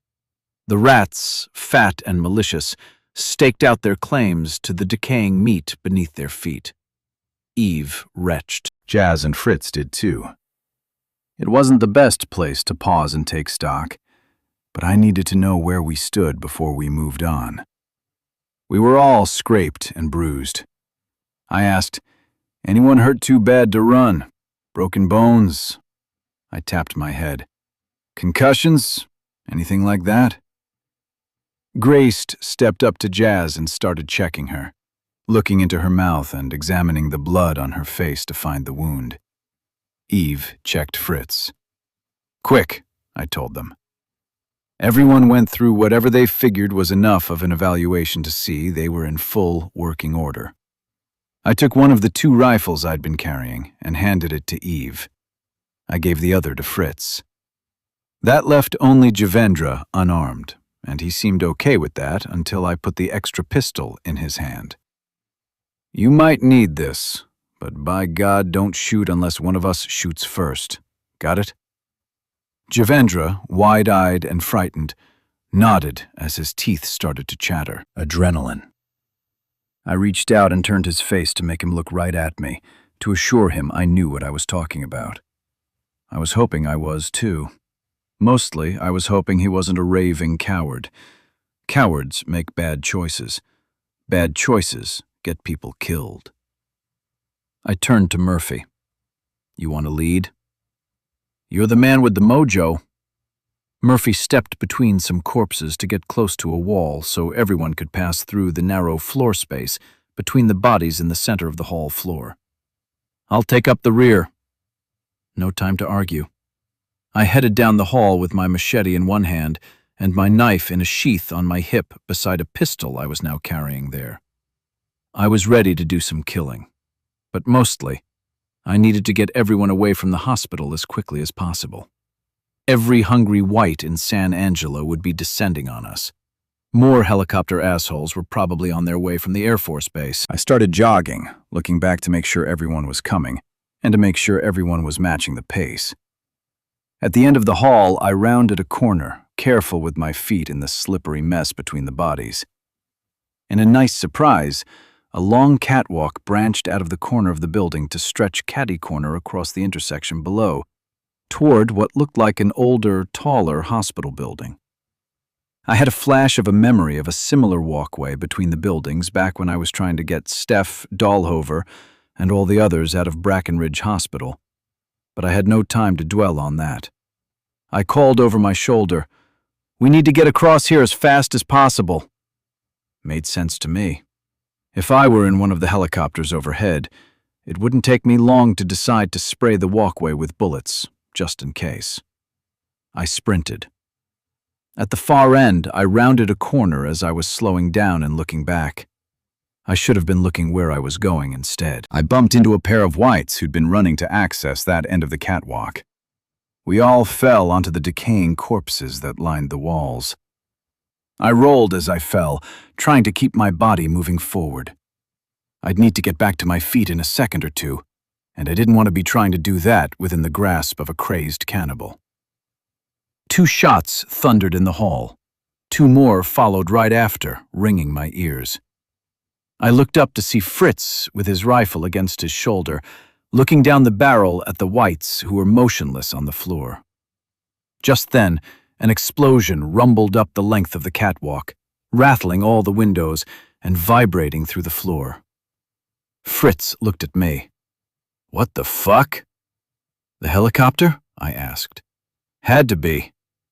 I was up and looking back into the catwalk as everyone stumbled into the hall around us, shaken, but still on their feet.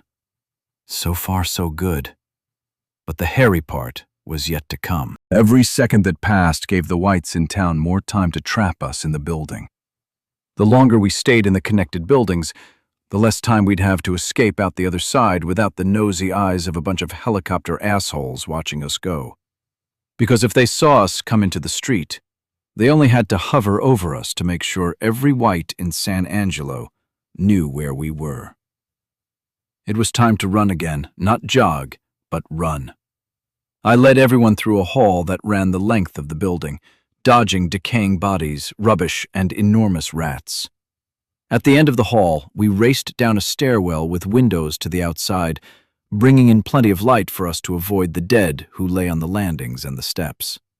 At the bottom, I pushed an exit door open and peeked.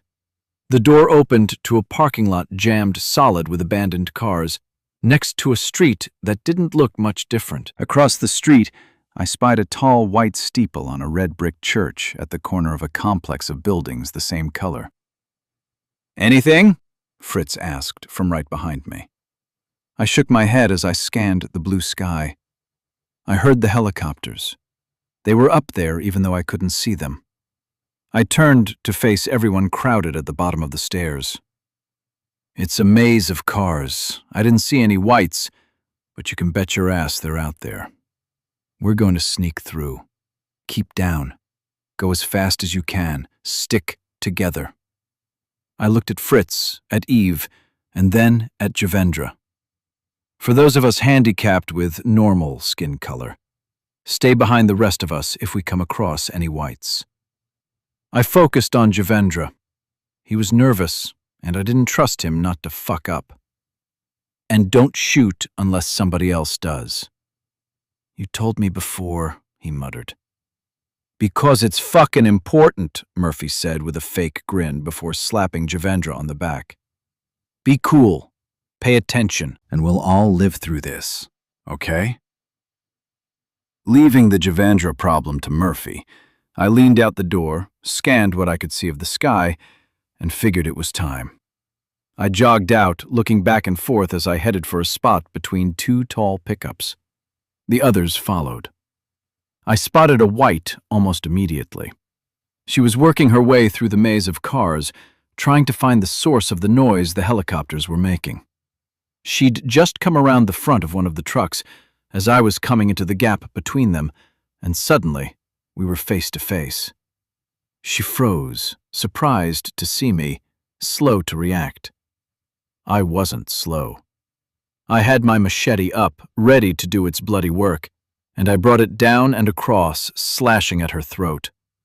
Her arm came up to block my blade, but only after the machete had cut through her neck and banged against the fender of the truck to my left. She collapsed, grasping at my flesh and struggling to catch a breath through all the blood flowing down her windpipe. She was going to die. One more to add to the mounds of corpses in my wake.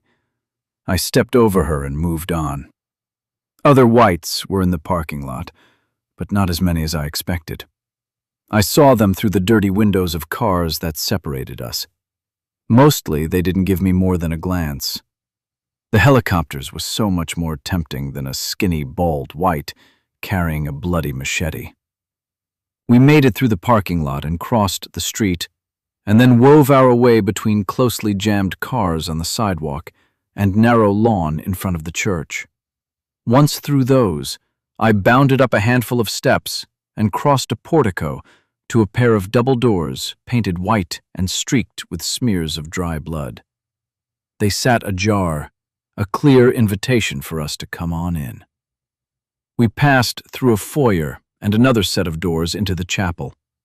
Far at the other end of the oblong room, a lectern stood in front of a baptismal pool with a giant cross on the wall above. Row after row of pews was filled with the dead, lying on the benches, laying on one another, some seated but bent over.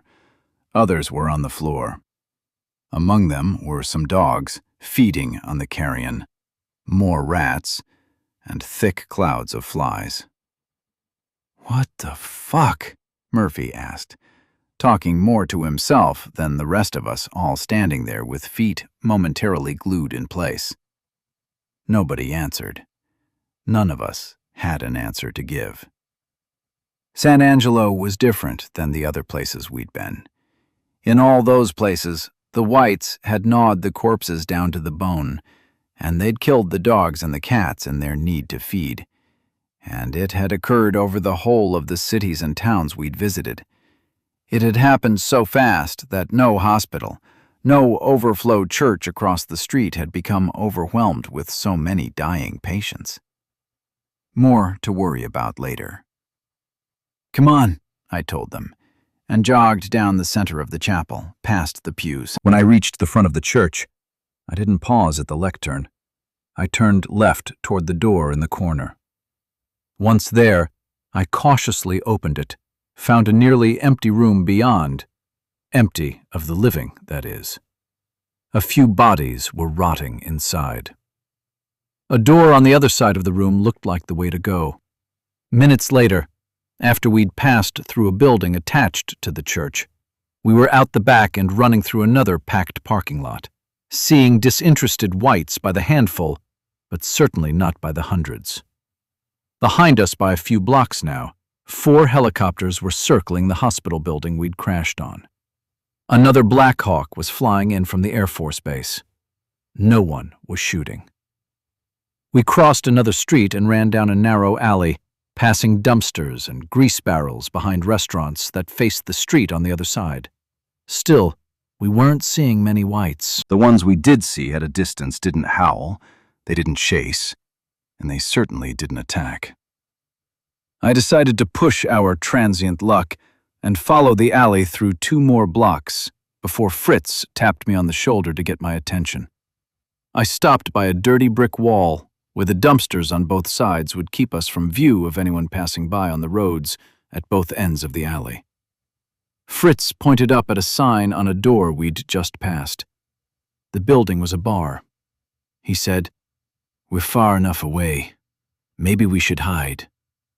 I looked up at a narrow slit of blue sky I could see between the buildings on both sides of the alley. "We're not far enough from the hospital." Grace stepped close. Panting, she put a hand on my shoulder. "We're far enough. They're not going to search door to door for us." "No," Fritz agreed. "They can't have that kind of manpower. They'll fly overhead like they did back in Austin, that's all." We're better off inside, hiding, than outside where we risk being spotted when they conclude we're not all dead in the helicopter crash. I glanced at the sky again, remembering our run through Austin after Murphy and me had helped Fritz and his friends escape from the survivor army. The whites that night had been more dangerous to us than the helicopters and the Humvees. I climbed a few greasy steps and put a hand on the knob on the tavern's back door. I glanced at the others for any objections. None. I opened it. There wasn't much to it. The same retro shit you see in every warehouse district bar in every town. Worn old brick on a wall or two, a 90-year-old wooden floor covered in character-enhancing scars and varnish, an old-style stamped tin ceiling that was probably plastic tiles with a faux patina. The genuine part of the bar was the stink of cigarette smoke and the smell of piss coming from the restrooms. No decay, though. No bodies were rotting away inside. That made the bar primo property for short-term guests like me and my friends. "Somebody needs to go to the front and keep watch." I pointed at the big windows that faced the street. "Maybe turn over some tables to hide behind so you won't be noticeable." Eve said, "I'll take guard duty." "I'm with her." Fritz followed her toward the front.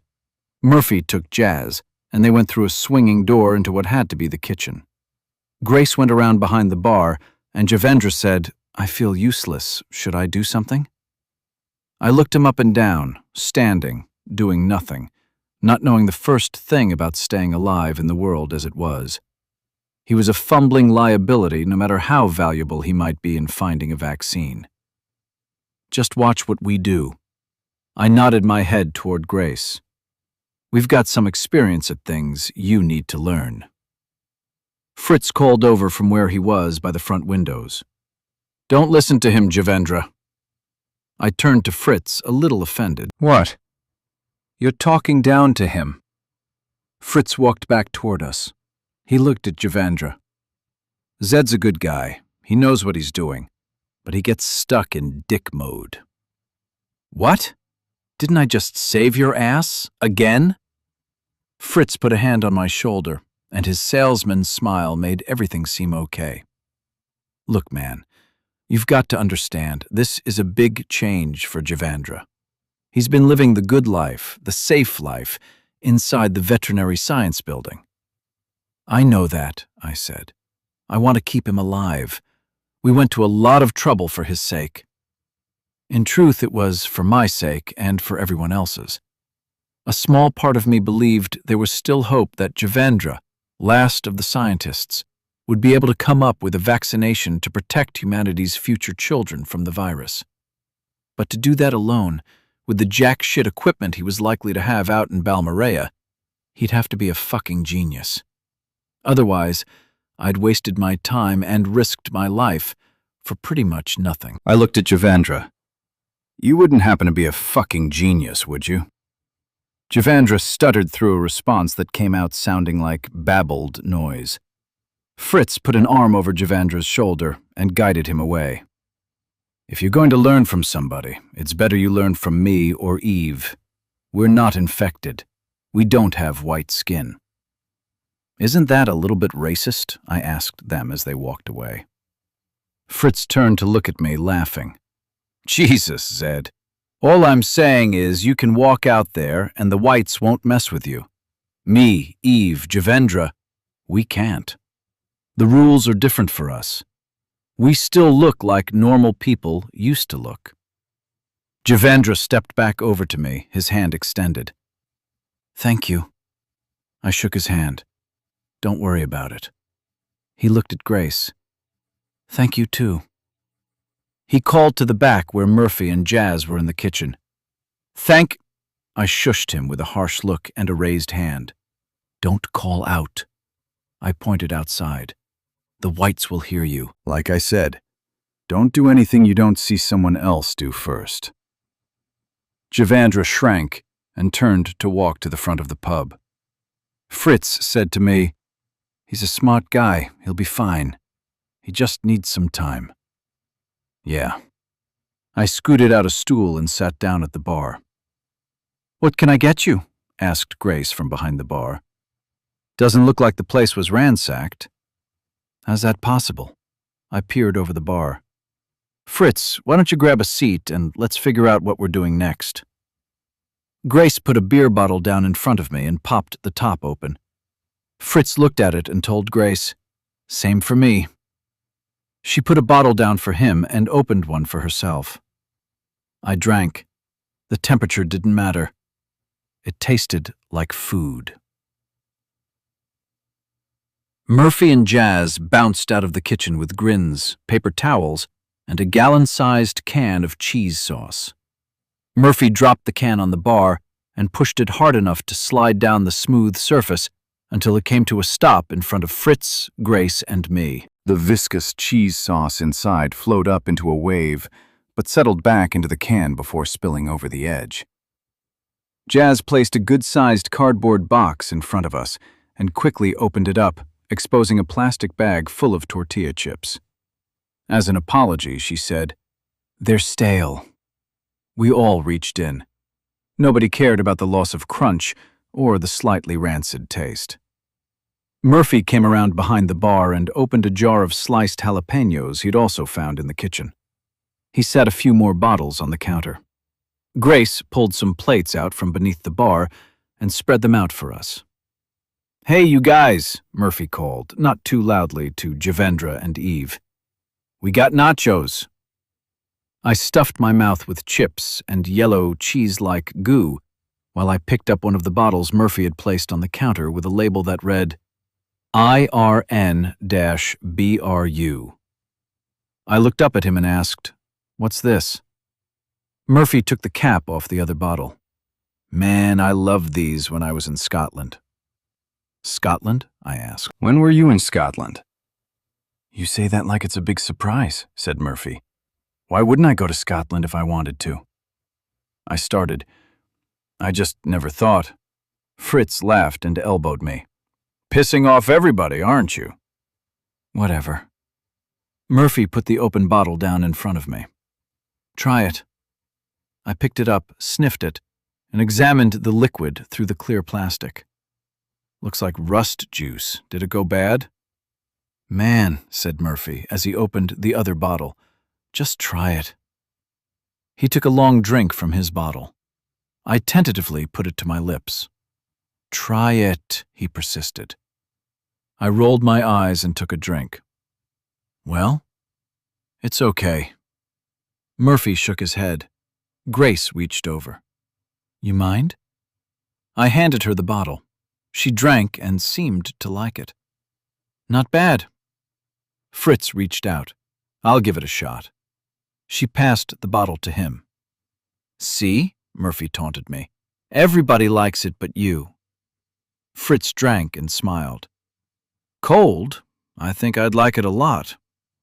I glared at Fritz. You're just saying that because you're in the mood to fuck with me. Fritz shook his head as he went to work piling chips on a plate and scooping out cheese with a big spoon. Eve took the plate when it was finished and turned back to the front. Come on, Javandra. We're still on duty. We ate for a while, letting the high-calorie food fill our stomachs, while sugar or beer put us all on a nice buzz. We talked. We relaxed. We let some of the day's tension unwind. Eventually, Fritz got Murphy's and my attention and said, "Sorry about Martin." "Yeah." I put another cheese-drenched chip in my mouth and didn't want to think about the loss of another new friend. I was reluctant to call him a friend, but I suppose he was. He was all right. But that's the way it goes, right? Murphy nodded and raised a bottle. The rest of us silently toasted Martin. All the others who'd died along the way weren't mentioned. Was it that they'd died more than a day ago?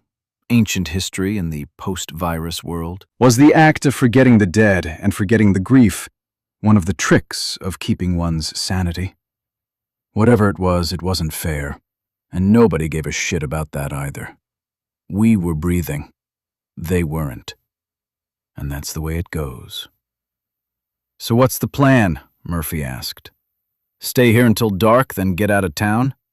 We're only a couple 100 miles from Balmoral, right?" I shook my head. Oh no. Grace wasn't pleased. I'm no expert in Zed body language, but I'd say one of the gerbils in his head is giving him bad ideas. Fritz pretended to look closely at me. "Yes, Grace, you're right." Murphy laughed. "Look," I started, "we can't just leave town." Murphy sighed loudly. "Oh no, here it comes." I leaned forward and looked around to see all eyes on me. These helicopter assholes keep fucking with us, probably like they fuck with everybody they see. If all of today's crap happened when we were back at Fort Hood, and we were heading out to West Texas, I'd say, who cares? No, you wouldn't, Murphy interrupted. I'm with Murphy on this, Grace added. It's true, said Fritz. Jazz stayed out of it. Balmoral is an hour away by helicopter. I pointed in the direction I thought it laid. With these assholes here, it's only a matter of time before they come out there to do whatever they do. Kill people for no reason, said Grace, empty-eyed, recalling what had happened to the people at the Capitol, the ones who'd saved her life back at the beginning of it all. That's what they do. When it gets dark, I announced, I'm going to go back to the base and fix this shit once and for all. Murphy shook his head. No sleep again tonight. I'll help, said Grace, as she looked at Jazz, who nodded and shrugged. We should just go, said Fritz. These guys don't deserve to live, but they're trouble. They've got us outnumbered, and they're armed. I shrugged. Makes no difference to me. Murphy said, He's not lying, Fritz. He cocked his head at me. You know how he is. I'm not recruiting anybody, I told them. I've got an idea. I don't need any help. He always says something stupid just like this, Murphy laughed. It always starts this way. Chapter 47. It wasn't a complicated plan. It wasn't even original. I had a problem that required a straightforward solution. Kill the fuckers. By the number of Black Hawks we'd seen, I guessed there could be as many as 70 or 80 helicopter arseholes on the base, and that's if all their helicopters were packed when they escaped from Fort Hood. I knew I couldn't kill them all by myself. I knew my band of survivors couldn't do it either. I needed to outsource some manpower. That meant whites. We spent the rest of the day in the bar, eating, napping, and talking through what needed to be done. And second-guessing. Was this something that needed to be done? I was adamant. I was doing it, alone or with help. I didn't see it as a choice. It was a preemptive necessity. I'd learned too many lessons the hard way, and the hard way always cost the life of somebody I was attached to. I was done paying the price. It was time to start charging. We left the bar at midnight. I jogged on a slow, serpentine path down the street with Grace behind me. No surprise, we started collecting a following, but way too slowly for our purposes. Still, not many whites seemed to be in San Angelo. Of those, I guessed many had bedded down for the night. So, I started to make noise. I banged car fenders with my machete and circled individual blocks, coming back around to collect any whites who woke up and came out to see what the noise was about. Some fell into line, and others watched us go by, not reacting at all. Persistence paid. Grace and I spent nearly 2 hours collecting a troop of a few hundred whites as we worked our way through the dark streets, over the bridges, out of the center of town toward the Air Force Base. I'd wanted twice that many in my line, but the longer the night wore on, the more I rationalized that I had enough to do the job. I hoped. We were heading to the southwest corner of the small base, where a complex of buildings I'd spotted on our way into Goodfellow looked like dorms or barracks. But that wasn't a linchpin in the plan. I didn't need to be right about where the helicopter assholes were bedding down for the night.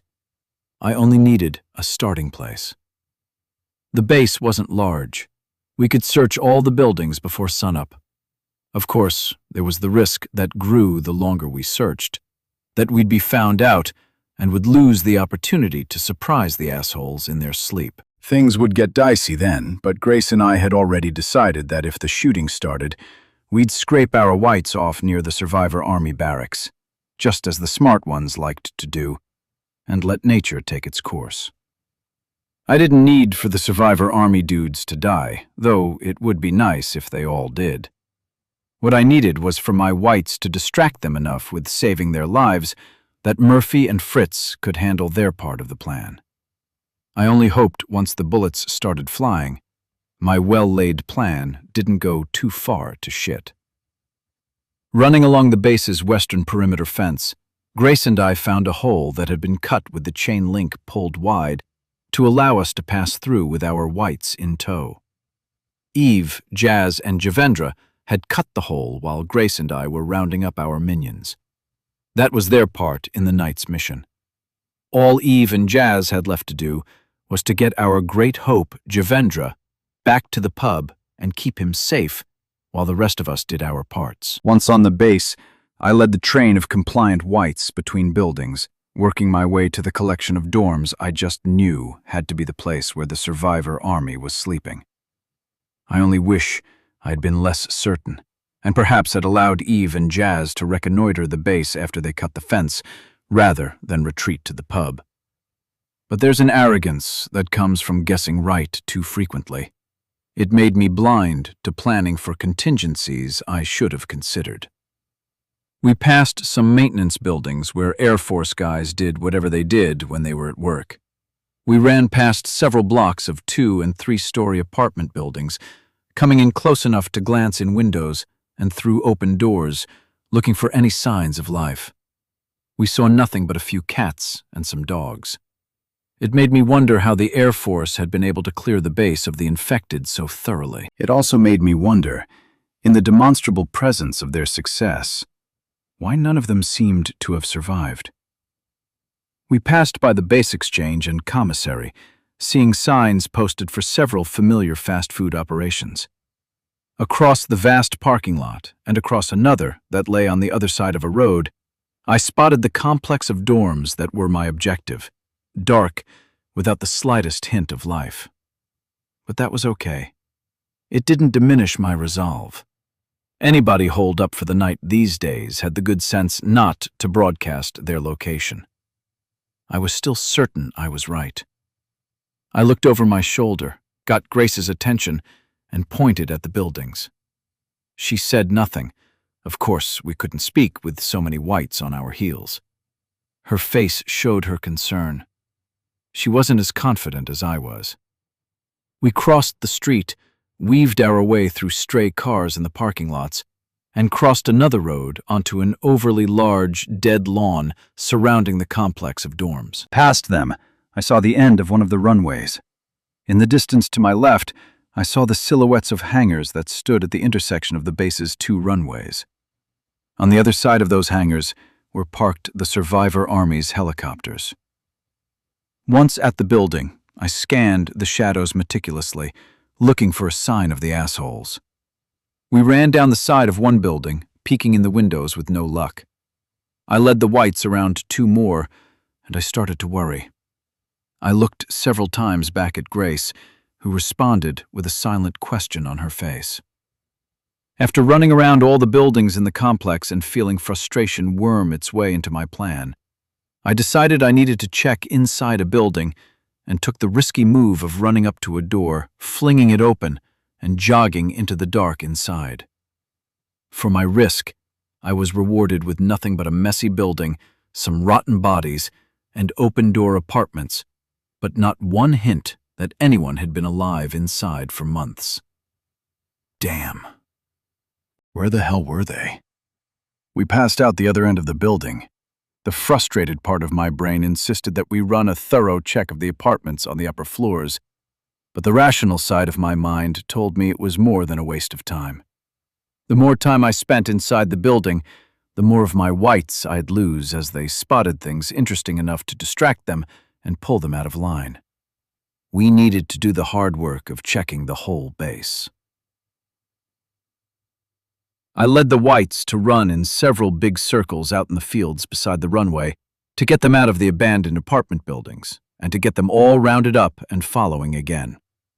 While I jogged, I thought about where to go next, as the thought that nagged me the most was the exercise had been a waste of time. What if the Survivor Army had flown away in their helicopters instead of returning to the base after they shot Martin's helicopter out of the sky?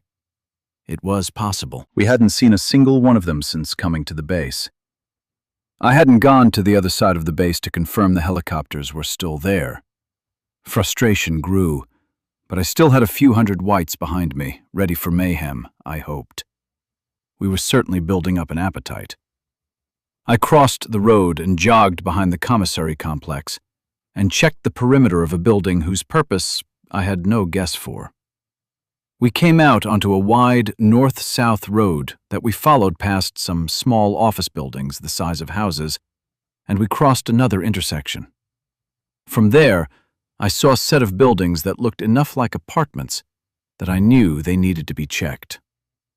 We ran onto a sidewalk and started into a mostly empty parking lot when I got excited because I thought I saw shadows moving on the upper floors. In the next breath, my excitement poofed into scared shitless as dozens of muzzles flashed along the second-floor balconies and the crack of gunshots pounded my eardrums like a slap in the head. Whites howled. Instinctually, I cut hard left and sprinted for the cover of a pavilion at the formal entrance of the complex. I glanced back to make sure Grace was coming and was surprised as she ran up beside me, just as anxious to get out of the hail of bullets. Whites were following us, but mostly the train disintegrated and ran in all directions. Wait, what? A few of them ran toward the buildings. Many of them cowered behind abandoned cars. Some simply stopped and stared at the source of the gunfire. Others squatted beside downed comrades. What the hell? They weren't attacking. The bullets still poured off the second-floor balconies. Some whites, the aggressive, nasty ones, were at the sides of the building, busting out windows and pounding on doors, but it wasn't many, maybe 20 or 30. The others were apparently fucked in the head a different way. They seemed to have no interest in the fight. By the number of bodies I saw in the parking lot and on the lawn, I guessed that a third were already down. We need to go. Grace tugged on my arm to pull me in a direction she figured was safe. I stood my ground. My plan was turning into a disaster as I watched, trying to think of some way to salvage it. Come on, Zed. These infected are different than the ones in Austin. This isn't going to work. The survivor army saw us coming. They ambushed us. I shook my head. The plan had to work. I looked toward the nearest building. I knew I could run there, get through a door, get inside, and kill. I had my machete. Don't, Grace told me, as though she was reading my mind. They'll shoot you. There's nothing you can do. I snapped around to look at her. Wait here a second, I'll be right back. I sprinted toward the building. As I passed whites running in every direction, I called to them, asking them to follow, knowing the words were unintelligible, except that it got their attention and made them chase me. And that was fine for the moment. I ran down the front of the building, just below the balconies the helicopter assholes were shooting from. But just past the windows and patio doors, the craziest of the whites were trying to break in. I asked them to follow as well. At the end of the building, with a few dozen aggressive whites and more following too closely now that my status had changed from follow the leader boss to running food, I hoped the doorway I came to was not locked. I slammed it with my full body weight, flinging it open and tumbling inside. It took a half-second for me to get my bearings as I jumped back to my feet. I found a door to a stairwell, flung it open, and jumped behind the door before the first of my following whites ran in through the outer door. The first one arrived with a howl as the sound of the gunshots from the second floor echoed down the stairs. He ran up. More of the crazy ones followed. Minor success, I hoped. Once the last of the whites had passed, I leaped out of the stairwell and sprinted down an interior hall, running for a door I figured would put me outside again, but close to the pavilion where I'd left Grace. People started screaming upstairs. The battle had moved inside. I hit the door at full speed, flinging it open as I ran through. I crossed the gap between the building and the pavilion before anyone on an upper floor had a hope of bringing his aim around to shoot me. Grace waited anxiously by a post at the far side, ready to run. You okay? I nodded as I paused to catch my breath. She pointed and said, That way. If we run, I think we'll be safe. Lead the way. She took off. I followed. Just as we crossed the street, a huge explosion from the other side of the base shook the night. A fireball rose up from the other side of the hangars, out where the survivor army's helicopters were parked. Another explosion followed, and then 2 more detonations sent more fire into the sky. Grace led me past a brick-walled warehouse, and we were out of sight for any shooters in the apartment building. The helicopters had been taken care of by Fritz and Murphy. At least 4 had exploded. At least, I hoped that's what blew up. Slow down, I told Grace. Let's take a block or 2 and catch our breath. It had been a long night with a lot of running. Don't be a pussy, she told me. We're running as fast as we can until we get back through the fence. Come on, or from now on, I'm going to call you the Walking Zed. Chapter 49. Murphy and Fritz were already at the pub when the rest of us arrived. We took a moment to compare notes. All of the Blackhawks were destroyed. I had no way of knowing how many of the Survivor Army's soldiers had died, but at least our objective was met. Without helicopters, the remnants of the Survivor Army were just another bunch of assholes slugging it out in the dirt with the whites and the rest of us. It was time to plan, time to move. Staying so close to our helicopter's crash site wasn't a good idea in the realm of worst-case scenarios. For all we knew, the Survivor Army had another dozen helicopters and 1,000 assholes in armored Humvees parked just outside of town, pissed off about their buddies and ready to charge into San Angelo and root us out. It wasn't far-fetched considering what had happened in Austin the night we sprang Fritz and Gabriel from Judge What's-His-Fuck's prison. Everyone got something quick to eat. Nachos swimming in room-temperature cheese goo with enough jalapenos to make the flavor irrelevant was the top choice. Bottles of beer and warm soda washed it all down. We loaded what we could into our bags, checked that the street was empty, the sky was clear, and headed down a dark street toward the west side of town, looking for a place to bed down for the night. Chapter 50. I had the last watch of the night, so I was already awake when gray, early morning light exposed the street outside to be just as lifeless as it had probably been before the virus came. Little San Angelo, out in West Texas, was such a backwater compared to Austin. But people in Dallas probably thought the same thing about where I'd lived, and New Yorkers probably thought Dallas was full of hillbillies. The people in San Angelo probably felt sorry for New Yorkers being trapped in a noisy maze of tall buildings hiding the sky. The circle of life. Cars were parked in driveways, all fading to the sandy color of the dust settling in layers over their fenders, hoods, and windows. In the street and in the yards, few cars were abandoned. Just like the houses, few windows were broken, few doors open. Not a lot of clutter had been dragged into the grass by brain-fried scavengers or looters. Even the house we'd spent the night in was in a state of absence, as though the owners simply forgot to come home from work one day, or were raptured up to heaven. All their food was in the pantry. Their fridge was full of moldering vegetables and rotting meats. The litter box still held turds, though the cat was long gone, escaped through the kitty door when the free food and water stopped appearing in its bowl. And no human or white moved out in the street. No voices howled, no gunshots rang. A pack of dogs trotted up the street, sniffing apathetically at upturned garbage cans they'd dug through months ago. Dogs. I'd seen almost no dogs in Austin, and few anywhere since the virus arrived. Murphy shuffled into the living room, rubbing his eyes. Man, it's good to sleep in a real bed. But I think my body was so not used to it, it woke me up early. He grinned. Maybe I should have slept on the floor. I didn't turn away from the window I was looking through. I'm sure somebody would have traded their spot on the floor with you. Murphy crossed the living room into the kitchen.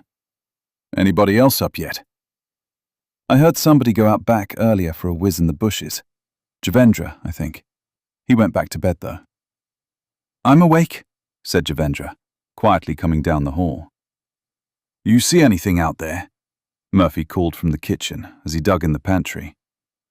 Korean food, I answered.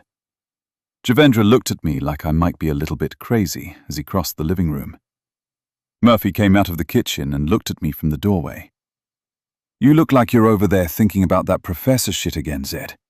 What's up? San Angelo, I said. It's different here. What?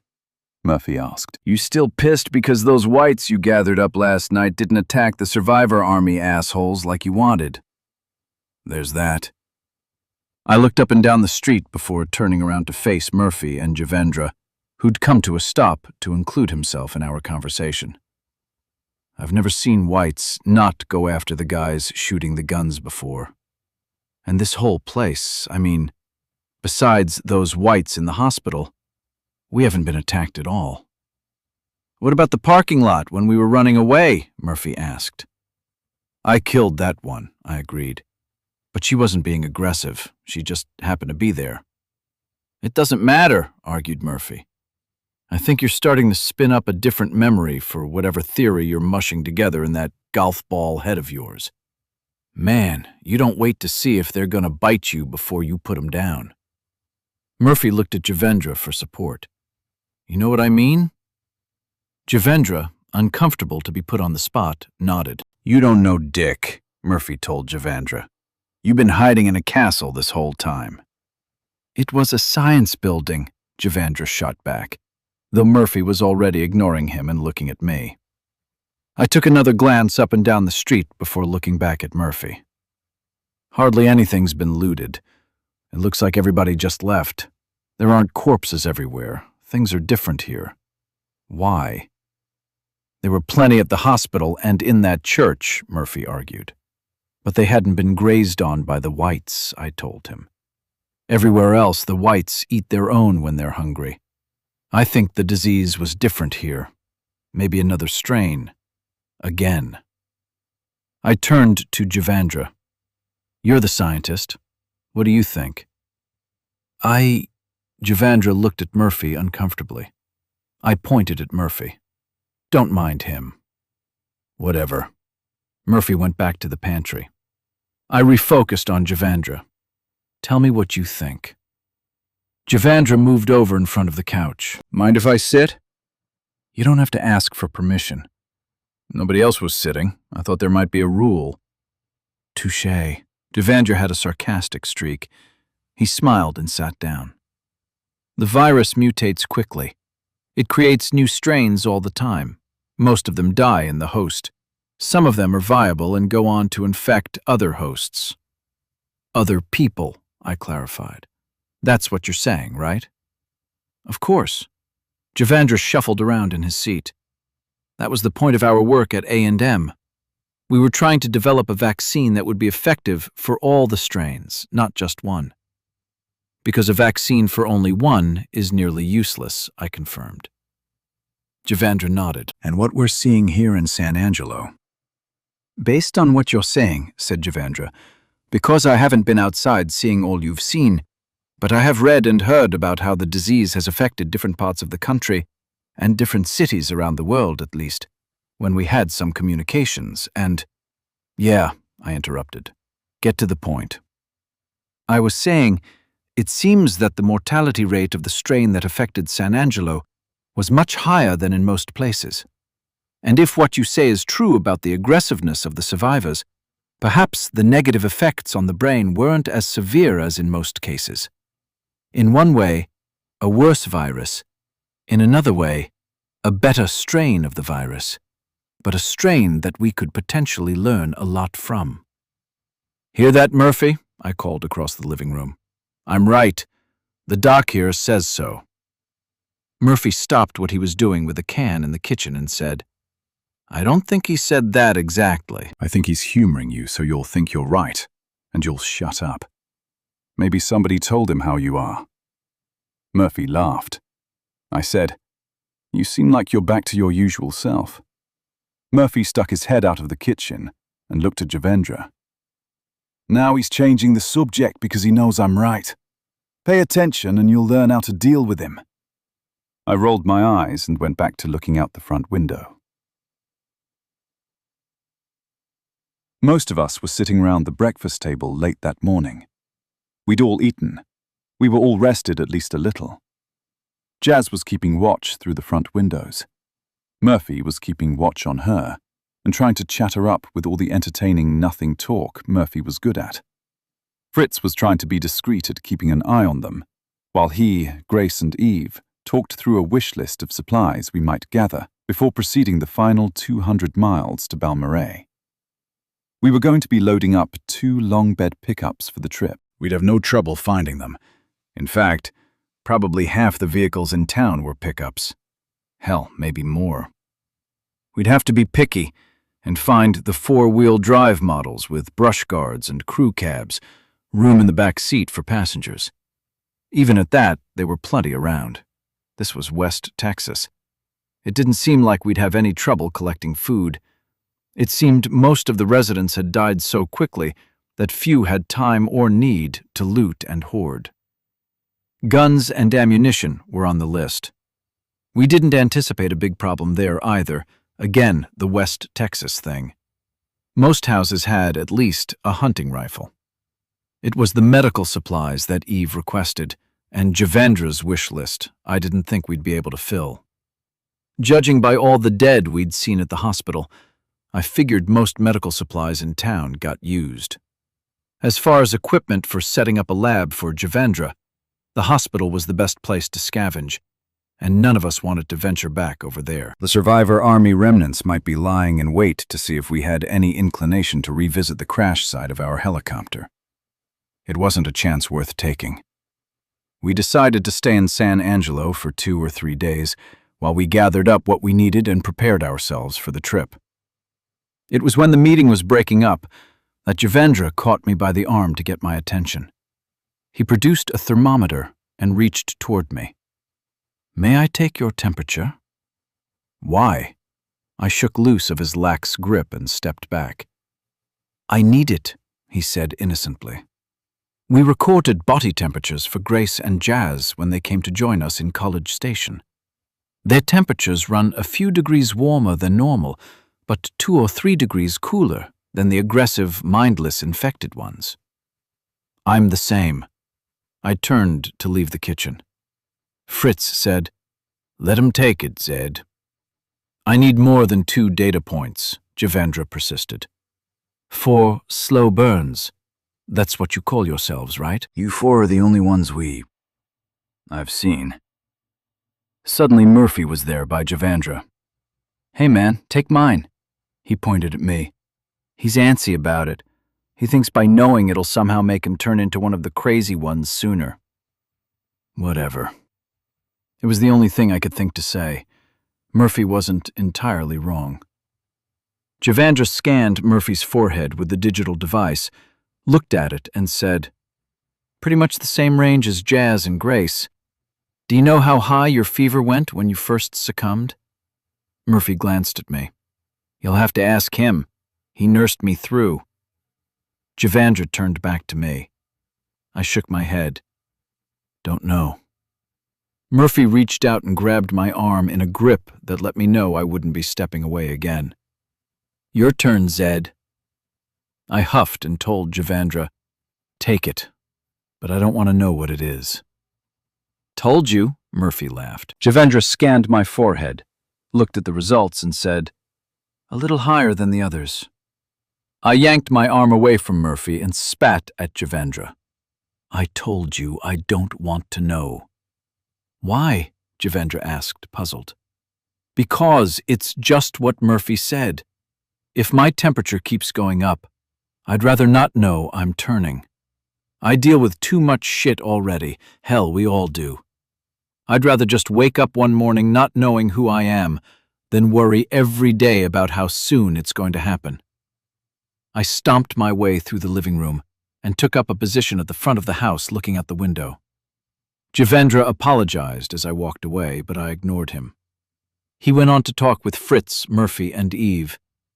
"I don't know if it's possible, but I'd like to get some sample temperatures from some of the infected here in San Angelo." Murphy busted out laughing. "You hear that, Zed?" I did, but I didn't respond. "Why?" Eve asked. Javendra pointed at me. "Zed and I were talking this morning. He and Murphy have seen thousands of the infected all over Central Texas, mostly in Austin. He believes these in San Angelo are less aggressive than most. He may be something of an expert on the matter, and I'd like to run some tests on local specimens to see if it will lead anywhere." Murphy laughed again. "You hear that, Zed? Javendra wants us to go trapping." Chapter 52. We prioritized our do list and concluded collecting data for Javendra, while a worthy endeavor, was not the highest priority. Transportation and fuel were at the top of the list. With the possibility of Survivor Army assholes still around, and with the naked horde still fresh in everyone's memory, having the ability to get out of town in a hurry was what everybody wanted. It was a toss-up deciding whether to leave Fritz, Eve, and Javendra at the house while the rest of us went searching for trucks. On the one hand, leaving the normal skin-toned people hidden would keep them and the rest of us safe. On the other hand, splitting up carried mortal risks as well. What started out as a discussion eventually turned into an argument, and tempers flared, and people took sides. The point I made, that nobody seemed to want to listen to, was it didn't matter which we did. Both options sucked. Apparently, none of them had come to realize that it was the current state of affairs, not just for me or for us, but for all of humanity. I concluded they were all stuck in a pre-virus paradigm, and most of them would end up dead. But, for better or worse, they were my people. They reached a point where they got tired of arguing, and we gathered up our gear, and we all went out together. 4 slow burns and 3 normals, most of us in a bad mood because of the pointless bickering. Thankfully, the mood changed instantly when, 10 minutes into our search, working our way through the neighborhood block by block, we found a diesel pickup that matched our list of requirements exactly. Like I said, Texas. It was a buyer's market for big pickups. The truck still had paper plates, so it couldn't have been more than a month old when the owner had parked in the driveway for the last time. Murphy and Jazz went into the house to search for the keys and found them in the pants pocket of a man sitting in his recliner in front of a television, slowly decaying. 2 blocks over, we found another truck, not as new as the first, but in good condition, with plenty of tread on the tires, a good spare, and a manual transmission, nearly a necessity if we were going to get it started. The batteries on cars, sitting for so many months, were more often than not dead. We could push-start a truck with a manual transmission, not an automatic. Getting them both started was a bit of a trick. That worked out in San Angelo, but would have had disastrous consequences in Austin, where the whites were more numerous and aggressive. We push-started the first in the street in front of the house where we'd found it. It took 3 tries popping the clutch before the engine fired. Then it was loud, as big diesels tend to be. We all piled in the back, and Fritz, who was behind the wheel, drove us around to the house with the second pickup we intended to commandeer.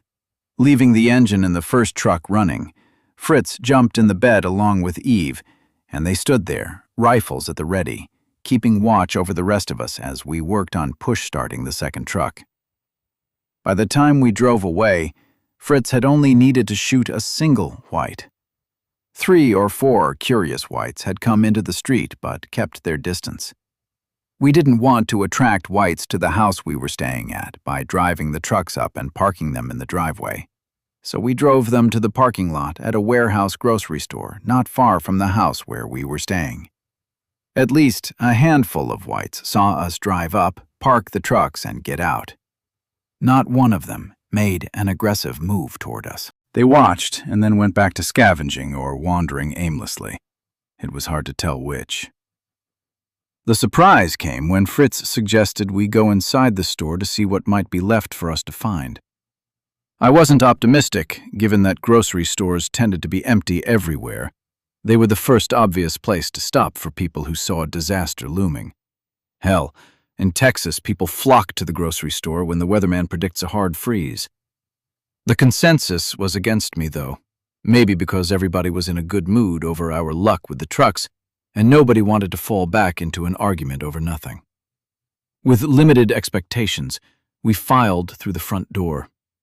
Sunlight coming in through the skylights on the ceiling high above provided enough light to see that a hurricane of shoppers had blown through some time ago, leaving a carpet of cardboard, trampled packages, and overturned shopping carts. Looters had likely come after, but it was clear whoever had come had only taken the low-hanging fruit. The warehouse racks, in rows from the front to the back of the giant store, stood 30 feet tall and were not empty. Sure, the lower 2 levels had been ransacked, and in some cases, pallets looked to have been pushed off the upper racks, all but exploded on the floor below. But most pallets on the top level were wrapped in plastic, untouched. Easy pickings. All the food we'd need to feed ourselves possibly for a year, maybe 2 if we decided to stay. Staying wasn't an option any of us seriously entertained, but San Angelo was a place we were likely to return to. A few days with a semi-truck and enough people to load it would give us a huge haul to take back to Balmorhea, the pot of gold at the end of our rainbow. At least, that was the idea I'd sold everyone on. After spending the night in the warehouse grocery store, the group decided to split up. I was past giving a care one way or the other, so I didn't say much. In truth, I was sinking into a mood, and I didn't know where it was coming from. Things were going well in Easy Town, as Murphy had taken to calling it, where we weren't harassed by whites, we weren't attacked, and besides Martin, none of us had died. Against the odds, we'd won a victory against the Survivor Army. Hopefully, the final victory.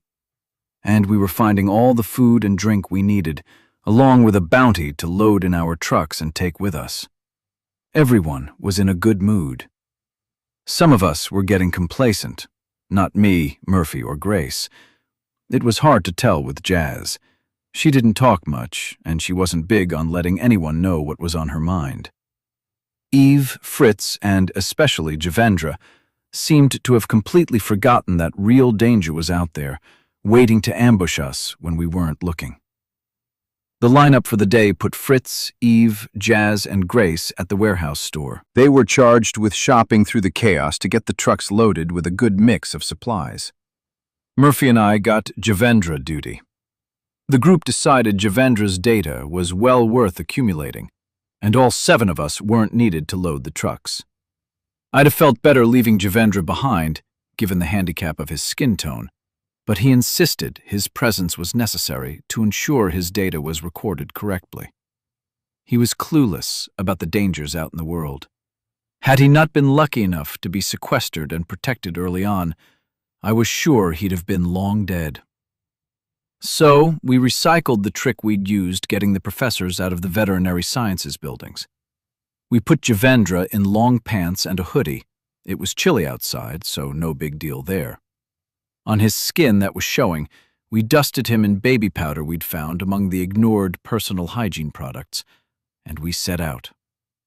"What do you think?" Murphy asked as we filed out a door into the warehouse grocer's parking lot. He pointed at a pair of whites 100 yards away, who were squatting and digging through a weathered cardboard box, tossing out torn bits of plastic wrapping. "You want to start with these?" Javendra said, "These will do for a start, but I would like to get samples from as wide an area as possible." I looked right and left, feeling the pressure of things going well. "Stay on your toes, Javendra. Be ready to run if I say so, all right?" "Yes," Javendra huffed. "You told me a dozen times already this morning." "Lighten up, man," Murphy chuckled. "It's not me who's going to get munched," I told them. Murphy looked back at Javendra. "We'll get as many as we can, but we don't want to wander too far. It's not safe for all of us to be split up all day, cool? We'll start with those 2. Javendra walked toward the pair of whites. I jogged a few steps ahead to get beside Murphy. "How do you want to handle this?" Murphy shrugged. "You spend more time in close company with them than I have. I'd say I hang back with Javendra, and you go up there and take the temperatures." Murphy looked over at Javendra. "You cool with that?" "I'd like to take the temperatures myself," he said. "I'll have to kill them," I told him, not happy to have to do it. I'd been feeling guilty all morning about the whites I had led to the slaughter at the hands of the Survivor assholes. Most of them weren't the aggressive type. Most of them didn't need to be killed. At least, that's what I was starting to believe about many of the infected in San Angelo. They're not likely to sit still once they figure out you're normal. I had the fever, he argued. I got better. Maybe they'll sense that. I stopped and pointed at the whites. You want to do this your way? Go ahead. Walk over there and take their temperatures. Murphy chuckled again. This is going to be a fun day. I reached out an empty hand. Javendra put on a pouty face but handed me the thermometer. Armed with my machete in one hand, knife in a sheath, a pistol in a holster, and a white plastic thermometer, I crossed the rest of the parking lot as Javendra and Murphy slowed their pace to let me get ahead. Javendra's job, whether he liked it or not, was to observe. Murphy's job was to stay by him to keep him safe, just in case. As I closed in, the whites stopped rifling through the garbage and watched me. The nearer I got, the more worried they seemed to get. I don't know if it was my machete or just skinny, bald Zed with a perturbed scowl on my face. Maybe to them, I looked like the monster that hides in their closet. I had the urge to say something soothing, like something I might say to a stray dog I was trying to feed. Of course, I didn't say anything. When I was just 3 steps away from the whites, they jumped up and ran away. What the hell? From a few dozen steps back, Murphy laughed. Chapter 54. Javendra, still watching where the 2 whites disappeared around the corner of the warehouse, asked, "Why did they run?" "They're afraid of Null, Spot the Destroyer." Murphy laughed some more as he looked around to see if any whites were near enough to care. I walked back toward them.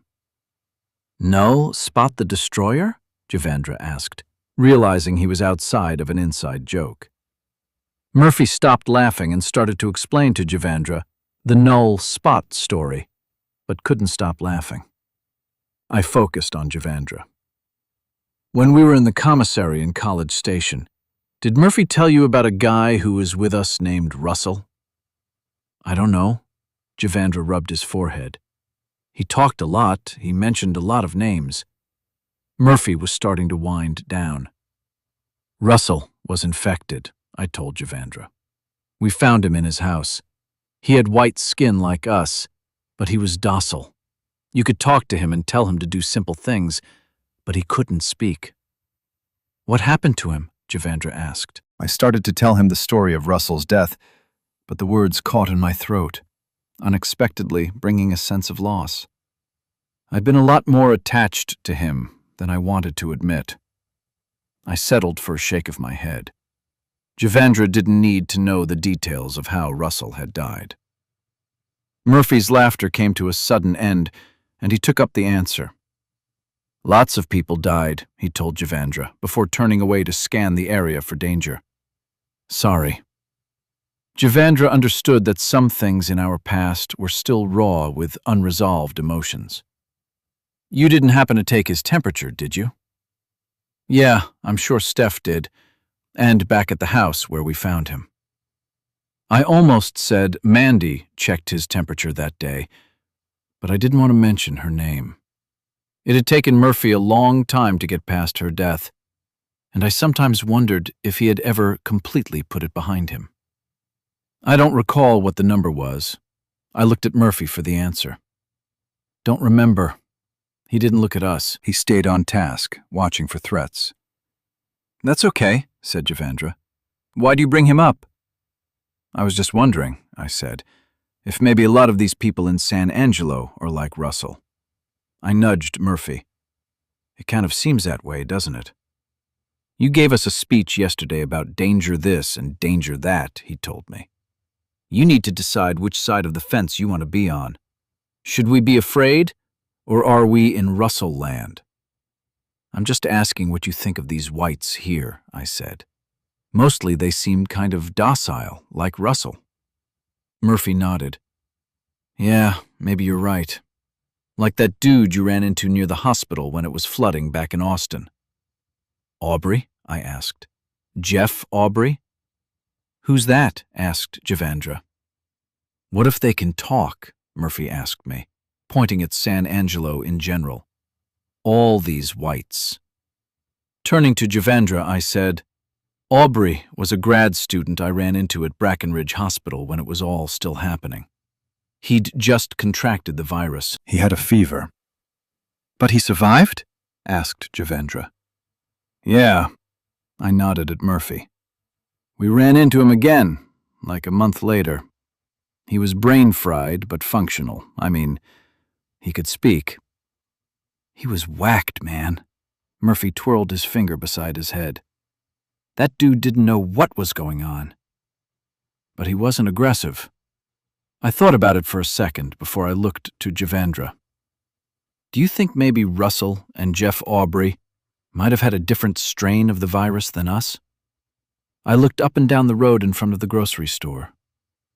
Do you think maybe most of the people in San Angelo maybe got infected with that strain, and not the crazy strain? And maybe you and Murphy have a different strain altogether, Javendra added. That's possible too. It might be the answer we've been searching for at A&M was the wrong one in the sense we were looking to create a universal vaccine. Perhaps what we should have been searching for was a strain with attenuated effects. Say what? Asked Murphy. Javendra turned to Murphy. What if the strain you and Zed have, or even the one these people in San Angelo have, is the strain we should infect people with to give them immunity to the virus? That way they won't turn into monsters. They'll just have white skin. What about the strain you have? I asked. You've come through it fairly normal. Yes, Javendra grew excited. I hadn't thought of myself. But you're right. If I have a separate strain, and it turns out that it's not simply a case of my body reacting differently to the most common strain, then the answer might be in my blood. Man, said Murphy, it can't be that easy. I'm not sure easy is the right word, argued Javendra. This is just a first step, a hypothesis. Months, maybe years of work need to go into the testing just to see if it's right. That's before any therapy can be developed based on the idea. Oh, good, said Murphy, because for a moment there, I thought you were going to say you had the magic answer to the world's problems. He nodded emphatically. But it's just more of the same, bad news. But that's okay. Murphy slapped me on the shoulder. We're used to that kind of shit, right, Zed? I smiled weakly. He was right. We were used to that kind of shit. What a long, frustrating fucking day. Once we accepted the apparent truth that most of the whites in San Angelo were docile, it made both Murphy and me overly cautious. We didn't want to kill them, but getting them to sit still while we checked their temperatures was a pain in the ass. The tactic that finally worked out was when we spotted one or two, we'd hide Javendra behind a bush or whatever happened to be nearby. Then I'd jog with Murphy, following like we had somewhere to go. We'd pass close to the white, and most of the time they'd jump at the end of our short line. At some point, I'd lead the little train into a backyard or a gap between a couple of houses with a fence at one end, and we'd turn on the white all of a sudden and tackle it. I got punched, kicked, and bit. One bite was just a bruise in the shape of a woman's dental imprint. The other bled badly for a while and served to piss me all the way off. I hated the damn bites. Murphy seemed to get out of every scuffle with nothing but a little more sweat and a grin. Through it all, we had to kill 6. They were the aggressive types. We ended up collecting temperature data from nearly 20. As we walked back to the warehouse grocery store, Murphy got Javendra's attention and said, "I hope you got enough because this is too much work." I held up my arm, which was still bleeding a little bit through the duct tape I'd wrapped it with. Duct tape was the first thing we'd found. I've only got so much blood. That's because you spend too much time doing shit like we did today, Murphy told me. And you don't eat enough. It's not like I can just stop by a McDonald's and get a Big Mac, I shot back. I don't know if you noticed, but most of them are closed now. Do you two always bicker like this? Javendra asked. It's not bickering, Murphy told him. We're just talking. Yeah, I added. So, what's the story? Do you have enough data? Did you find anything interesting? 20 samples is hardly enough to extrapolate any— Oh, Jesus! Murphy stopped and slapped his hands over his head. Javandra panicked and looked around for danger. You all right? I asked, looking for blood coming out of a wound that I couldn't pinpoint, my imagination running to a suspicion that Murphy had just been shot. Murphy froze for a second, his eyes staring widely into the sky. No, I'm okay. What? Javandra stepped close to Murphy, running through a cursory visual examination. For a second there, said Murphy. It's like I was surrounded by two Professor Zeds. He laughed loudly. My brain couldn't handle it, man. He started walking again, laughing while Javandra stood without moving. I sighed loudly. Come on, Javandra. I don't understand, said Javandra. It's just Murphy being Murphy, I told him. Ignore it. I looked around to see if any whites, the aggressive kind, were paying attention to us. We were talking too loudly and talking too much. What did you see in the data? A surprise. What kind of surprise? The temperatures for most of them, most of the docile ones, were lower than your temperature. What?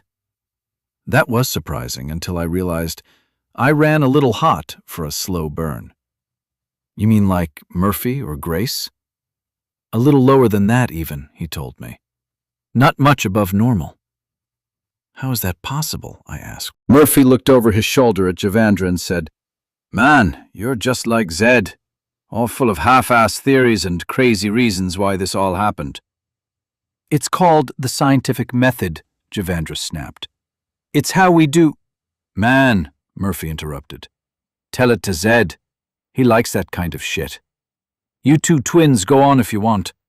I already know all the answers I need to know. Javandra started to speak, but I put an arm over his shoulder and said, Don't. It's not worth it. Murphy laughed. It might be. What answers? Asked Javandra. He turned around to face us. The world is fucked up. It's full of crazy white fuckers that want to have us for dinner. These whites in Easy Town didn't get the memo about that, and that's nice. But it's not like this in the rest of the world. Hell, you guys know that. This isn't news. But you get all brain-whacked with your theories and shit, and you forget all we need to do is keep ourselves fed and keep ourselves alive. Murphy shook his head as his grin turned into something he was wearing for show. And do the same for our friends, and— And? Javandra asked. I elbowed Javandra. You know, the people we love. But it doesn't always work out. Murphy walked on. We've all lost, said Javandra. Yeah, I agreed. We have. We walked on in silence for a little while, before I asked Murphy if he was okay.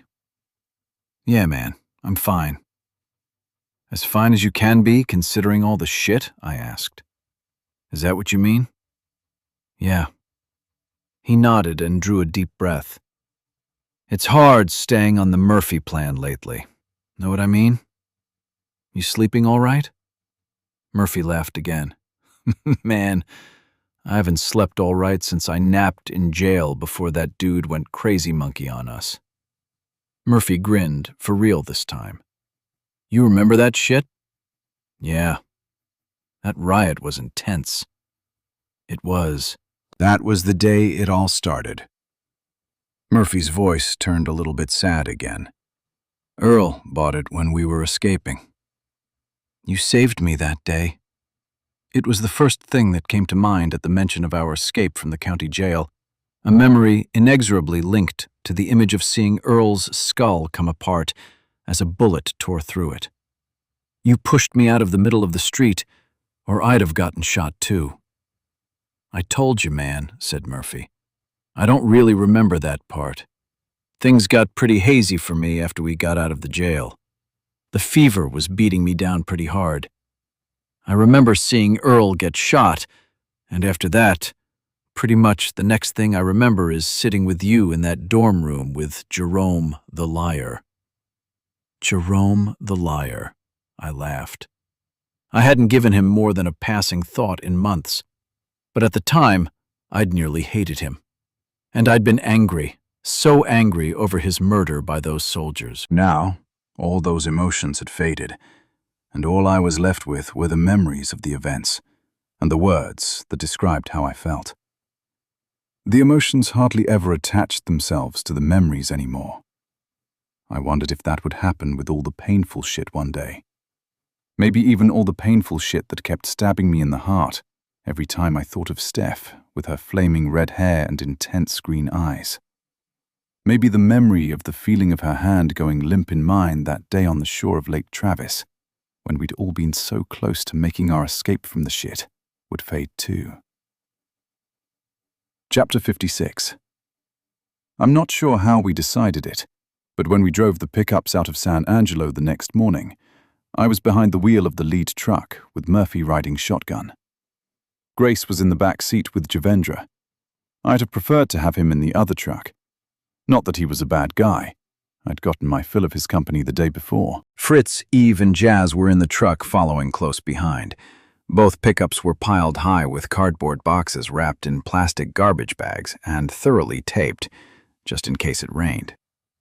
Not all of our cargo was in cans. Everything was strapped down with nylon cargo straps, way more than was necessary for a drive down a narrow country highway. But the warehouse store had cases of the straps packaged in sets of 6, all untouched by post-apocalyptic shoppers and looters. We went overboard on securing our loads in case we had to go cross-country on our trip. We didn't want any of our valuable supplies bouncing out. We left town heading southwest down Highway 67, keeping the speed around 40, with the sun coming up behind us. The 2-lane highway, with paved shoulders as wide as the traffic lanes, lay clear, flat, and mostly straight, giving me views a half-mile ahead. On both sides of the road, rusty barbed wire fences bordered endless tracts of flat, dead ground, blanketed with spiky, gray-branched mesquite trees that had lost their leaves for the season. Houses, some owned by the recently deceased and some empty for years, were sprinkled at wide intervals along the road. Few businesses thrived along the desolate highway. The farther we drove from San Angelo, the more sparse the signs of civilization became. In the back seat, Grace examined a map. Though the towns along the way were small, most of them a few dozen or fewer than 100 houses, we planned to avoid as many as possible. We'd skirt them on small ranch-to-market roads and even dirt roads if needed. The towns presented a risk we wanted to avoid. Ambushes were my main worry. I guess that and the possibility of running across a horde of whites, though I kept telling myself there should be no hordes so far west.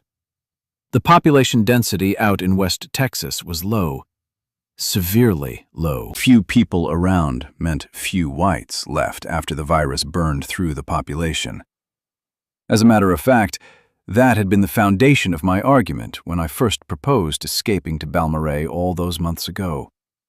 After visiting San Angelo with a population near 100,000, sitting just 200 miles from our goal, I had cause to worry. Then there was Fort Stockton, with a pre-virus population just under 10,000, planted directly in our path and only 50 miles from Balmorhea. Those were significant numbers. Would hungry whites hike west on Highway 10 through 50 miles of desert in search of something to eat? If they did, how many would make it all the way to Balmorhea? When I'd conceived the idea, I just knew they couldn't.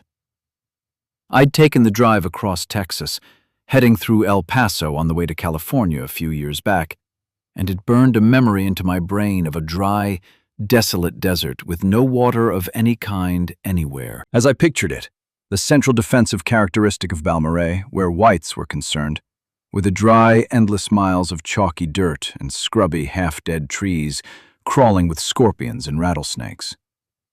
But we'd passed a reservoir on the way out of San Angelo, fed by a river that roughly paralleled Highway 67. It wasn't a deep and wide, sing-a-song-about-it kind of river.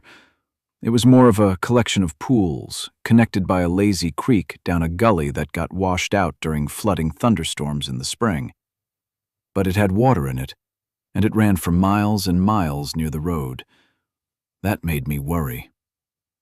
The icing on my cake of bad assumptions and shitty plans was what I saw when we were throwing up huge plumes of dust behind our trucks while driving on a dirt road to get around a small collection of houses on the highway called Mertzen, Texas. We got farther and farther from town on a network of straight roads at right angles and started to see tracts where the mesquite trees had been chopped down and the sparse vegetation had been scraped away, leaving only chalky white squares around pieces of oil pumping and storage equipment. As we drove slowly through the oil fields, passing one chalky square after another and another, I started to see what looked like low earthen dams built in squares and rectangles on the barren oil field tracts. From behind those earthen dams, glints of sunlight reflected off of what I first thought were pools of oil. With an anxiety knot growing in my chest, I pulled my truck off the narrow dirt road and onto a driveway toward one of the pools. Murphy started to ask questions. Grace rattled her map and protested. At the end of the dirt driveway, the truck rolled into the square of dirt, scraped clean of plants. As I slowed the truck, I looked around and didn't see a living thing in any direction, save thorny trees and plants. Murphy and Grace had passed the point of worry, but I'd stopped caring what it was they were saying. I brought the truck to a stop and set the parking brake, leaving the motor running as I got out of the pickup. I marched over to the edge of one of the gravelly berms and climbed the slope up to the top edge, maybe 5 or 6 feet up, and stopped walking. The others stood at the bottom, concerned but not asking any more questions. They were worried. Maybe they thought I'd finally cracked. The pressure of so many months of running for my life, killing and murdering, slaughtering on a genocidal scale, doing things that would warp the mind of any sane man, should have broken me. I looked again across the uninteresting landscape, seeing for miles and miles. Flat, white patches spread to the horizon, each with an oil pump or tank, many with square-shaped dikes, all of those with dark pools reflecting the sky. The pool at my feet was water. The dike I stood on was one side of a retention pond to hold the water for whatever purpose it served in drilling for oil. Whatever compounds it was retaining besides the water had settled to the bottom, leaving what looked like clear, drinkable water near the surface. I wouldn't drink it because I had a brain, and I could deduce that it was probably laden with enough exotic chemicals to give me a dozen varieties of cancer. But a white wouldn't have the brain capacity to worry about cancer. A white wouldn't even know what a harmful chemical was. A thirsty white, hiking across miles of desert in search of food, wouldn't think twice about drinking from one of these pools. And with that, I realized there was nothing to keep a horde of whites from walking from Houston all the way across Texas to El Paso, killing and eating every normal in every little town along the way, including Balmorhea. There was more water out here than I ever imagined. My plan for West Texas salvation was a crock of shit. The realization felt like a brass fist punching me in the chest and crushing my ribs. I fell to my knees and stared at the water. I'd seen everybody I liked or loved die at the hands of whites and assholes, and I'd sent the ones lucky enough to survive out to chase a West Texas dream that was a rerun of a nightmare they were trying to escape. The only thing I'd accomplished was that I gave them a different name for the place they were going to die. Zed Zane was a guilty fuck. Chapter 57. Say, man. It was Murphy. He'd climbed the berm beside me. He looked at the glistening square pool of tainted water, perhaps wondering what it was that had me transfixed. Grace was crunching her way up through the loose gravel on the slope of the dike. They were going to tag team me, You're not going to strip down and run off with your machete again, are you? Murphy added a chuckle. You know, like you did that night before we chased the naked horde all the way to Colleen. I shook my head. What is it then? Grace asked, with no judgment in her voice, just concern. A despondent weight was coming down on me. What if we don't go to Balmorhea? I turned and looked up at Murphy. What if we go up in the mountains, like you said? Maybe drive to New Mexico, not too far north, where the snow won't be too bad. Then work our way up the Rockies when spring comes. Maybe stop in Montana or Canada, like you said. Grace put a gentle hand on my shoulder. I wanted to brush it away, torn between accepting the kindness of a friend and the feeling of being placated, manipulated by someone used to dealing with adolescent misfits like me. Talk to us, she said. Yeah, man. Murphy added his weight to the request. Whenever you get like this, some shit's about to go down, or you're gonna do something crazy. Murphy exaggerated his look around at the flat ground and the spiky mesquites. Unless you want to start chopping firewood, I don't know what's got you riled up. I didn't want to tell them, because I knew in my heart I was right. Now, I was right about what to expect when we arrived.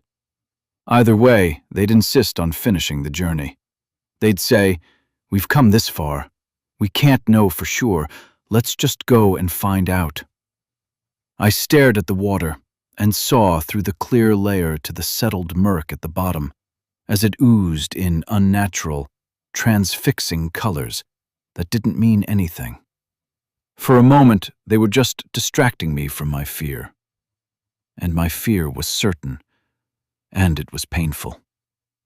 I didn't want to see another dead friend. Somewhere along the road, I'd been ticking through a quota of murders and a quota of dead friends without knowing it, without knowing it existed, until that moment, as the idea of seeing one more person die felt too painful to face.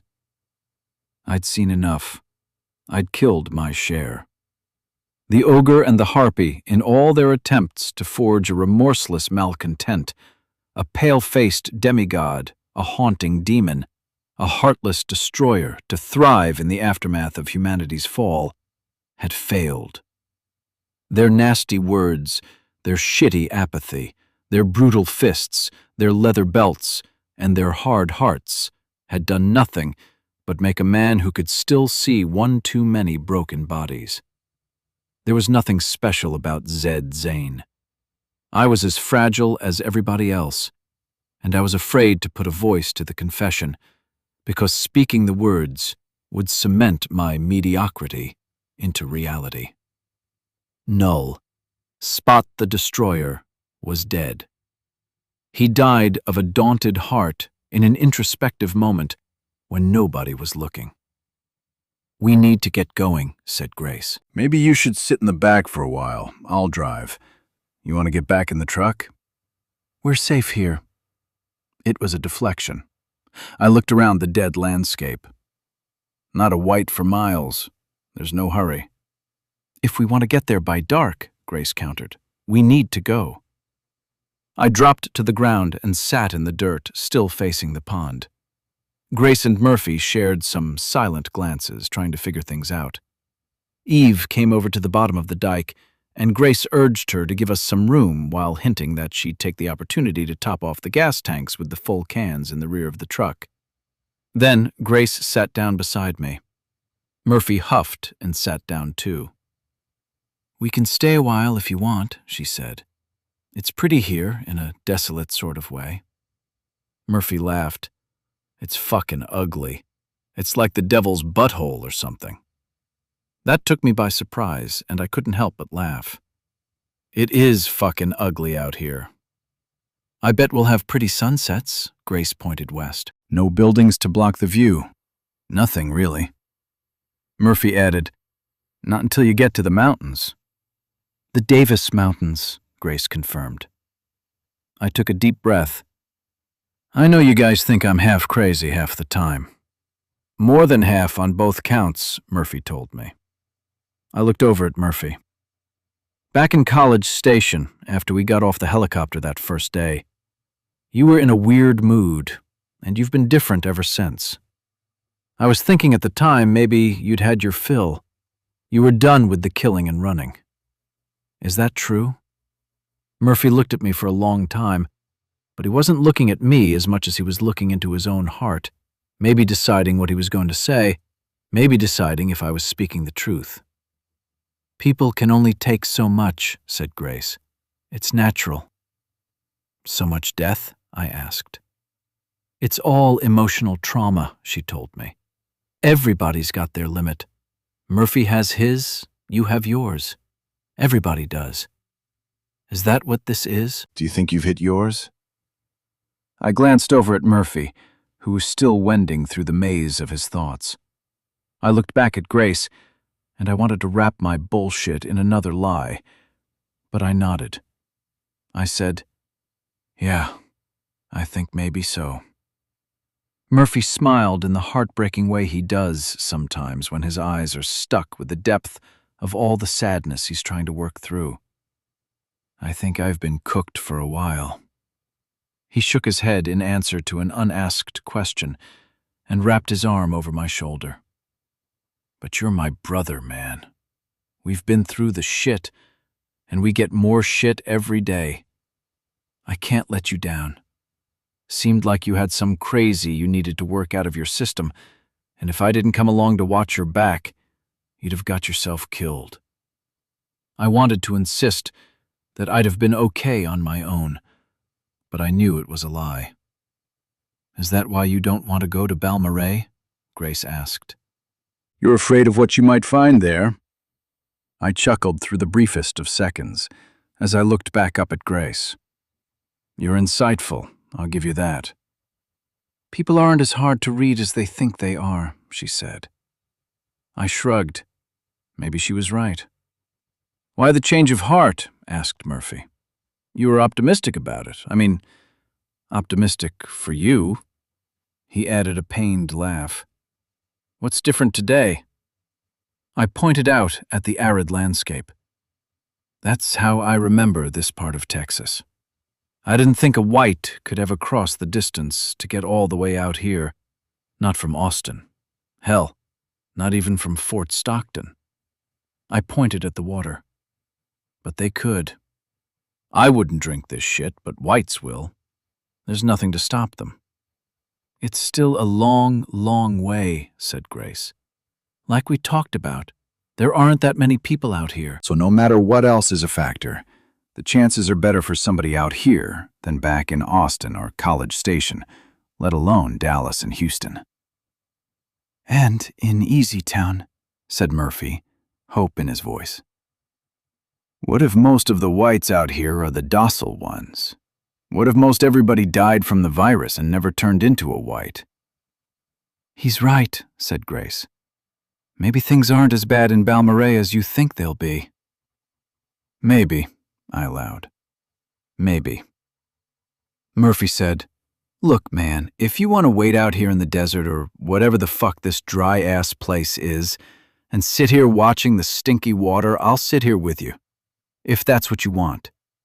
But I need to go to Balmorhea. It doesn't have to be today.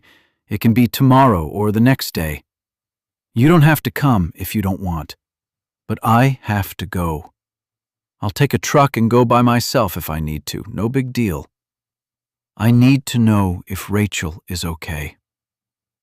And that was a fear I didn't want to face. If she was dead, it was my fault. What if she's not? Murphy pursed his lips, and the pain showed deep in his eyes again.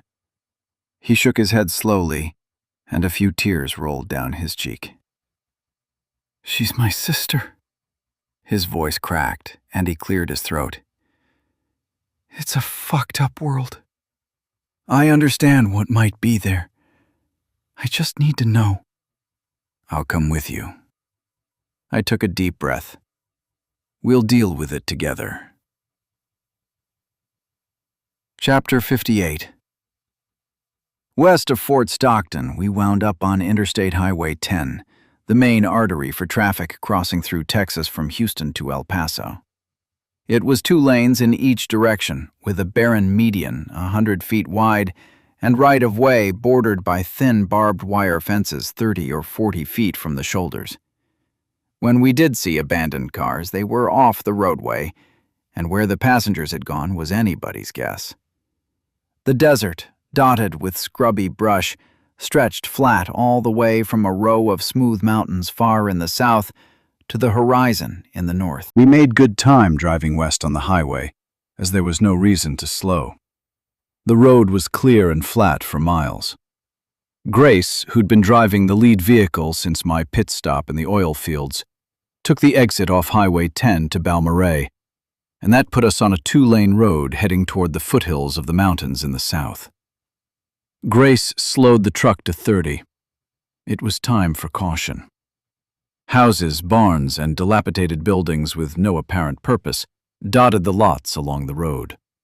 They gave the impression we were nearing a ghost town.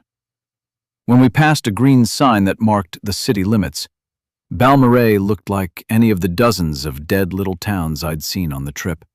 Abandoned cars, houses with broken windows and open doors. One thing was missing, though: the remains of the dead. My sense of normalcy had altered since the virus came. The dead were supposed to be in the streets. Their absence felt creepy. Alternatively, the missing dead were signs of hope. Somebody had disposed of the bodies. Grace turned left when we reached a yellowish-tan brick building the size of a small house, the post office. We drove through a grid of streets maybe 8 blocks long and 8 blocks wide that made up the whole town. We saw no sign of life. "Which way?" Grace asked, stopping the truck in an intersection no different from most of the others. Murphy shook his head silently. I nudged Javendra as I looked through his side window. "You see anything out that side?" "No." I didn't see anything either. At least, nothing like what I was looking for. One of the Humvees, one of the pickups, Sergeant Dahlhover, and Rachel. But no whites either. Not one. "The place isn't that big," said Grace. "We can check every street." She looked at Murphy. "It'll take us what, 15 minutes?" Murphy nodded. Grace looked over her shoulder at Javendra. "Jump out and go tell Fritz what we're doing so he won't think I'm going nuts." "Okay." Javendra reached for his door handle. I flung my door open and said, "I got it." I jumped out of the truck, not wanting to risk humanity's hope with such a trivial task. I let Fritz know the plan, went back to sit behind Grace, and we drove. Indeed, it took all of 15 minutes to go up and down every street in town, passing the cars and houses, seeing no signs of life. We found ourselves back on the 2-lane road we'd exited onto from Highway 10. Our pickups stopped in the middle of the road with engines idling, and we were all out, standing, drinking water or warm soda, taking our necessary breaks, and sharing a box of stale crackers. "I don't want to be the one to say it," said Grace, "but if they'd driven those Humvees here, we'd have seen them. Town's not that big." "Do you think there's a place they could have stopped on the way?" Fritz asked Murphy and me. Maybe a better place. Murphy and I shared a look. We understood Fritz was trying to make us feel better with the suggestion, but neither of us was inclined to believe it. We'd seen too many hopes dashed. Murphy's face turned hard. He was accepting the same thing I was accepting. Dahlhover, Rachel, and the others had never made it. They'd been ambushed somewhere along the way, or were overrun by whites, or broke down and been killed one by one as they tried to scavenge and survive. One of 1,000 stories we'd heard or seen. There wasn't a lot of room in the post-virus world for hope. It was time to stop pretending and focus on practicalities. It was late in the day. We had a few more hours of sun. I told the others we should probably find a place to stay tonight. "Where's this spring you told us about?" Jazz asked. "I mean, that's the whole reason for coming here, right? An unending supply of clean water to drink and irrigate the fields." Where is it? I looked around to get my bearings, then pointed down the 2-lane highway. "A mile or two down that way. It's a state park." "A state park?" Grace asked. "So they've probably got a few buildings for the rangers or something?" "Something like that. I'd been to the park once, years ago. Some cabins, too." Fritz stepped away from the group and looked down the highway as though the room around him would help him to see better. "Remote?" I looked around at the empty landscape outside of town. "Even more remote than this." "Maybe we stay there tonight," offered Grace. "Should be safe." She looked around at each of us. Silent consensus.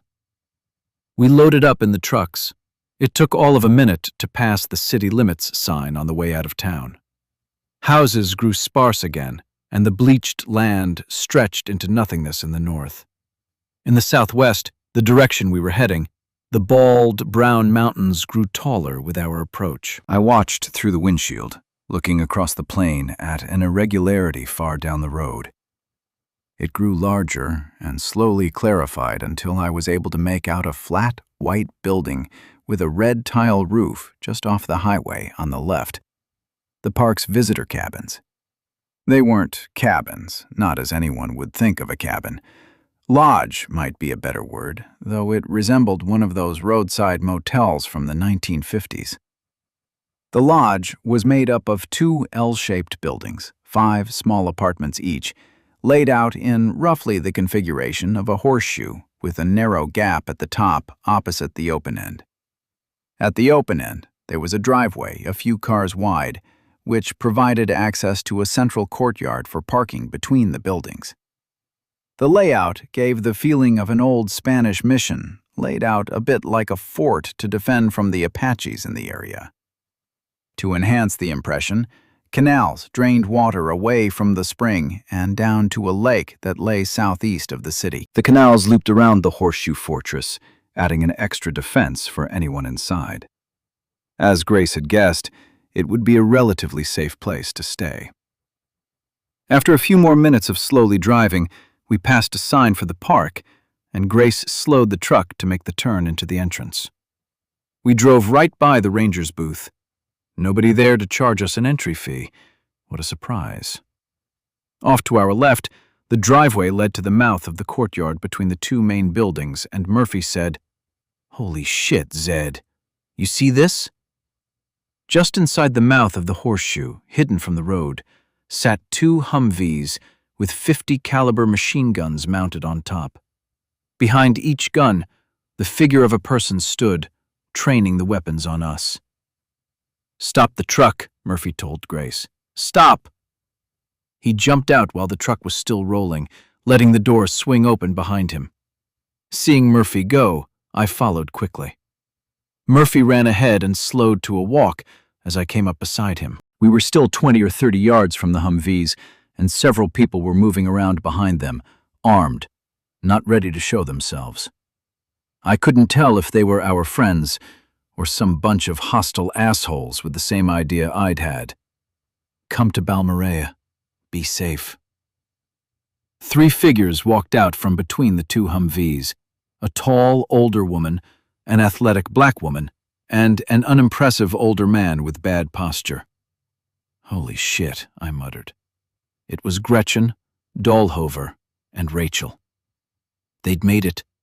They were fucking alive, and they'd made it all the way across Texas. Rachel shrieked, and the tears flowed as she ran to Murphy, who grabbed her in his arms, hugged her, and cried as well. "Figured you were dead," Dahlhover rasped as he drew close, his hand extended to shake mine. Gretchen trailed behind, a smile on her face as well. Others stepped out from behind their cover. "It's..." My voice cracked as I grasped Dahlhover's hand. In a very unlikely move, he reached an arm around my back to give me a hug. "Never thought I'd say I was glad to see you, but I am." We separated. I wiped some creeping moisture out of my eyes and was immediately engulfed in a big hug from Gretchen. "Didn't think we'd ever see you again," said Dahlhover, shaking his head and looking back toward the Humvees. Guess you don't know. Gretchen let me go, grasped my shoulders, and held me still to look me up and down. I'm not sure if you look better or worse, but it's good to see you. Really good. It's good to see you guys too, I told them. It was better than good. It was fantastic. It was the refutation of all my irrational dread. It was a genuine reason to be happy. Wait. I looked at Dahlhover, guessing immediately some of them hadn't made it. Some of them were dead. What don't I know? Dahlhover looked toward the Humvees again, drawing my eyes in that direction. Walking toward us, with pale skin, green eyes, flaming red hair blowing in the breeze, looking bewildered, was Steph. I think my heart stopped beating for a second, maybe a minute. The world stood still around me. Everything went silent. I thought I might explode from a mix of confused feelings. Reaching her arms around me to pull me tightly to her, close enough for me to feel her breath blow across my ear, she said, "Wow, you're still alive." She started to cry. A rush of confusion slapped me in the face. A mountain of guilt poured over me. I'd abandoned her on the shore all those months ago. I thought she was dead. I fucked up. I so fucked up.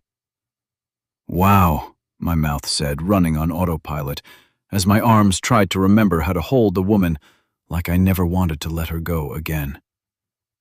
"You're still alive." Chapter 59. Murphy was so goddamned happy, his happiness seemed to wash over everyone in range of his big voice. People were smiling all around us, introducing themselves, asking questions and trading answers. Not Steph and I. It was like they were all outside a bubble, the center of which stood me with her, separate from them. Looking at her face, seeing a ragged scar on her forehead running up into her hair, another on her cheek below her left eye, I felt a stab of pain at what she'd gone through. But the scars didn't make her ugly. They made her real. They made her on the outside what she was on the inside, tough and beautiful. The wind blew her hair across her face, and when she brushed it away, I saw the marks where teeth had torn at her forearm and across the top of her hand. They'd healed, too. I recalled all the cuts, the bites, the bullet hole, the bruises, and the scrapes that left marks all over me I'd carry until the day I died. In that way, she and I were a match, damaged survivors, still standing when so many others had fallen. Steph started to shake her head as she looked at me, as if to answer an unasked question. She said, "It was my fault. It was my choice." I choked on my words, but I managed to say, "I thought you were dead. I let go of your hand." She reached up and traced her fingers over a scar on my face. It was new since she'd last seen me. I didn't remember how I'd gotten it. "It was a bad situation. I didn't want you to die with me. I knew you wouldn't leave." "I wouldn't have." I took her hand in mine and I squeezed. How could I have let it go that day on the beach? "I didn't. After you died, I thought you died. I don't know what happened. I probably would have stood there in a stupor until they killed me. Murphy hauled me to the boat. He saved me. He saved us both. I don't understand." The memory of that day on the shore, surrounded by a mob of whites, was so deeply etched into my mind. I didn't see how I could have missed a thing so important. Steph had been tackled by whites. I was low on blood, barely strong enough to walk, and was trying to fight them off, trying to drag her into the lake. The naked ones were afraid of water, mostly, and I knew if I could get her to the water I could save her. But there were so goddamned many of them. And then her hand went limp. "It was the hand grenades," said Steph, "I think. I heard the first ones. I felt the last ones. I think one of them must have detonated right next to the whites who were on top of me. It killed them, maybe wounded them, I'm not sure. The concussion knocked me unconscious. Was that possible? It had to be. It just fucking had to be. Steph was right here in front of me. She was alive. When I came to, she said, it was over. Most of the horde that attacked us was gone. Maybe they followed the Humvees when they drove away. I don't know. Only the cannibals stayed, I said. There are some in the horde who prefer to hang back and eat dead whites. When I crawled out from under the bodies on me, she said, there might have been a few dozen on the beach feeding. I was so covered in blood, I don't think they understood what I was. You just walked away? It was an incredible story. She shook her head. I was hurt pretty bad. I crawled to the water and swam out to the boathouse we'd been staying in. I found a boat and took it back to Monk's Island. You were at Monk's Island? She'd been so close the whole time, maybe an hour away. Murphy and me stayed in a house on the shore way up the lake until I got better. If it wasn't for Murphy, I shook my head to finish the sentence, as I remembered how I felt at the time. Had I died, it wouldn't have mattered to me. He nursed me back to health. But she was only an hour away. Damn. How long were you on Monk's Island? 3 weeks. Steph looked down as though she was guilty. I didn't search for you in Austin. I guessed that you made your way out here with everyone else. Tears started to flow down her cheeks again. After I got settled enough, I found a jeep, stocked it with supplies, found a rifle and a sidearm, and headed west. It took me about a week to get all the way here. I took the long way, I guess. I avoided anything that looked like trouble. She smiled weakly through her tears. When I got here, and they told me the shape you were in the last time they saw you, I figured you must have died. Steph's tears were flowing in earnest. Mine were, too. That's why I didn't come back to find you, she said. I thought you were dead. Don't, I told her. You don't have anything to feel guilty about. You couldn't have known. All of my guilt was threatening to smother me, though. You didn't do a single thing wrong, not one. You tried to save my life. That's it. I blinked through my tears to focus on her face. If anybody's guilty, it's me. Would you forgive me for leaving you? There's nothing to forgive, she said, half laughing through her tears. Will you forgive me? In what might have been my smoothest move ever with a girl, I answered her with a kiss. It was weird, exceptionally so, sitting down at a picnic table, one of 3, lined up on the grass under the trees between the lodge and one of the canals, which seemed much more like a mountain creek with cold, clear water burbling by. We were having a celebration feast. The Balmoreh group had been smoking a javelina, a crazy-ass mean wild pig with big tusks, since the night before. With plenty of mesquite around and plenty of javelinas, smoked wild pork was a dietary staple. We new arrivals provided canned corn and rice from our trip to the warehouse grocery in San Angelo, as well as a variety of canned sodas and beer for everyone to choose. For dessert, we had peanut M&Ms, of which somebody had loaded 30 pounds into one of the pickups. Everybody was happy. Murphy was back to his usual self now that he'd reunited with his sister, and that made me happy. For all that I'd dragged him through, I was afraid I'd ruined him. When darkness fell, we moved the party inside, though all through the feast and then afterwards, at least 2 people stood watch on a tower they'd constructed at the center of the courtyard. It provided a view of the barren plain in all directions. The watch was always up there, never any exceptions. Everyone took a shift. Safe time in Balmoreh hadn't made my friends complacent. All 11 who'd gotten into one of the Humvees or the pickup that night on the shore of Lake Travis made it out to Balmoreh. The trip hadn't been easy. They'd had some hiccups along the way, but nothing that stopped them. What was better, not one of them had been killed since arriving. Now, with the addition of my new companions, we were 18 strong. Lonely little Balmoral, so far from everything, had indeed been a good destination. When the first group arrived in Balmoral, there'd been 50 or so whites in town or nearby. Dalhover organized a hunt, and the 11 efficiently exterminated them all. Over the following few months, they'd gone to work setting up their new home in the cabins out at the remote state park. In town, they collected and burned all the bodies, so as not to draw in scavengers of the two-legged and four-legged varieties. They systematically searched every house and business for all food, drugs, and weapons they could find. They stored some at the ranger's residence on the state park property. They stored the overflow in the high school.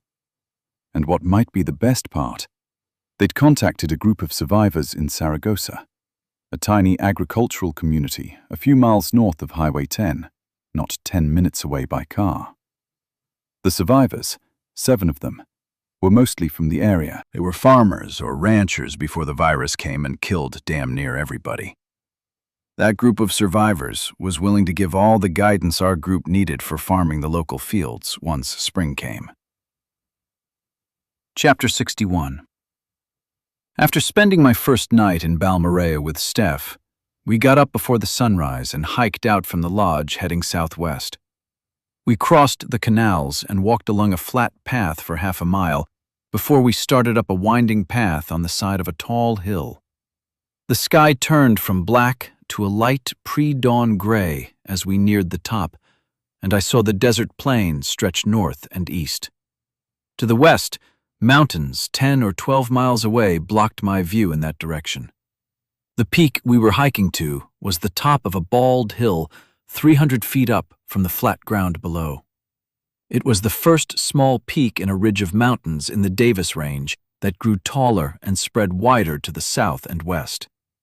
It was where the day watch guards came, a pair every day. The group of 11 kept 4 people on watch full-time through all the daylight hours, 2 on the hill, 2 on the watchtower in the courtyard, and then 2 more on the tower at night. It was a big investment in man-hours, but security couldn't be compromised. All of us were alive because we'd learned that lesson the hard way and had been lucky enough to live. Nobody wanted to pay that tuition again. We reached the top of the hill as the sun was just peeking over the horizon, and the landscape was turning from black shadow to gray and tan. Steph pointed north and east. Catching her breath, she said, "You can see 20 miles from here." Pointing south and then west toward the mountains, she said, "We can see the mountains, obviously, but we can't see what's on the other side. We can't see all the canyons and draws. If whites come from that direction, we might not have much time to react." She pointed west. The nearest town with more than a couple thousand residents in that direction is El Paso, 200 miles away. All desert. She turned south and we both looked at the mountains cast in stark shadows by the rising sun. "Presidio is 100 miles that way, with maybe 4,000 or 5,000 residents before the virus. Past that is the Rio Grande." "We're remote," I agreed. I followed her over to an old pickup with a camper shell that had been driven up the dirt road to the top of the hill and left there. She opened the camper door and folded down the tailgate, setting her backpack on the gate once it was open. I took mine off with some reluctance. It wasn't heavy. I was used to the weight of it on my back so much that I felt naked without it. In fact, I felt a little less secure when it wasn't on me. Taking it off meant I'd have to waste extra seconds in putting it back on when it came time to run. Steph reached in, pulled out a folding lawn chair, and handed it to me before taking one out for herself. She next handed me a flimsy cardboard box nearly 4 feet long. It contained a telescope. She pointed to a spot a dozen yards away, just where the peak of the hill started to drop away on the slope. "Set it up over there." She reached into the pickup and grabbed a pair of mismatched cases for binoculars. I walked over to the spot she directed me to, saying, "You've got everything up here." It was a nothing comment, but it was a compliment, too. "If you see something far away," said Steph, as she walked over beside me, "even with the binoculars, it's sometimes hard to tell whether it's an antelope or a white. With the telescope, we can see all 20 miles toward the horizon and make out everything." "Everything?" I asked. "Cars coming up the highway." She unfolded her chair and set it up. "Whites, cattle, and javelinas, like the one Sergeant Dahlhover shot." I think that's what he does when he's on watch. He looks for herds of javelinas, so when he goes out to hunt, he knows where to find them. Not a bad idea. I unfolded my chair and faced it toward the rising sun. Neither of us sat down. "How does he do with the javelinas?" Steph worked on setting up the telescope's tripod. "We get fresh meat at most meals. You'd be surprised how much game is out here." I looked across the landscape. "I would." She laughed. All of us were. She pointed at the rows of trees and groves north of us along the highway. "You were right about those." "The pecan trees?" I asked. "Do you remember?" she asked, as she mounted the telescope on the tripod. "You need help with that?" She smiled at me, and for a moment, the scars were invisible. "Best time to ask." She clicked something in place and pulled her hands away. "Done." She seated herself in her chair, and I sat down in the other chair beside her. "We were on the river," said Steph, "in that riverboat thing when you told us about this place. Fresh water, pecan trees, antelope. You said it was remote and safe." I smiled as I recalled that night, trying not to linger too long on the faces of those who'd died. "And ugly." "Yes." Steph drew a deep breath. "But pretty in its way. And fresh air. It's everything you promised." She pointed down at the state park cabins where everyone else was either sleeping late or getting up to do whatever they did out here with their days. "All those people down there would probably be dead if you hadn't told us to come here." I didn't know how to respond to that. I had mixed feelings of guilt over all those who'd died along the way, all those I'd had a part in killing. And for what? To save a couple dozen? "You're beating yourself up again," said Steph as she turned to face me. I shook my head. Probably the same shit everybody goes through when they finally get a minute to stop running and shooting and scavenging for their next meal. They stop, take a deep breath, and reflect. "That's exactly right," said Steph. She opened up her binocular case and took them out. "Get yours out, too. We need to see if anything snuck up on us during the night." "Does that happen?" I asked, knowing it was a stupid question, but it came out anyway. "Sometimes cars on the highway, sometimes bands of whites. Never those hordes like we saw in Austin. I think the biggest bunch was maybe 30 or so, weak, nearly dead from thirst and starvation." "What about the cars?" I asked. "Survivors?" "I suppose." She traced her finger along the path of the highway across the desert. East to west, sometimes west to east. People looking for something. "Do they stop?" "Some stop in Balmorhea. They scrounge for fuel or food like everybody everywhere, I guess. But nobody comes down to the state park." A lot of them see the pecan trees by the highway and get out to search for what they can find. We don't bother them. Best not to, I think.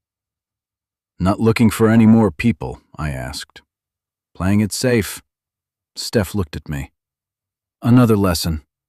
Maybe we learned it together. Maybe we learned it from you and Murphy. It's hard to trust people these days. Right now we're being cautious, taking care of our own." "What does that mean for us?" I asked. "Me, Murphy, Grace, Fritz, and the others." Steph laughed and let her binoculars hang from the strap around her neck. She reached out and took my hands. "You and Murphy are family." We're all family down there. We're what we have now, each other. If you think your friends are good people, that's good enough for us. You've talked about it already? Of course, she said. Not formally, but we all talk. Like you said on more than one conceited occasion, half those people down there, maybe all of them, owe you and Murphy their lives. You're with us. With us? Family? It had the too good to be true sound to it. What? Steph asked, suddenly hurt showing on her face. You don't seem, happy about that. Why? Always direct, aren't you? Of course. She was hard again, all business. Her guard was up. She let go of my hands and put the binoculars back to her eyes. You didn't answer my question. She gulped and asked, Are you staying? I wanted to say yes, of course. I was next to a gorgeous redhead who I'd told Murphy I loved. My only friends in the world were down there in those cabins. But I was still a white, and there were more than a dozen people down there who weren't. When people get together, when there are a bunch of normals, I'm a white. Murphy's a white. Grace and Jazz are too. It never works out. What are you telling me? Steph kept the binoculars to her eyes, but I saw a tear on her cheek, heard her sniffle. I reached up and pulled her binoculars down. She blinked and turned her face away as she started to cry in earnest. Never being one to figure out the best thing to do in these situations, I awkwardly reached my arms around her and pulled her to me, and took a risk that didn't seem as huge a deal as it would have been a year before. I love you. I've thought about you every day since I left you on the beach. Steph turned her wet face up to mine and kissed me, then pulled me into a tight, tight hug. But I want to stay, but I'm afraid. Chapter 62. We were doing a shitty job keeping watch. Steph was more diligent than me, taking time every few minutes to scan the horizon, but mostly we held each other and kissed, not talking much, just taking the rare opportunity to feel the comfort of being in another's arms. Finally, she pushed me away and told me to sit. She wiped her face and took another look across the horizon. She pointed to my binoculars and then pointed west. Take those and scan the mountains over there. Then look at the mountains behind us. Yes, ma'am. Tell me what you're afraid of. Surely it's not the infected. I've seen what you do with them. I chuckled and felt awful for it. Do all murderers do that? I'm good at killing whites.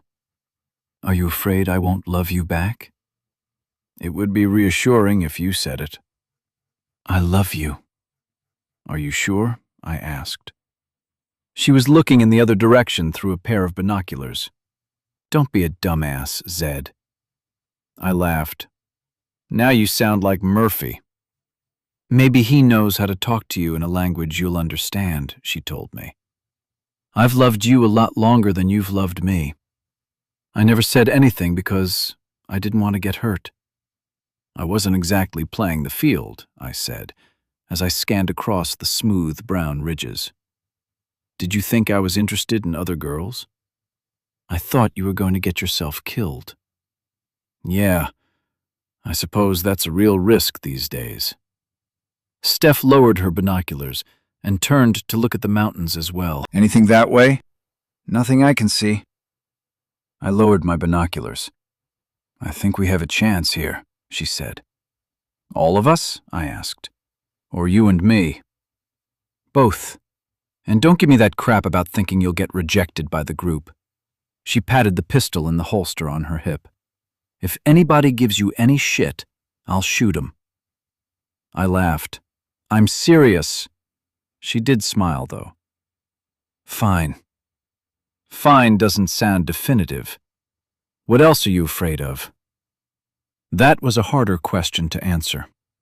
I thought about it for a second before I said, fucked up family, fucked up mother. I've never been good at managing my relationships. No positive role models, know what I mean? That's what on-the-job training is for, said Steph. I can cut you some slack, but you have to talk to me. You have to, or it won't work. Can you do that? What she was asking for was going to be harder for me than she thought it would be, but I said, okay. I can do it. If you don't, she patted her pistol again, I'll shoot you too. I laughed. So it is true love. She wrapped me in another hug and kissed me. We can make this work, you and me, all of us. We can live here for the rest of our lives if we want. We really can. I hate deserts. I smiled to let her know it wasn't a deal killer for me. She patted my flat belly.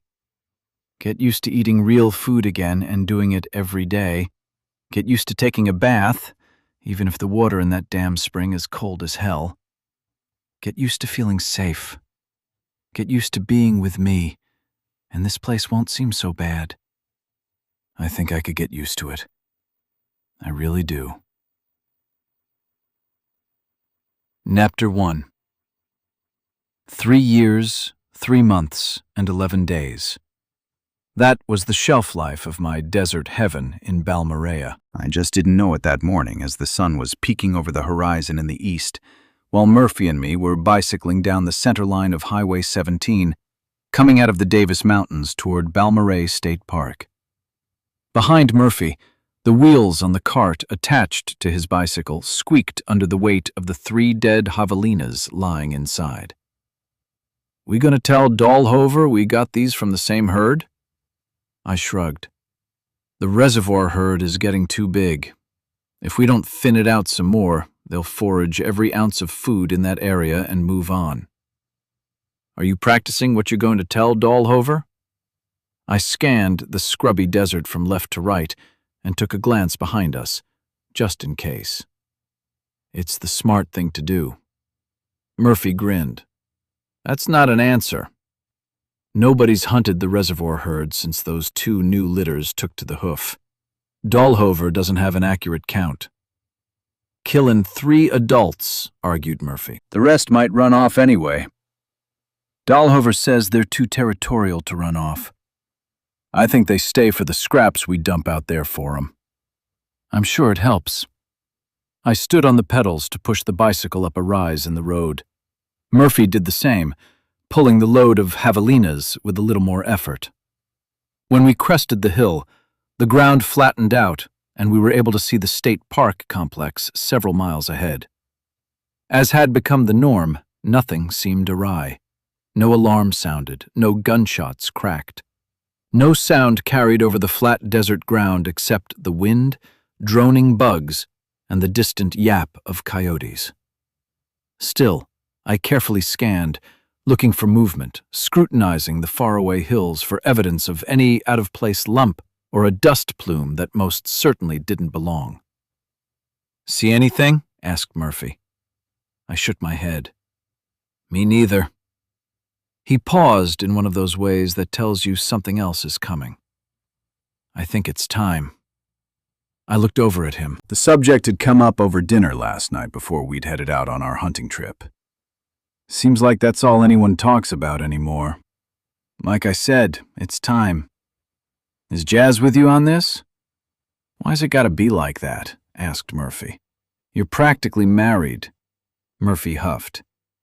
I'm just asking. We rode in silence for a bit before Murphy said, Yeah, we're agreed. That's a majority then. We got food enough for 2 years stored up, argued Murphy. There's no shortage of antelope and these mean-ass pigs. We wouldn't have no trouble feeding another 50 or even 100. If they pulled their weight. Anybody who won't pull their weight is already dead, said Murphy. That's the way the world is now. I laughed because the logic was flawed. Based on everything we can see from Balmorhea, I laughed a little more. None of us has talked to an outsider in more than 2 years. Those farmers from Saragossa who were all killed by that horde that came through last spring. They don't count anyway. Saragossa is only 10 miles away. That simmered up an old pot of anger that refused to be gotten over. But then again, there were lots of those pots on my stove. They should have moved in here with us. With our combined firepower, they wouldn't have been killed, and we wouldn't have lost 2 of ours. That's what I'm saying. Say it again then, because I don't know what you're talking about. There are only 16 of us now, continued Murphy. That's not enough of us to survive, not in the long run. And bringing more people in, strangers, will make that all better? Murphy didn't have a response. Dude, you know how normal folks treat people like us. Murphy pedaled on for a while before he said, The world's different now. It's gotta be. Chapter 2. A half-mile out, we rode past the defensive ditch we'd started building the previous winter. 15 feet deep, 20 wide, with scraps of barbed wire scavenged from area ranches coiled in the bottom. The dry moat was supposed to be the colony's first line of defense.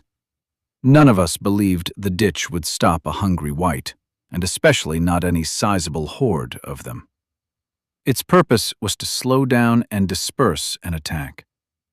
The way Dahlhover explained it was if a white horde attacked, they wouldn't be able to hit our compound's chain-link fence en masse. They'd get stuck navigating the ditch. They'd climb out in 1s and 2s, giving us plenty of opportunity to shoot them in the open ground between the moat and the fence.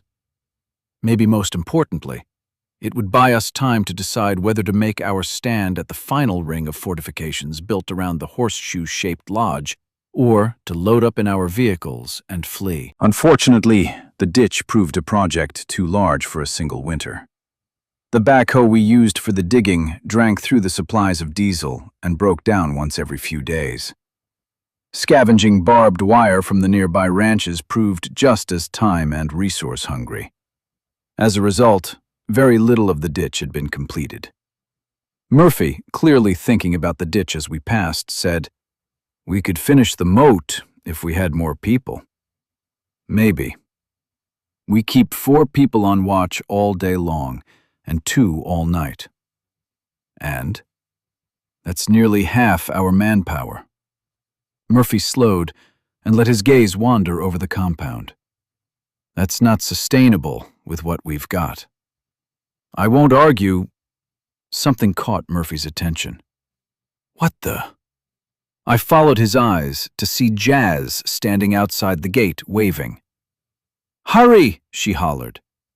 Taking a quick glance to our rear for threats, I pushed my bicycle hard, yet not so hard as to leave Murphy behind with our load of javelinas. Come quick, Jazz yelled again. It's Steph. Chapter 3.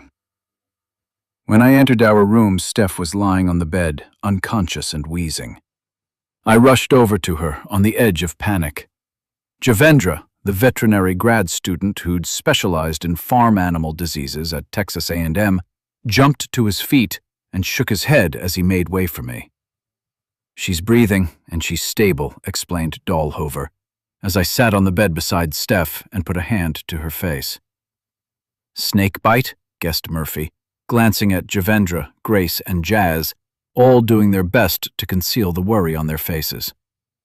Steph's shallow breaths seemed to be so tenuous it sent my fears spinning to the dark places where all my pent-up rage lived, where the irrational side of me shook constantly at the bars of his cage, wanting to come out and rule my actions. I lay a hand on Steph's forehead. Her skin was blotched with hives. Her lips were hued in a dangerous blue. She's not getting enough air. Anaphylactic shock, said Javendra. An allergic reaction? I asked. Yeah, confirmed Dahlhover. I searched my memory for things that Steph was allergic to and came up with only one: scorpions. Don't we have an EpiPen in the medical supplies? It came out as an accusation. Grace, always the mature one, didn't bite. If we did, we'd have used it already. And it would be expired, added Jazz. My aunt used to keep those things around. They only last something like 18 months. So everything we have, countered Grace, is expired or getting close. Not necessarily, said Javandra. I read a paper once about the long-term stability of drugs. Many were found to be able to deliver a therapeutic dose even 4 years after the expiration date. Unfortunately, heat can be a problem, but most would have been kept indoors at least. I cursed silently. How could we have forgotten to stock an EpiPen? Claritin, Benadryl.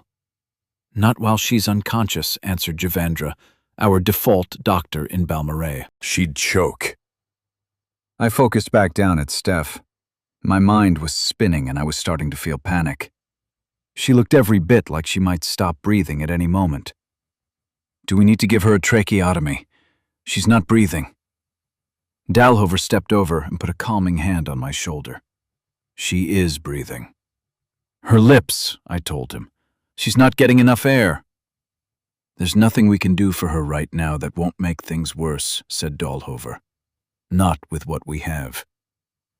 That wasn't an answer I could accept, and the first thing that came to mind was a half-assed drugstore in a tiny podunk town 35 miles south of us up in the mountains. I turned to Murphy. When we were in Fort Davis last fall, wasn't there a pharmacy? Do you remember? Grace and I checked that place out, said Jazz. She'd been on the excursion with Murphy and me. When you and Murphy were searching through that little gas station down the street, we took all they had. Which wasn't much, added Grace. No EpiPens. Fort Stockton. That was my next guess. It was the biggest town in 100 miles with a pre-fall population over 8,000. Big enough to have its own McDonald's. Damn well big enough to have a pharmacy or two.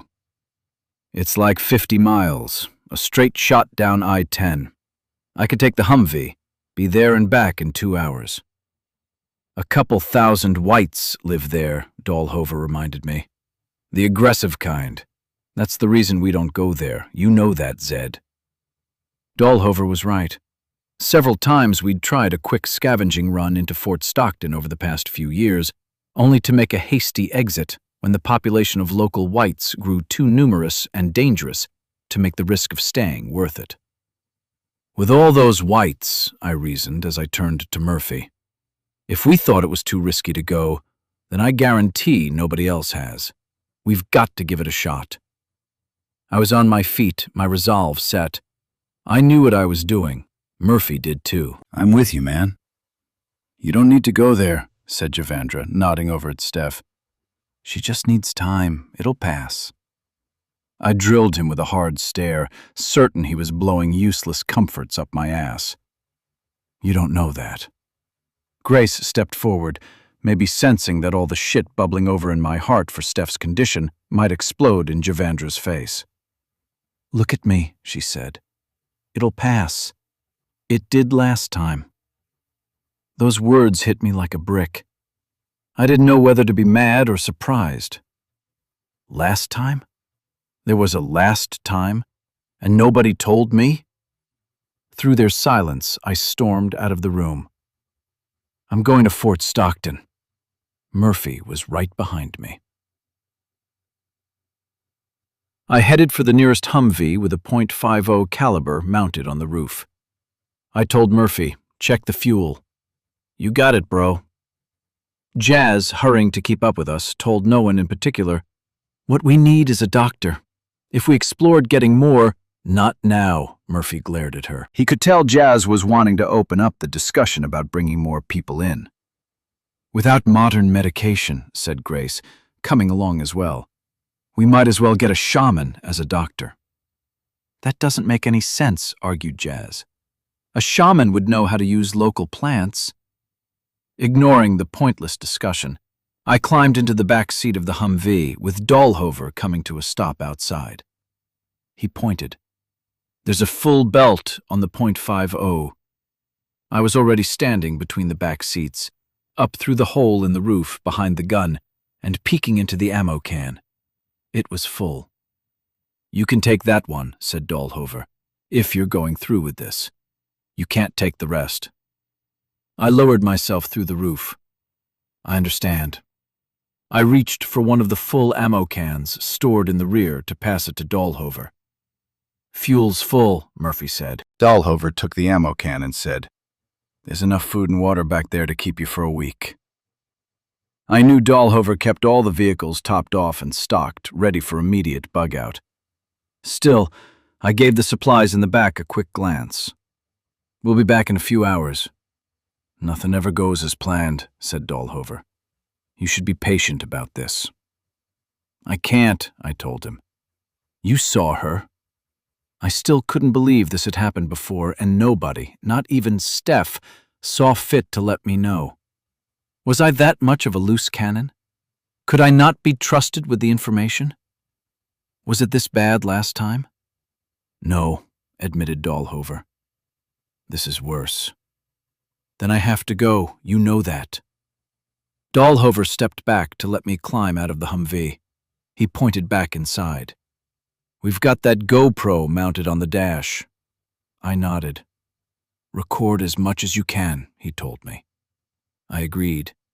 We'd taken to using salvaged GoPro cameras on anything we could mount one to every time we left the compound. The videos helped us recon new areas when we reviewed them afterwards, and they helped us keep track of changes to our environment. It was good to know which roads were degrading over time and which were blocked by rusting cars. In fact, if anything in the environment moved, it was good to be able to spot it ahead of time, because moving things implied the presence of people, infected or otherwise, and people of any kind could be dangerous. Having situated himself in the driver's seat, Murphy called, "Ready when you are, bud." "No." Unexpectedly, Grace was at the driver's side door, swinging it open. She told Murphy, "You get in the back, I'll drive." "What?" Murphy wasn't moving. "You have the most experience on the .50, she explained. Casting a stern look in my direction, she said, "If we get into a situation where we need to open up with that gun, it should be Murphy doing the shooting." "She's got a point," Dahlhover admitted. I was still looking at Grace and shaking my head. "You don't need to risk coming along." She laughed at the absurdity of my assertion. "I'm not getting out of the Humvee. I'm not risking anything." "Like Dahlhover said," I argued, "nothing goes as planned."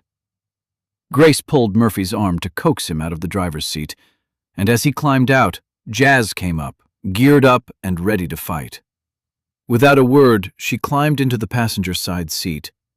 Murphy started to say something about her coming, but she shot him a hard look that told him he had no right to argue. 10 minutes later, before anyone in the Balmorhea compound had started preparing breakfast, the Humvee was rolling up Highway 17 toward I-10. 50 miles further lay Fort Stockton. With my arm hanging out the window, feeling the bite of the cold wind, I watched the morning desert grind past. Just south of the highway, sitting on the other side of a barbed wire fence, an uncaring coyote watched our Humvee roll by. Farther south, squatting on the pale desert floor, the dark mounds of the Davis Mountains separated earth from sky, hell from heaven. My thoughts ran to dark places as my emotions twisted themselves into knots. Murphy, to his credit, let me alone to stew in my ruminations. He sensed I needed it. Outside of an EpiPen, I didn't know what I needed. Then again, I wasn't a doctor. My layman's knowledge of what that magic syringe could do could have been all wrong. With Steph struggling to hold on to her life, I knew I had to do something. Grace pushed the Humvee into the wind blowing out of the east, keeping us cruising at 40, the max safe speed, or so we'd all decided in a group meeting some time back. Because even on flat Highway 10, running in a straight line for miles at a time, hazards and assholes had a way of jumping out and fucking up your day when you weren't expecting it. A slower speed gave us time to react, a chance to live through an incident with our lives and vehicles intact. Both were precious. As much as I wanted to demand that Grace mash the pedal to the floor and wind out the Humvee's engine at 70, I couldn't risk the lives of my friends more than I already had when I'd accepted their help with my impromptu expedition to Fort Stockton. In the passenger side of the front, Jazz had the map unfolded, examining it for hazards marked there by Javendra. Maintaining the maps was one of his roles. Everybody in our little community had their duties. The master versions of our maps hung on the wall in our command post, the CP. Javendra used the recon video from the GoPro cameras and info we each provided after each excursion to update the master maps. He then translated that information to the maps we kept stored in every vehicle. Dalhover was pedantic about keeping every vehicle in a state of readiness, and Javendra maintained the maps with all the anal retentive devotion that Dalhover demanded. Highlighted on each map were the roads deemed safe, roads we'd traveled in the past. Navigable dirt roads were marked and color-coded with a highlighter to classify them as to how smooth and drivable they were.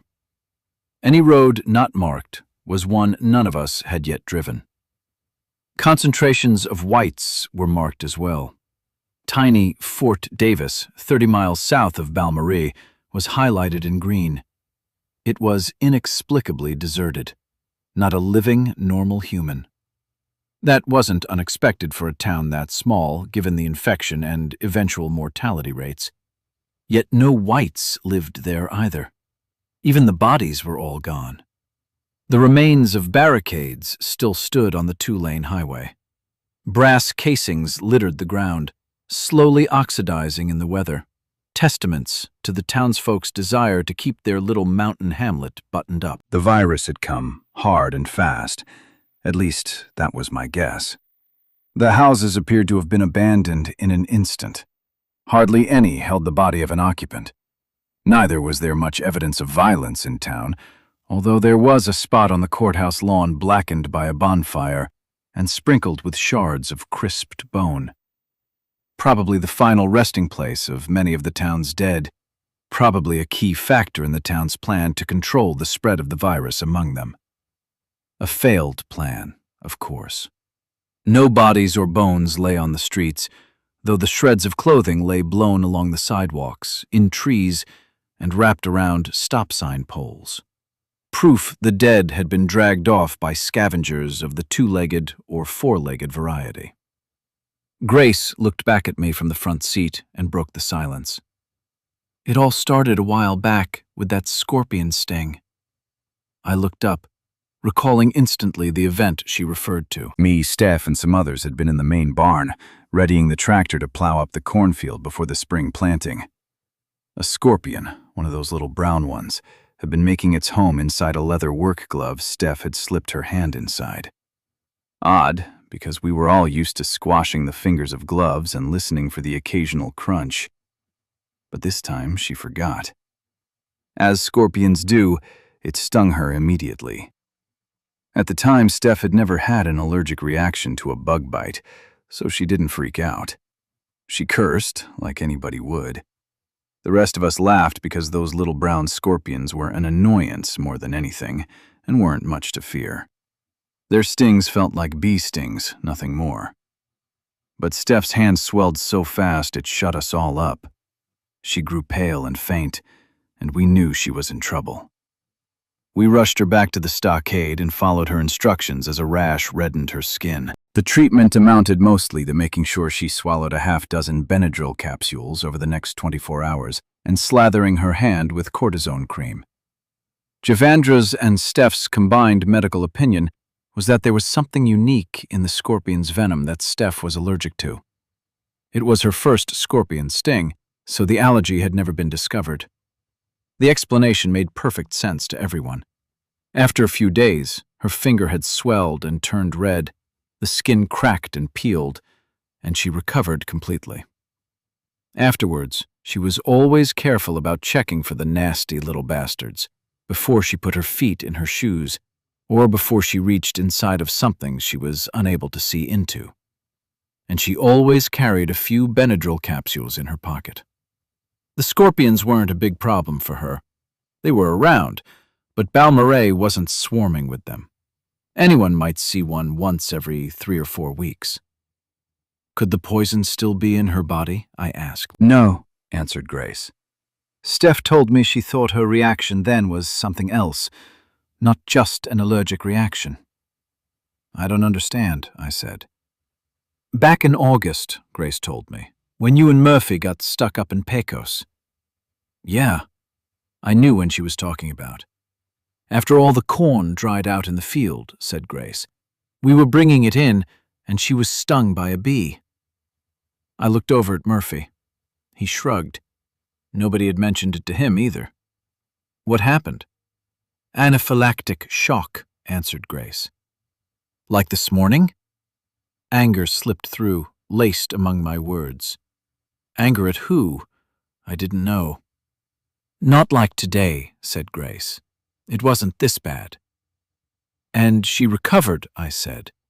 Why didn't she tell me? Why didn't anyone? She didn't want to worry you for nothing. Nothing. I gritted my teeth and turned my attention to the barren hills off to the south. Why didn't she tell us she was allergic to bee stings? She wasn't, said Grace. That scorpion was the first to ever sting her, but she's been stung by bees and wasps before. Grace glanced back at me. Who hasn't? People who never go outside, muttered Jazz, without looking up from her map.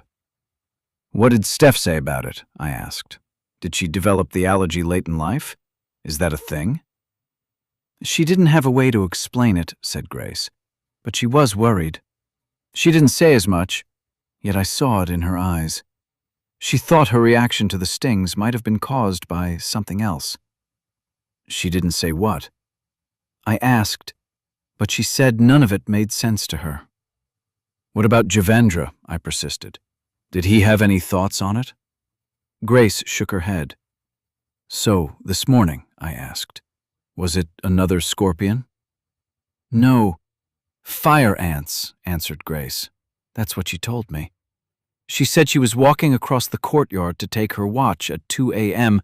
and kicked an ant mound on the ground she didn't see. She was stung 3 or 4 times and said before she reached the ladder, she already knew something was wrong. She swallowed the 2 Benadryls in her pocket and passed out. I wanted to punch something. Rick was on watch, saw it all happen, and alerted us right away. She didn't lay out there in the dark or anything. Fire ants? I asked. Was she sure? Grace nodded. I found the mound, said Jazz. I obliterated it with Amdro. Dahlhover had somebody treat the entire compound before you and Murphy got back this morning, added Grace. How can she be allergic to fire ants? I asked. Who lives in Texas and doesn't get bit by a fire ant? How could she not know? That's just it, said Grace. She's been bitten countless times, just like anybody else. This shouldn't have happened. Only it did. I said, this is only the 3rd incident, and now she's... I couldn't bring myself to follow the thought to its conclusion. Murphy put a strong hand on my shoulder, though he didn't have any words to add. Something is wrong, I said. This can't be just an allergy. Grace nodded. We don't have a doctor to figure it out. Might not matter if we did, said Jazz. I'm not trying to be Debbie Downer, but I've never heard of anything like this before. She looked at Murphy and Grace. Grace scowled at her. Unfortunately, I was in agreement with Jazz. I was no doctor, but I could see whatever was going on with Steph. It was a ticking time bomb. And if we didn't figure out how to cure or mitigate it, it would kill her. Jazz had us heading east on West Gomez Road, a roughly paved path through the oil patch north of Fort Stockton. Will there be a sign when we hit 18? Asked Grace. Jazz took another look at the map. No. Yes. Doesn't matter. The road tees into Highway 18. Go right when we get there, and it's 3 or 4 miles into Stockton. She glanced around the cab like maybe she was making sure we were all satisfied with the circuitous route. I was, but my mind was on other things. Murphy slipped down through the roof to take his position back in his seat as he stowed the binoculars. "Anything?" asked Grace. Shaking his head, he said, "Roadrunners, rabbits, tumbleweeds." "How do we want to do this?" Grace was addressing us all. "We don't know where anything is," said Murphy, though we all knew that already. "I say we take the two main roads across town, north to south, then east to west. If there's a pharmacy, it'll be on one of those two roads. East-west is our best bet." Jazz held the map up to show us in the back seat. "See how 10 skirts around on the north side of town?" She dragged her finger across the map on a straight line connecting I-10 east to I-10 on the west side of town. "I think that road across there is the main road through town." She pointed out Highway 18. "We'll be coming in this way." Murphy reached up to steady the flapping map and nodded. "If there's a pharmacy, there's a pharmacy," I corrected. There had to be a one. "The pharmacy," Murphy emphasized, "will be on that road." He smiled at Jazz. "So, we blaze straight into town until we hit that road and then turn. Left or right?" "It's a coin toss." Jazz turned forward in her seat and started to refold the map. "Doesn't matter," I told them, trying to convince myself that if Steph had made it this long, then another 20 minutes wouldn't matter. The town can't be more than 3 miles across. How long will it take us to drive up and down the major roads? Nobody had an answer. Because my question didn't need an answer. It was our plan. "If we come across a hotel or something," said Murphy, "and if we're not swimming in whites yet, maybe we can stop and see if there's a phone book or something." Jazz looked back at him, not immediately understanding. "Addresses," said Murphy. "We can use it when we get back to Baal to mark all the important places in town on the map." "Duh," Jazz smacked her forehead with her palm. "Besides crisscrossing town and drawing out every white with 2 feet and a set of teeth," asked Grace, "how are we going to do this once we find the drugstore?" I'd been dwelling on just that point since we saw the first highway sign for Fort Stockton back when we were still heading east on 10. Murphy glanced over at me. "We don't have time to spend all day being sneaky about it. Taking the urgency of Steph's condition off the table, that would have been the way to handle it. Park the Humvee next to a pump jack a few miles out of town and let me and Murphy hike in naked to spend a day scouting around." Despite the chill in the air, I started to pull off my gear, intending to strip down naked. "Once we find a place, Grace, if you'll pull around back or somewhere out of sight for a sec, I'll hop out, and then you speed off." "Not a fan," said Grace. "I'll run inside," I explained. "Find what we need, and be back out before you know it. Then you can pick me up on another pass-through." "Only about 100 things can go wrong with that," replied Murphy. "I've done it 100 times before," I argued. "Then you had time to do it right," he told me. "Not in a rush like this." "You don't know," added Jazz. "There might be survivors holed up inside who'll shoot you on sight." There won't be," I countered. "Probably not," she admitted. "But you can't know that." "I'll take the risk." Murphy growled a sigh and started to remove his gear. "I'm going with you." "Like hell you are," shouted Grace. "Murphy, you're the only one in the truck with any real experience on that .50. "We talked about this before we left. We've got 1 box of ammo and we're probably driving into a hornet's nest of whites." The Humvee skidded to a stop at the T intersection with Highway 18. Grace turned in her seat to look at all of us and to settle her motherly eyes on me. "I don't like you when you put your stupid side in charge." I liked Grace. I liked her a lot. But when she condescended from her pedestal of maturity, it pissed me right the fuck off. I bit back a sharp comeback and spun right into thinking up another. "Hey," Murphy put a hand on my arm. Be cool, dude. We're all worried about Steph. You know that, right? Man, we all love her. We're family. I nodded. I did know that. Grace doesn't want you to get yourself killed, he said. I mean, how's Steph gonna take that when she comes out of her phylactic shock thing or whatever and has to go to your funeral? I glared at Murphy. You know me. I gripped the handle of my machete. You don't have to worry about me. Murphy busted out in a loud belly laugh. It hurt because it punched my ego right in its soft spot, the honest part. Jazz dramatized a teenager's sigh. I'll go with him. Murphy's laugh came to an abrupt halt. No. Jazz turned a pair of cold eyes on Murphy. We talked about this. I won't be your pet. You can't be my protector. Her eyes turned soft, even loving. She reached a hand over and grabbed one of Murphy's big mitts. She put on a frail smile, and a whole conversation passed silently between them.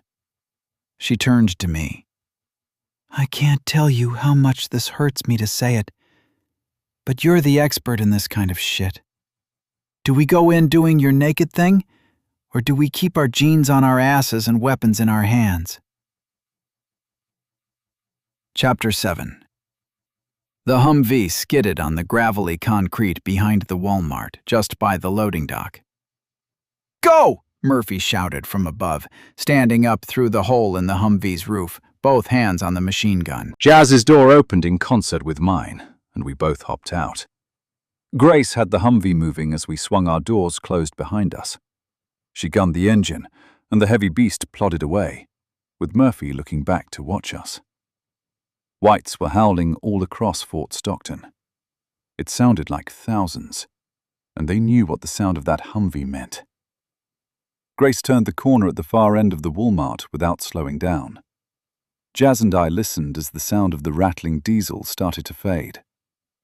I was naked again, in the winter's chill with nothing but a worn pair of boots, my dinged-up machete, a hand-sized flashlight, and a raggedy little backpack. Wearing only a pair of boots, Jazz had a pack of her own on her back with a pistol and several magazines inside, along with a flare gun and 3 rounds for it. She carried a big camp knife in one hand and a small flashlight in the other. My adrenaline was spiking in a familiar way I'd almost forgotten. Jazz turned to me, the cool facade she liked to wear showing its cracks. Just us, I whispered, as I headed for the loading dock. Jazz followed. As if to cement the reality of our choice, a handful of screaming whites came running through the dark holes on the loading dock where the metal doors used to be. Giving Jazz and me barely a glance, they hopped off the concrete dock and tore ass around the corner of the building, chasing the sound of the departing Humvee. The sound of more echoed out of the darkness inside. Coming to a stop against the wall, just before going inside, I looked over at Jazz, the unspoken question plain on my face. Go in or run away? She was conflicted. Dirty handprints smeared the walls around the loading dock. The concrete dock under our feet was worse. Filthy trails blossomed out from the hole in the wall, spreading across the driveway and leading around the corners of the building. Single-serving piles of shit lay intact or smashed into stains. The smell of urine and feces flowed from within. Jazz had made the same obvious deduction as me. Whether or not most of them were home, whites lived in the Walmart. Her mouth was sealed in a razor slit across her face. Her eyes were hard, desperately trying to hide her apprehension. Going inside might get us killed. I leaned in close, putting my lips to her ear. I have to go in. You understand that, right? She nodded. You can wait out here. I looked around. Maybe. The sound of slapping feet froze my words in my throat. I turned, machete ready for business. 3 more whites came running out of the darkness. 2 passed right by. One gave us a long stare, but the howling of the others drew him forward. I pointed at a motel across the street, sitting alone on the face of the flat desert, surrounded by dirty scrub, cracking asphalt, and the carcasses of cars. Hide there. If I'm not out in 15, don't wait. Go to Rendezvous 1. I'll meet you there or at one of the other two. Jazz shook her head. She cut her eyes inside. She had made her decision. I raised my eyebrows, looking for confirmation. She stepped away from the wall and headed for the loading dock. I followed. The reek engulfed us in the rear stockroom. Pallets, shredded boxes, crashed shopping carts, a forklift, metal shelving, mounds of clothing, plastic bottles, broken glass, and packaging of every variety lay mounded against the walls, leaving goat paths open for our passage. The stench of death mixed with sewer reek. I spotted bones in the gloom, broken in pieces, the marrow sucked out. The voices of whites echoed through the vast building. I had no way to guess how many, dozens maybe, twice that. We pushed on. We needed to get out of the stockroom and onto the main floor. The pharmacy would be in one of the corners, probably near the front. At least, that's the way it seemed to me from what I could remember of the way Walmarts were laid out. The doors leading from the stockroom onto the sales floor were, of course, gone. As we passed through, we found ourselves in a maze of the Walmart's inedible inventory and shelving, shoved into stinking piles that towered over us. Paths led into the disorder in 3 directions. 2 of those paths branched into more. Rows and rows of tinted skylights illuminated the interior in a twilight gray, speared with shafts of brilliant sunlight where the plexiglass on some had been shattered. Everything smelled of mildew and unwashed armpits. The sound that stopped us there in the entrance, though, was one neither of us expected to hear, certainly not one we'd heard in more than 3 years. It was a baby crying. "What the fuck?" mouthed Jazz. A live baby didn't make any sense, unless they were normal humans somewhere inside, in some kind of impenetrable fortress. Was that what kept whites lingering in the building? Humans? And how had a band of humans not just survived, but managed to thrive, holed up in a Walmart? If the Fort Stockton survivors had seized the Walmart early enough into the collapse, they could have taken control of years' worth of food stocks, medicines, and nearly everything anyone might need for long-term survival. But what about water?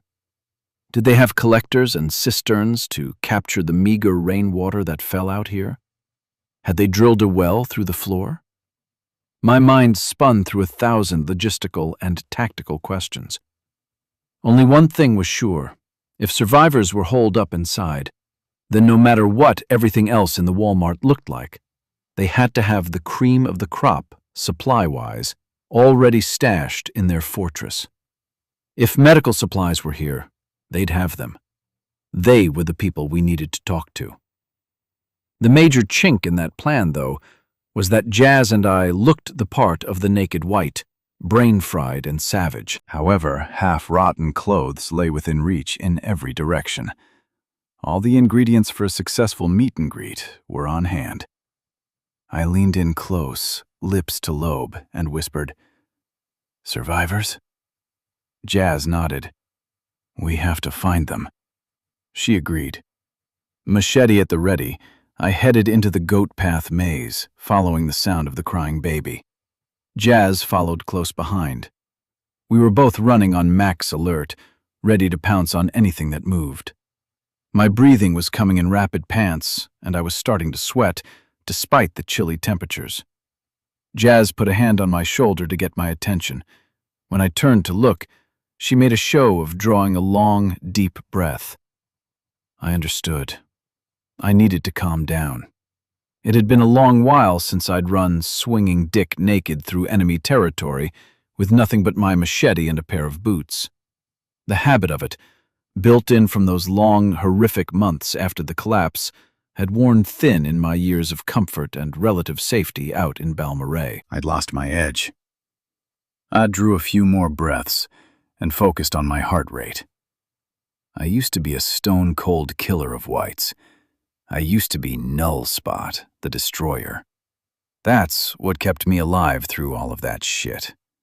That's what would keep me alive over the next 10 minutes, 2 hours, or 10 weeks.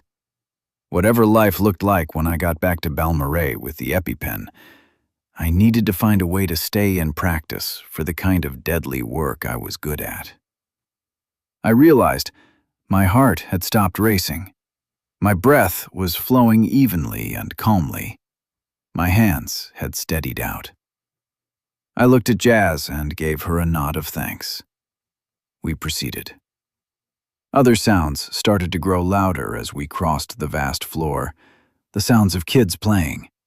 Not many, but definitely kids. Young ones, 4, maybe 5 of them. Hell, maybe 6, but definitely not a whole daycare's worth. Whites were out there in the maze too, making noises that didn't make any sense. They weren't words, nothing like it. But it wasn't that raging mad howl whites seemed to prefer when they were on the chase. The slap of bare feet jogging over linoleum grew from somewhere off to our left. I hurried toward a branch up ahead, determined to take the rightward path and avoid a confrontation. I didn't make it. A pair of whites, both males, came running around a curve on the path to the left. Both stopped and froze when they saw Jazz, and I poised there at the intersection of the 3 routes. I don't know if they noticed the boots or the backpacks we wore. I don't know if they recognized us as strangers. Given the broad spectrum of debilitative effects the virus had on the human mind, it was impossible to know. What I did know, though, was that their eyes settled on the machete in my hand. That they understood, which meant there had to be armed smart ones in Fort Stockton. In a flash of inspiration, I lowered my machete and raised my left hand, palm up, metallic orange flashlight looking shiny and tempting. I held it out in offering. Both whites fixated on the strange bauble. I grunted softly and nodded my head toward the flashlight. The first one stepped timidly closer. The second followed, a little more boldly, trying his best to push past the other. Jazz shuffled behind me. She was nervous. She didn't know what I had in mind. Once the whites were within 5 or 6 feet, I flicked the flashlight on. The light startled them, and before their slow brains could think to come up with a response, I dropped the flashlight. It clinked on the floor, but didn't go out. The bold white dropped to his knees, trying to gather up the flashlight as the other stepped near and bent over for a closer look. That was his fatal mistake. I heaved my machete around, putting all my weight into a swing that cut right through the back of the timid white's neck. Its head fell away in a spray of blood as I pulled my machete back near my hip. The bold one looked up, his face covered in surprise, his eyes clouded with his buddy's blood. I drove the tip of my machete through his throat. He collapsed, grasping at the blade as I ground it into his spine, severing the connection from brain to body. He went limp and gurgled his way toward death. From behind me, Jazz muttered, "Shit." Feeling the warmth of the splattered blood turning cold on my skin, I looked back at Jazz. "Shit." She shuffled her feet away from the head, oozing a puddle of red near her boots. "I didn't expect that." In truth, I didn't either, but self-preservation eclipsed every other thought, and I did what I did. Rationalizations followed as the blood ran across the floor. Would the whites have passed us by on their way to whatever mischief was already on their minds? Were they the standard vicious ones, like most were? Or were they the gentle Russell types, like the ones we came across in Easy Town? Did I just murder 2 whites who were still partially human? I filled in all the answers I needed to shore up my sanity, and once again assure myself that I wasn't a murderer. I was Null Spot the Destroyer, and they were savages in need of the only thing that would cure them. I provided. They received. If anything, I gifted them a mercy. And that was all the rationalization I needed to cling to as the nebulous count of my victims ticked up by 2 notches. Jazz nudged me.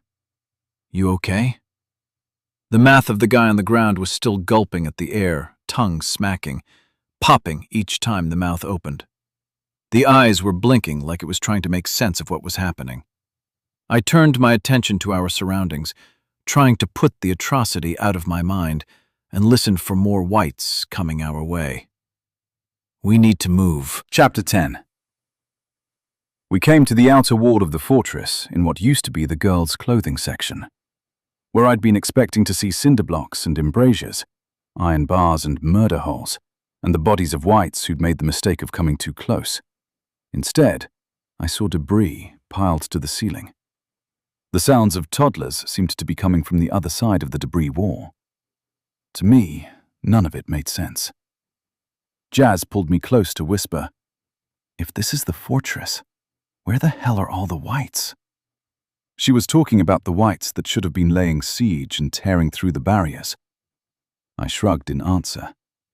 We had little choice but to keep searching. I pointed along the debris wall, thinking the apparent thought that there had to be a fortified entrance somewhere. Jazz tapped a finger on top of her wrist. Our time was growing short. I nodded in the direction we needed to go. Jazz silently agreed, and off we went. Careful, apprehensive, ready to bolt or kill. Chapter 11. The entrance was only visible because of the trails stained on the floor by the coming and going of dirty feet. It wasn't a gate or a steel door, but a burrow through the base of the debris pile. The sound the children were making was definitely coming from the other side. The hushed tones of human voices were in there too, though I couldn't make out a single word. Jazz shook her head at me as I stared down at the burrow entrance, deciding how to proceed. She took a glance around, saw that for the moment we were safe, and leaned in close for a nervous whisper. "I don't like any of this." "We can't leave," I whispered back. "We should, right now. It's not that different from where Murphy and me found you and Grace. This is wrong." She was 100% right about that. But, I told myself, we were both still running on pre-collapse intuition, and I made my decision. Nothing else to discuss. I dropped to my knees to crawl through the tiny tunnel. "Don't," she hissed. Have to. I crawled inside. Knowing that splitting up was not in our best interest, Jazz accepted the folly or genius of my plan and dropped to her knees to follow. Inside, the tunnel reeked. The floor was sticky, and junk above and beside us stuck out with sharp edges to tear skin and leave infection. The tunnel was long enough for me to second-guess my choice while being much too narrow for me to change my mind about it. Fortunately, it started to widen as we approached the end, and I couldn't help but think what a poor design choice that was. Better to narrow and lower it. Better to have potential entrants crawling in flat on their bellies to leave them at their most vulnerable when coming out the other side. With plenty of room, Jazz came up beside me, and seeing nobody in front of us as we reached the exit, I stuck my head out of the tunnel for a look around. The curved debris wall separated a considerable space from the rest of the Walmart. "What?" Jazz gasped. Back along the exterior wall, near a collection of dirty bedroll nests and little hovels, 7 or 8 female whites squatted or lay on the ground nursing babies and watching their toddlers play in the detritus of a bygone world. Whites. They were fucking whites. One of the mothers spotted us and mouthed what passed for a word of alarm. The other mothers were on their feet in an instant, gathering their children up and corralling them with the nursing mothers while they formed into a perimeter, 5 of them, glaring and growling, showing their teeth. Jazz punched me in the ribs, not at all gently. "We need to..." From somewhere outside, far but close enough, Murphy's heavy machine gun rattled off a burst, and every white inside the Walmart howled. The white mothers charged at us. Chapter 12.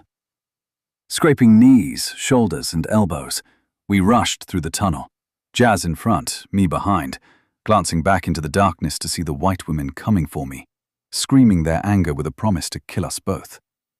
With no room to wield my machete in the tight space, I could do little except crawl as fast as I could go.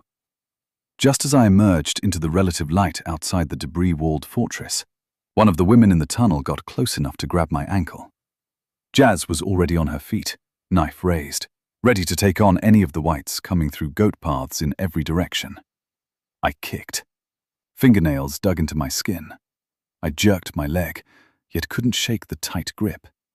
I dropped my machete to use both hands to pull myself against the junk surrounding me. More hands grasped at my kicking foot. Jazz grabbed my arm and pulled. "The machete!" I told her, as I lay on the floor, tugging and kicking. Jazz immediately understood. She scooped up the machete and half-crawled over me into the tunnel to get in range. Jabbing the blade at my assailants, she gashed my foot. I shouted, but the hands let go. In a rush and tumble, Jazz and I were suddenly out of the tunnel, trying to find our feet and arm ourselves with our meager weapons. Coming up one of the two goat paths, we could see a gang of angry whites, eyeing us for the intruders they seemed to know we were. Jazz was already running toward the clear path, and I took off at a sprint to keep up. I didn't know where we were going, and she didn't either, except that danger was closing. The whites, though, as dim-witted and as they were, as slow as they tended to think, didn't waste too many thought cycles figuring out where we'd gone, and I heard them yelping and howling as they ran up the path after us. Jazz cut a hard left at an intersection. A dozen steps further, she took another turn, trying to get us lost in the maze. I checked over my shoulder to see how close our pursuers were, and ran into Jazz as she came to a stop. Together, we crashed into a big white who'd been lumbering through the maze to find the cause of all the excitement. From there, it was elbows, teeth, and blades as we wrestled with the beast to kill it before it injured one of us. Luckily, we were both armed, and it died quickly. Both of us were panting when we finally climbed off the bloody monster and started to run again. We soon found ourselves in what had been the pharmacy section of the store. Whites seemed to be closing in on us from two directions, though I told myself they couldn't know where we were, and what I was hearing was more an artifact of my panic than actual reality. My feet had stopped running, and my eyes were shooting from one spot to the next, over all the medical shit on the floor, desperately thinking that luck would smile on me, and I'd see one of those goddamned EpiPens laying there like a golden egg. Jazz grabbed my arm and pulled. "We don't have time." Moments later, she dragged me through a heavy steel door into a room built along one of the Walmart's outer walls. It had no windows and no skylight above, so as I pushed the door through the crap on the floor and the hinges squealed an alarm to every white within earshot, we lost the last of our light.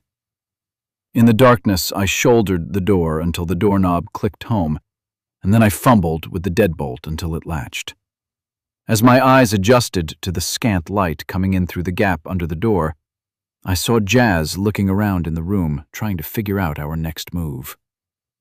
The door reverberated when a body slammed it from the other side. "They'll get in," I told her, though I knew she knew that. "I can't see anything," said Jazz. "Flashlight?" I asked. I'd sacrificed mine on those first two whites. "Are you fucking kidding me?" Despite the tension and panting, the adrenaline made me chuckle. Yeah, It wasn't a priority to hold on to at the time. I felt around on the floor for the folding tables and chairs I'd seen tumbled over before the lights were extinguished. More whites were outside, smashing into the door with all their weight. I started piling anything I could find in front of the door, wedging things under the handle to keep it closed. "We're gonna need a way out of here." "What is this, some sort of break room or something?" Jazz was feeling around in the dark noisily, but the sound didn't matter at that point. "Can you see if there's another door?" I asked, as I started to push a metal storage cabinet across the floor. The door's metal hinges were straining under the onslaught from outside. Screws were tearing out of the wall. "We don't have long," I told her. "Look up." "What?" I was already looking up and saw 10, maybe 12 feet up, the faintest of lights showing in a regular grid pattern.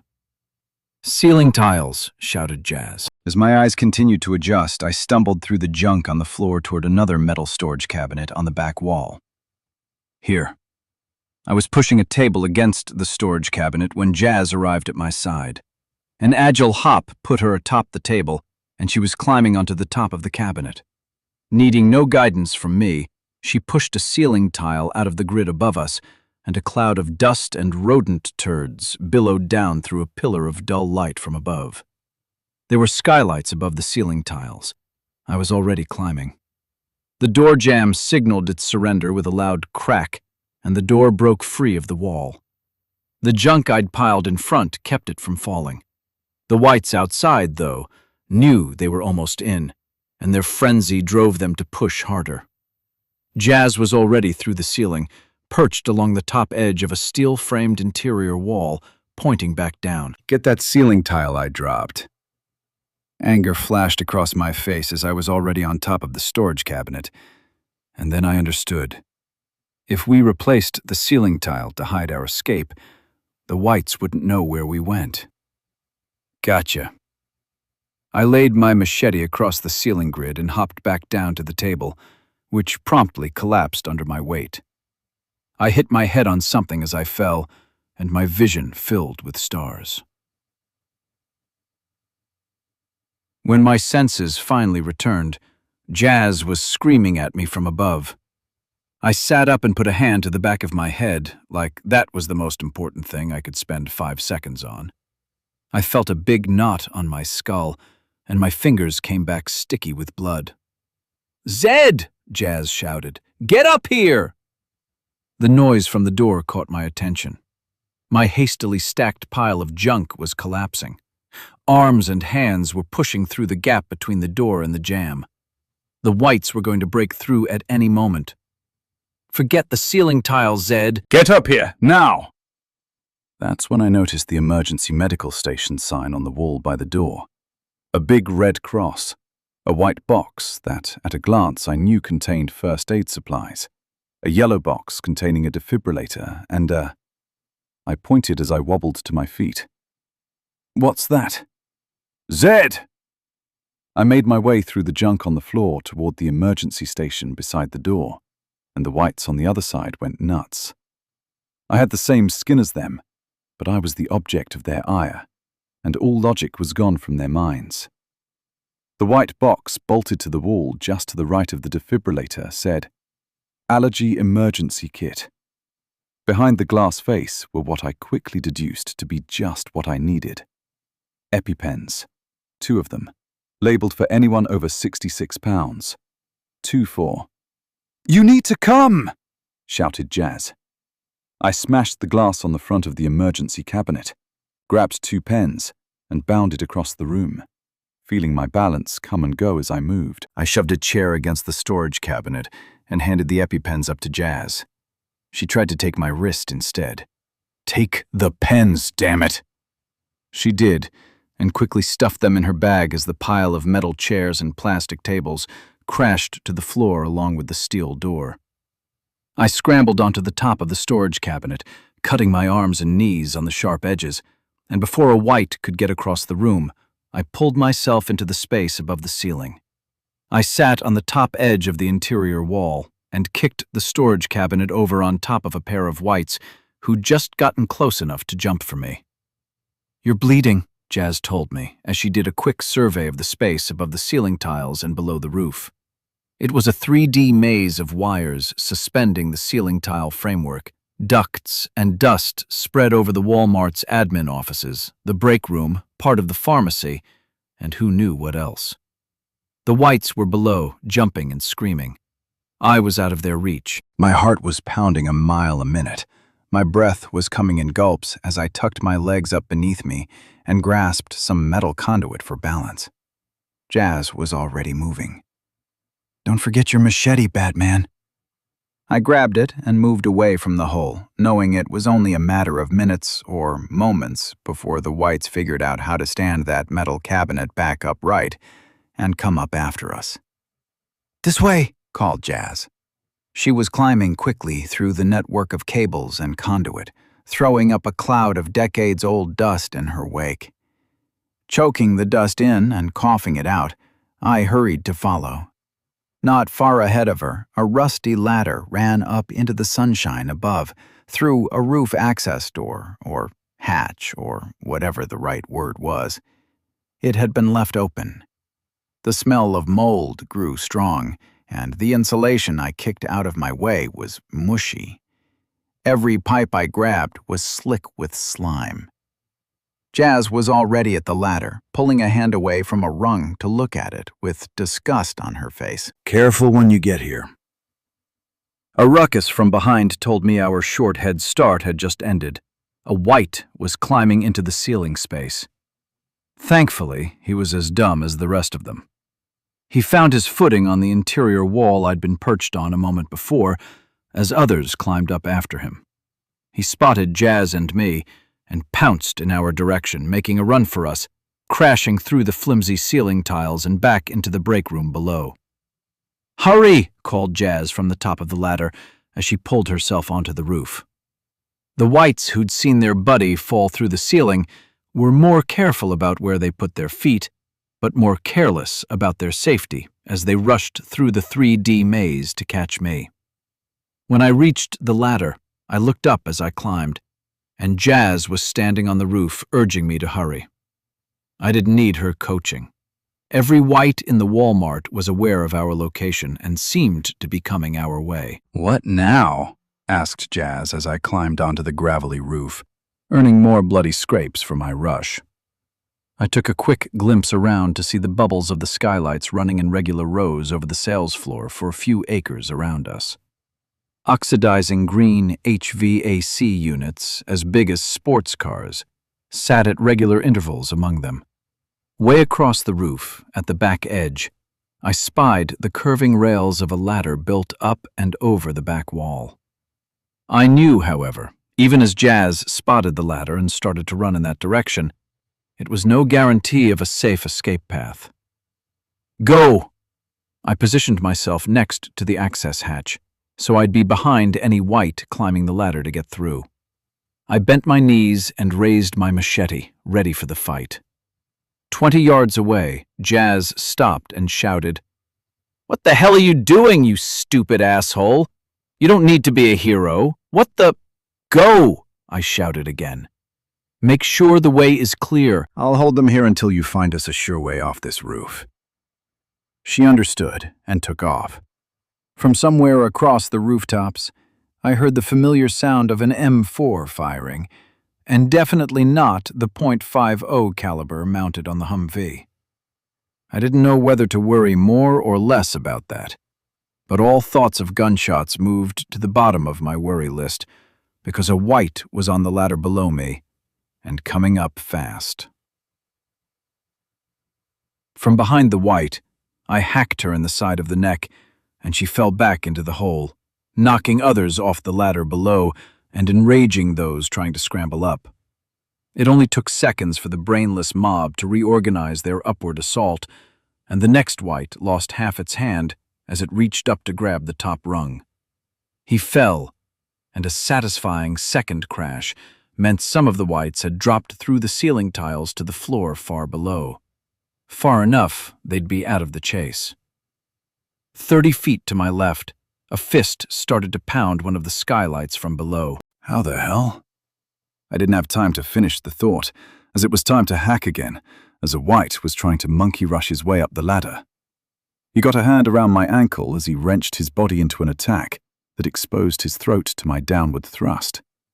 Blood exploded out of his larynx, and he slid back into the hole, nearly pulling me down with him. I scolded myself for my careless mistake and gathered my feet beneath me, just in time to pound the back side of my blade into the skull of a female trying to top the ladder. On the skylight off to my left, the beating fist was replaced with a piece of metal.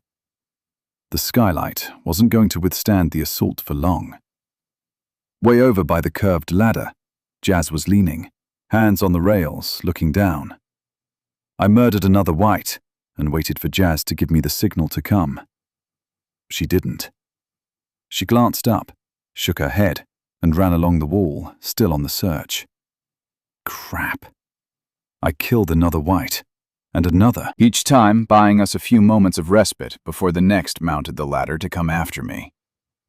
With a distinct snap, the acrylic cover on the skylight to my left cracked, and that was the death knell of our safety. "We're out of time," I hollered as I glanced toward Jazz. She was standing near the far corner of the building, peering over the edge. She turned back and waved me to come. "Don't wait for me," I called back. "I won't. I'll meet you at the rendezvous." Jazz jogged a few paces in my direction, pleading for me. "Damn it, just go," I shouted, not because I planned to hero my way into an early death, but because I was betting that with me up here killing hungry fuckers, she could get away clean. I was just going to have to figure out my escape on my own. More whites died under my blade. Still they came, as I tried to guess how much longer I needed to hold out before Jazz would be safely away. I gave up on that idea, though. I was buzzing hard on adrenaline and rage. Rage at all the fuckers trying to climb through the roof to kill me. I knew from experience that time had a way of dilating when I was in the shit, meaning I had no idea how many actual seconds had ticked off the clock since Jazz went over the edge of the roof. Maybe 20, maybe 500. I decided my exit moment needed an alternative trigger. The skylight off to my left was breaking away from the roof at the seam and fracturing into shards and gaping holes across the top. Every arm that reached through bloodied itself in the attempt, but none of that was an immediate danger to me. It was all impending, an important distinction. I hacked again and again, then glanced back to my left. When a head finally pushed through the skylight, I hacked my last white coming through the roof access panel and sprinted. I didn't run in the direction that Jazz had gone. Instead, I detoured hard to my left. Just as the white with this head through the skylight turned to see me coming, I whipped my machete across his forehead and converted the crown of his skull into a bloody frisbee. Not looking back to admire my work, I raced for the far corner of the roof where Jazz had made her escape. Once at the edge, I peeked over the parapet and saw the path to safety, or maybe the exit for the safety scenic overlook. A semi-tractor trailer sat parked by the building, maybe 3 feet from the wall, and about 10 or 11 feet down. A glance over my shoulder told me all I needed to know about whether I had time to contemplate the height, fret jumping too far and rolling off the edge of the trailer, or any other of a dozen things that could go wrong. Whites were on the roof, climbing out of the roof access hole, looking like a bunch of angry fire ants streaming in my direction. Over I went. I landed with a bang on the empty trailer, clomped loudly up the length of it, and hopped onto the cab of the truck, down to the hood, over to the fender, and then I made my last leap to the asphalt. In the vast, barren spaces between the sparse buildings, scores of whites were on the move, though they weren't organized. They weren't even set on a goal. The local smart ones weren't running the show yet. That was good.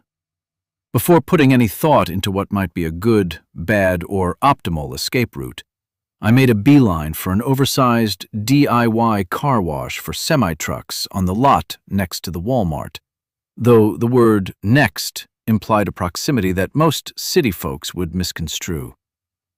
I had to cross 50 yards of cracked asphalt and another 100 yards of bleached dirt to get there, with nothing but sparse, ankle-high scrub to give me cover. When I ducked into the first car wash bay to catch my breath and look back, whites were hopping off the roof, and the first handful of them was already running in my direction. Worse, all the running and howling had caught the interest of the random whites from around the area. Shit. I looked myself up and down. Of course, I was still wearing my boots. I held my big machete tight, and I was spattered head to toe in blood. Though I was as white and hairless as all the beasts coming after me, at the moment, I didn't look anything like them. Knowing I couldn't kill them all, no chance of that, and knowing I probably couldn't outrun them, I needed a new plan, a desperate plan that Murphy would most definitely frown on. I spun my wheel of fortune and picked the first idea that popped up. I sprinted toward a nearby hotel. Once past the hotel, things got a little easier for me. A gas station, a McDonald's, and several other hotels lay close by, Meaning more cover, and more directions for my pursuers to guess where I went. I ran with every ounce of speed I could muster to reach the next hotel over before any interested white saw where I was headed. Gasping for breath as I trudged through loose sand to reach the parking lot, I crossed the asphalt and flung myself against a wall next to a burned-out car.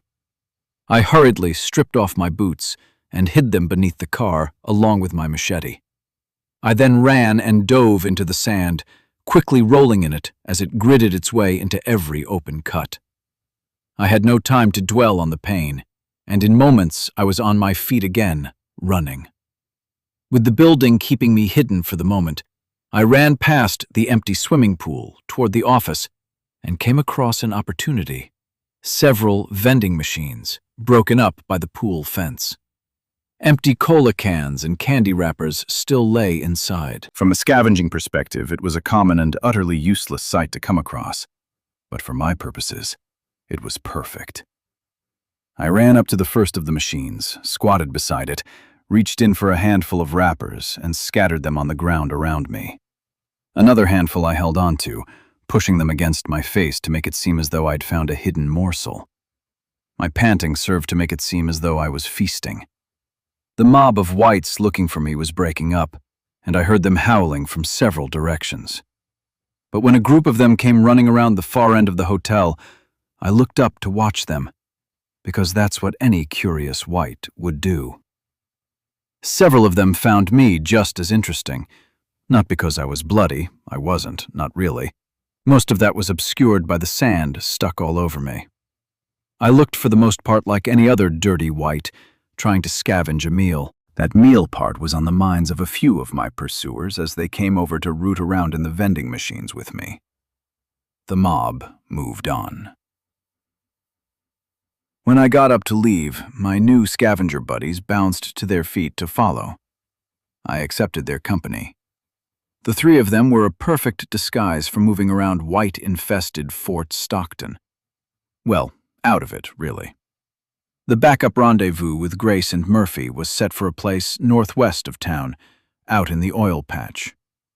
As my three new followers looked on with awe, I retrieved my machete from where I'd stashed it beneath the car, and then went about searching the hotel for shoes.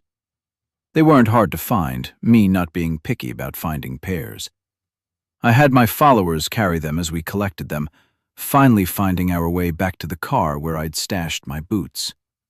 That's when I took a gamble and put my boots on. With shoes in their hands, my followers did their best to mimic me. I had to help them with tying the knots. Then we were off, jogging north to get out of town.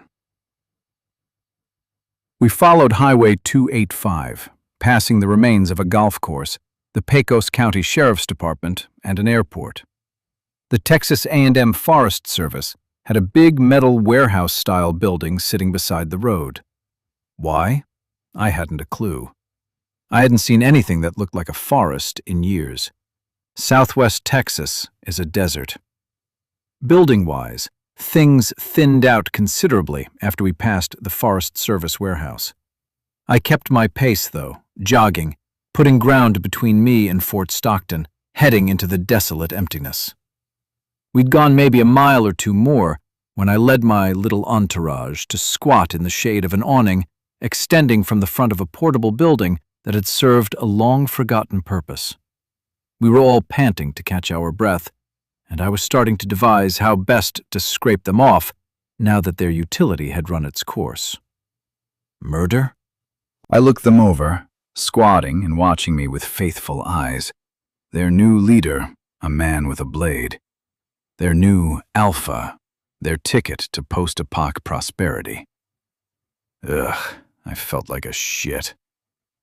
All three of them, 2 women and a man, had been perfectly normal people until the virus had baked away their higher brain functions. Now they were just trying to make the best of the lives they had. Apparently, part of that was following whomever around them seemed smarter than they were. On a whim, I sat my machete on the ground, looked each of the whites in the eye, and then started to rub my belly. I had time to kill. I might as well have some fun.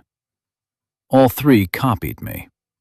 I then started to pat my head while continuing to rub.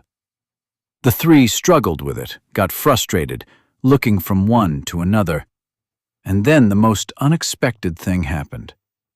One started to giggle, and they all burst out in laughter, and I laughed too. I couldn't kill them. No way. I looked up the road. The meeting place was maybe another 3 miles out. Could I pick up the pace and just run them into the ground, losing them when they finally gave up trying to keep up? What about bringing them back to Balmorhea with me? Were these 3 docile enough we could tame them, put them to work in the field, show them how to earn their keep? Could they be reintroduced to society in some subservient role? I didn't like where those thoughts led. There was no upside to building a plantation of brain-fried Russell types. It was time to run and see if I could make them abandon me. 3 miles later, I was exhausted, but I was alone. I was standing at the corner of 285 and West Gomez Road, looking at a manufactured home standing there every bit as lonely as me. My entourage dropped off a few miles back, and I couldn't see anything moving along the long, flat road back toward Fort Stockton. Unfortunately, I didn't see the Humvee parked anywhere, though I could see for miles in every direction. Looking up at the sun to guess at the time, I figured I was late. Grace, Murphy, and Jazz had come to wait for me, and then left, which meant they'd swing back by again tomorrow before checking the place south of town we'd picked out. I headed for the house and noticed that it hadn't fared well through 3 years of neglect. Windows were broken, and shreds of curtain flapped in the tired wind. The skirting around the base was mostly blown away, and several sheets of aluminum were curled over and hanging off the roof. No cars sat outside. No sign of recent occupation existed. Hence, I decided to claim it as my own, at least for the night. Staying inside beneath the shreds of a blanket would be more comfortable than trying to keep myself from freezing to death out in the open. As I neared the house, the front door swung open, and Murphy stepped out. "Where you been, man?" "Tell me Grace and Jazz are on their way back to Bal." Murphy smiled. "You think I'd have stayed here to babysit you if they weren't?" "No, but I still had to ask.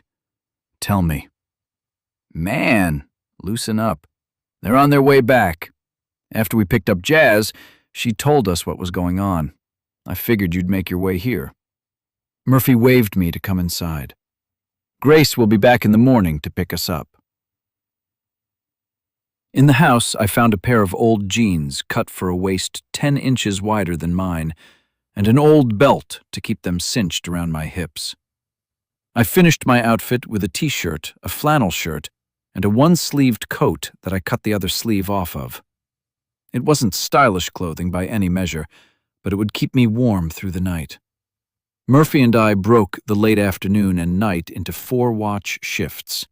Neither of us had slept in 36 hours because we'd gone out the night before on a javelina hunt, so we both needed some sack time as soon as we could get it. Murphy took the first 3-hour nap, and I watched the empty desert around the trailer slowly turn from dusk to dark as my worries for Steph multiplied. By the time we switched out, I was dead tired and struggling to keep my eyes open. So I laid on a couch that didn't smell much worse than me, and in moments I fell into a dreamless sleep. Hours later, I awoke with sunlight on my face and sprang off the couch, knowing instantly that something was wrong. From the kitchen, Murphy burst out in laughter. "Dude," I rubbed my eyes, "you didn't wake me." Murphy, leaning in a chair and looking out a window that gave him a view of the road down to Fort Stockton, said, "You needed the sleep. You did too. I figured I'd wake you when my eyelids got heavy." Murphy nodded to a cup on the table. "Found some coffee." "You're shitting me." Murphy shook his head and smiled again. "It's cold brew, out of necessity." He pointed at the cupboard in the kitchen. "In that big mixing bowl over there. Pour some if you want." "Where'd you get the water?" I asked. "Well, out back. Took me a while to pump it, but it came out clear and cold." "You did that last night?" "Wasn't anything going on." I walked into the kitchen for a look through the big windows by the dining table. It's still early. About 7:30. That felt late. "What time will they be here?" "They probably headed out at first light." I did some rough math in my head and figured they might arrive any time now, or they might wait until later and show up at the originally agreed-upon rendezvous time. Man.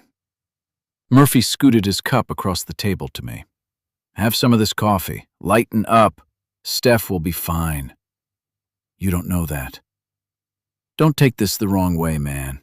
But if that shit was gonna kill her, it would have done it before we got back from that pig hunt. She got through the worst of it." I couldn't argue with that. I sipped at the cold coffee. Under other circumstances, it would have been awful. But coffee was such a luxury these days. It was a welcome treat, no matter how it was prepared. "We need to find a doctor." "Yeah, but not right this minute." "I'm not saying right this minute. I know. You're just fucking with me." Murphy laughed. "I'll agree with the rest of you. We need to find more people. Or we need to go where more people are. If we try to keep to ourselves isolated out here in the desert, eventually we'll all die." "I think that's gonna happen anyway." I rolled my eyes. "You know what I mean." Murphy got out of his chair and crossed over the cupboard to pour another cup of cold brew coffee out of the mixing bowl. "Some sugar would be nice." I shrugged. I was starting to feel the caffeine buzz through my veins, convincing me I was invincible. It was like null spot juice. "Looky there," said Murphy, pointing out the window. I looked up 285 in the opposite direction of Fort Stockton. Something was coming, and I was already betting it was Grace in the Humvee. We stood there in the kitchen, watching the Humvee grow out of the distance, waiting until we were sure. "That's Dolhover," said Murphy. I saw someone standing through the roof hatch, manning the .50. "You sure? Look at the way he's hunched over that thing." Murphy was already heading for the front door, gathering his things as he went. "It's him." I drained the rest of my coffee. Was there any more of this? Murphy raised his backpack before he swung it over his shoulder. "Nearly 2 pounds. I followed him out of the mobile home, and we stood there in front until the Humvee slowed down and pulled off the pavement. Grace pulled up in front of us, sending a plume of chalky dust over us, sending Murphy into a coughing fit. "Sorry about that," she said. Jazz was already out from the other side and rushing around to hug Murphy. Dolhover remained in his perch, Scanning the desert once more before he looked down at me. "Steph?" I asked. "Fine," he said. "Fine?" Grace told me she was already getting better when we got back yesterday. "Better?" I asked. "What does that mean exactly? Did you inject her with the epinephrine?" "No," answered Grace. "There are 3 whites down the road jogging this way," warned Dolhover. "We need to load up. We can talk on the way." 3 harmless whites, my recent entourage. I ignored Dolhover, keeping my focus on Grace. "Tell me." "Zed, she was sitting up. She was conscious. Javandra made her take as many Benadryl as they thought were safe. This morning, when we left, She was weak, a little loopy from the bennies, but she's going to be fine. I tried to say, "Great," but my voice caught in my throat, so I nodded and headed for the back door. Jazz caught me and wrapped me in a hug. "She's fine, Zed, really." I hugged her back and sniffled up my weakness. "Really," she told me as she pulled away. Oh, and thanks for yesterday. I'd have been pissed if you'd gotten yourself killed. I managed to laugh as I climbed into the back seat. Murphy loaded up on the other side as Grace turned the Humvee around to head back home. And I felt safe. Steph was going to be all right. Jazz was fine. All was well in the world again. But questions about our future lingered.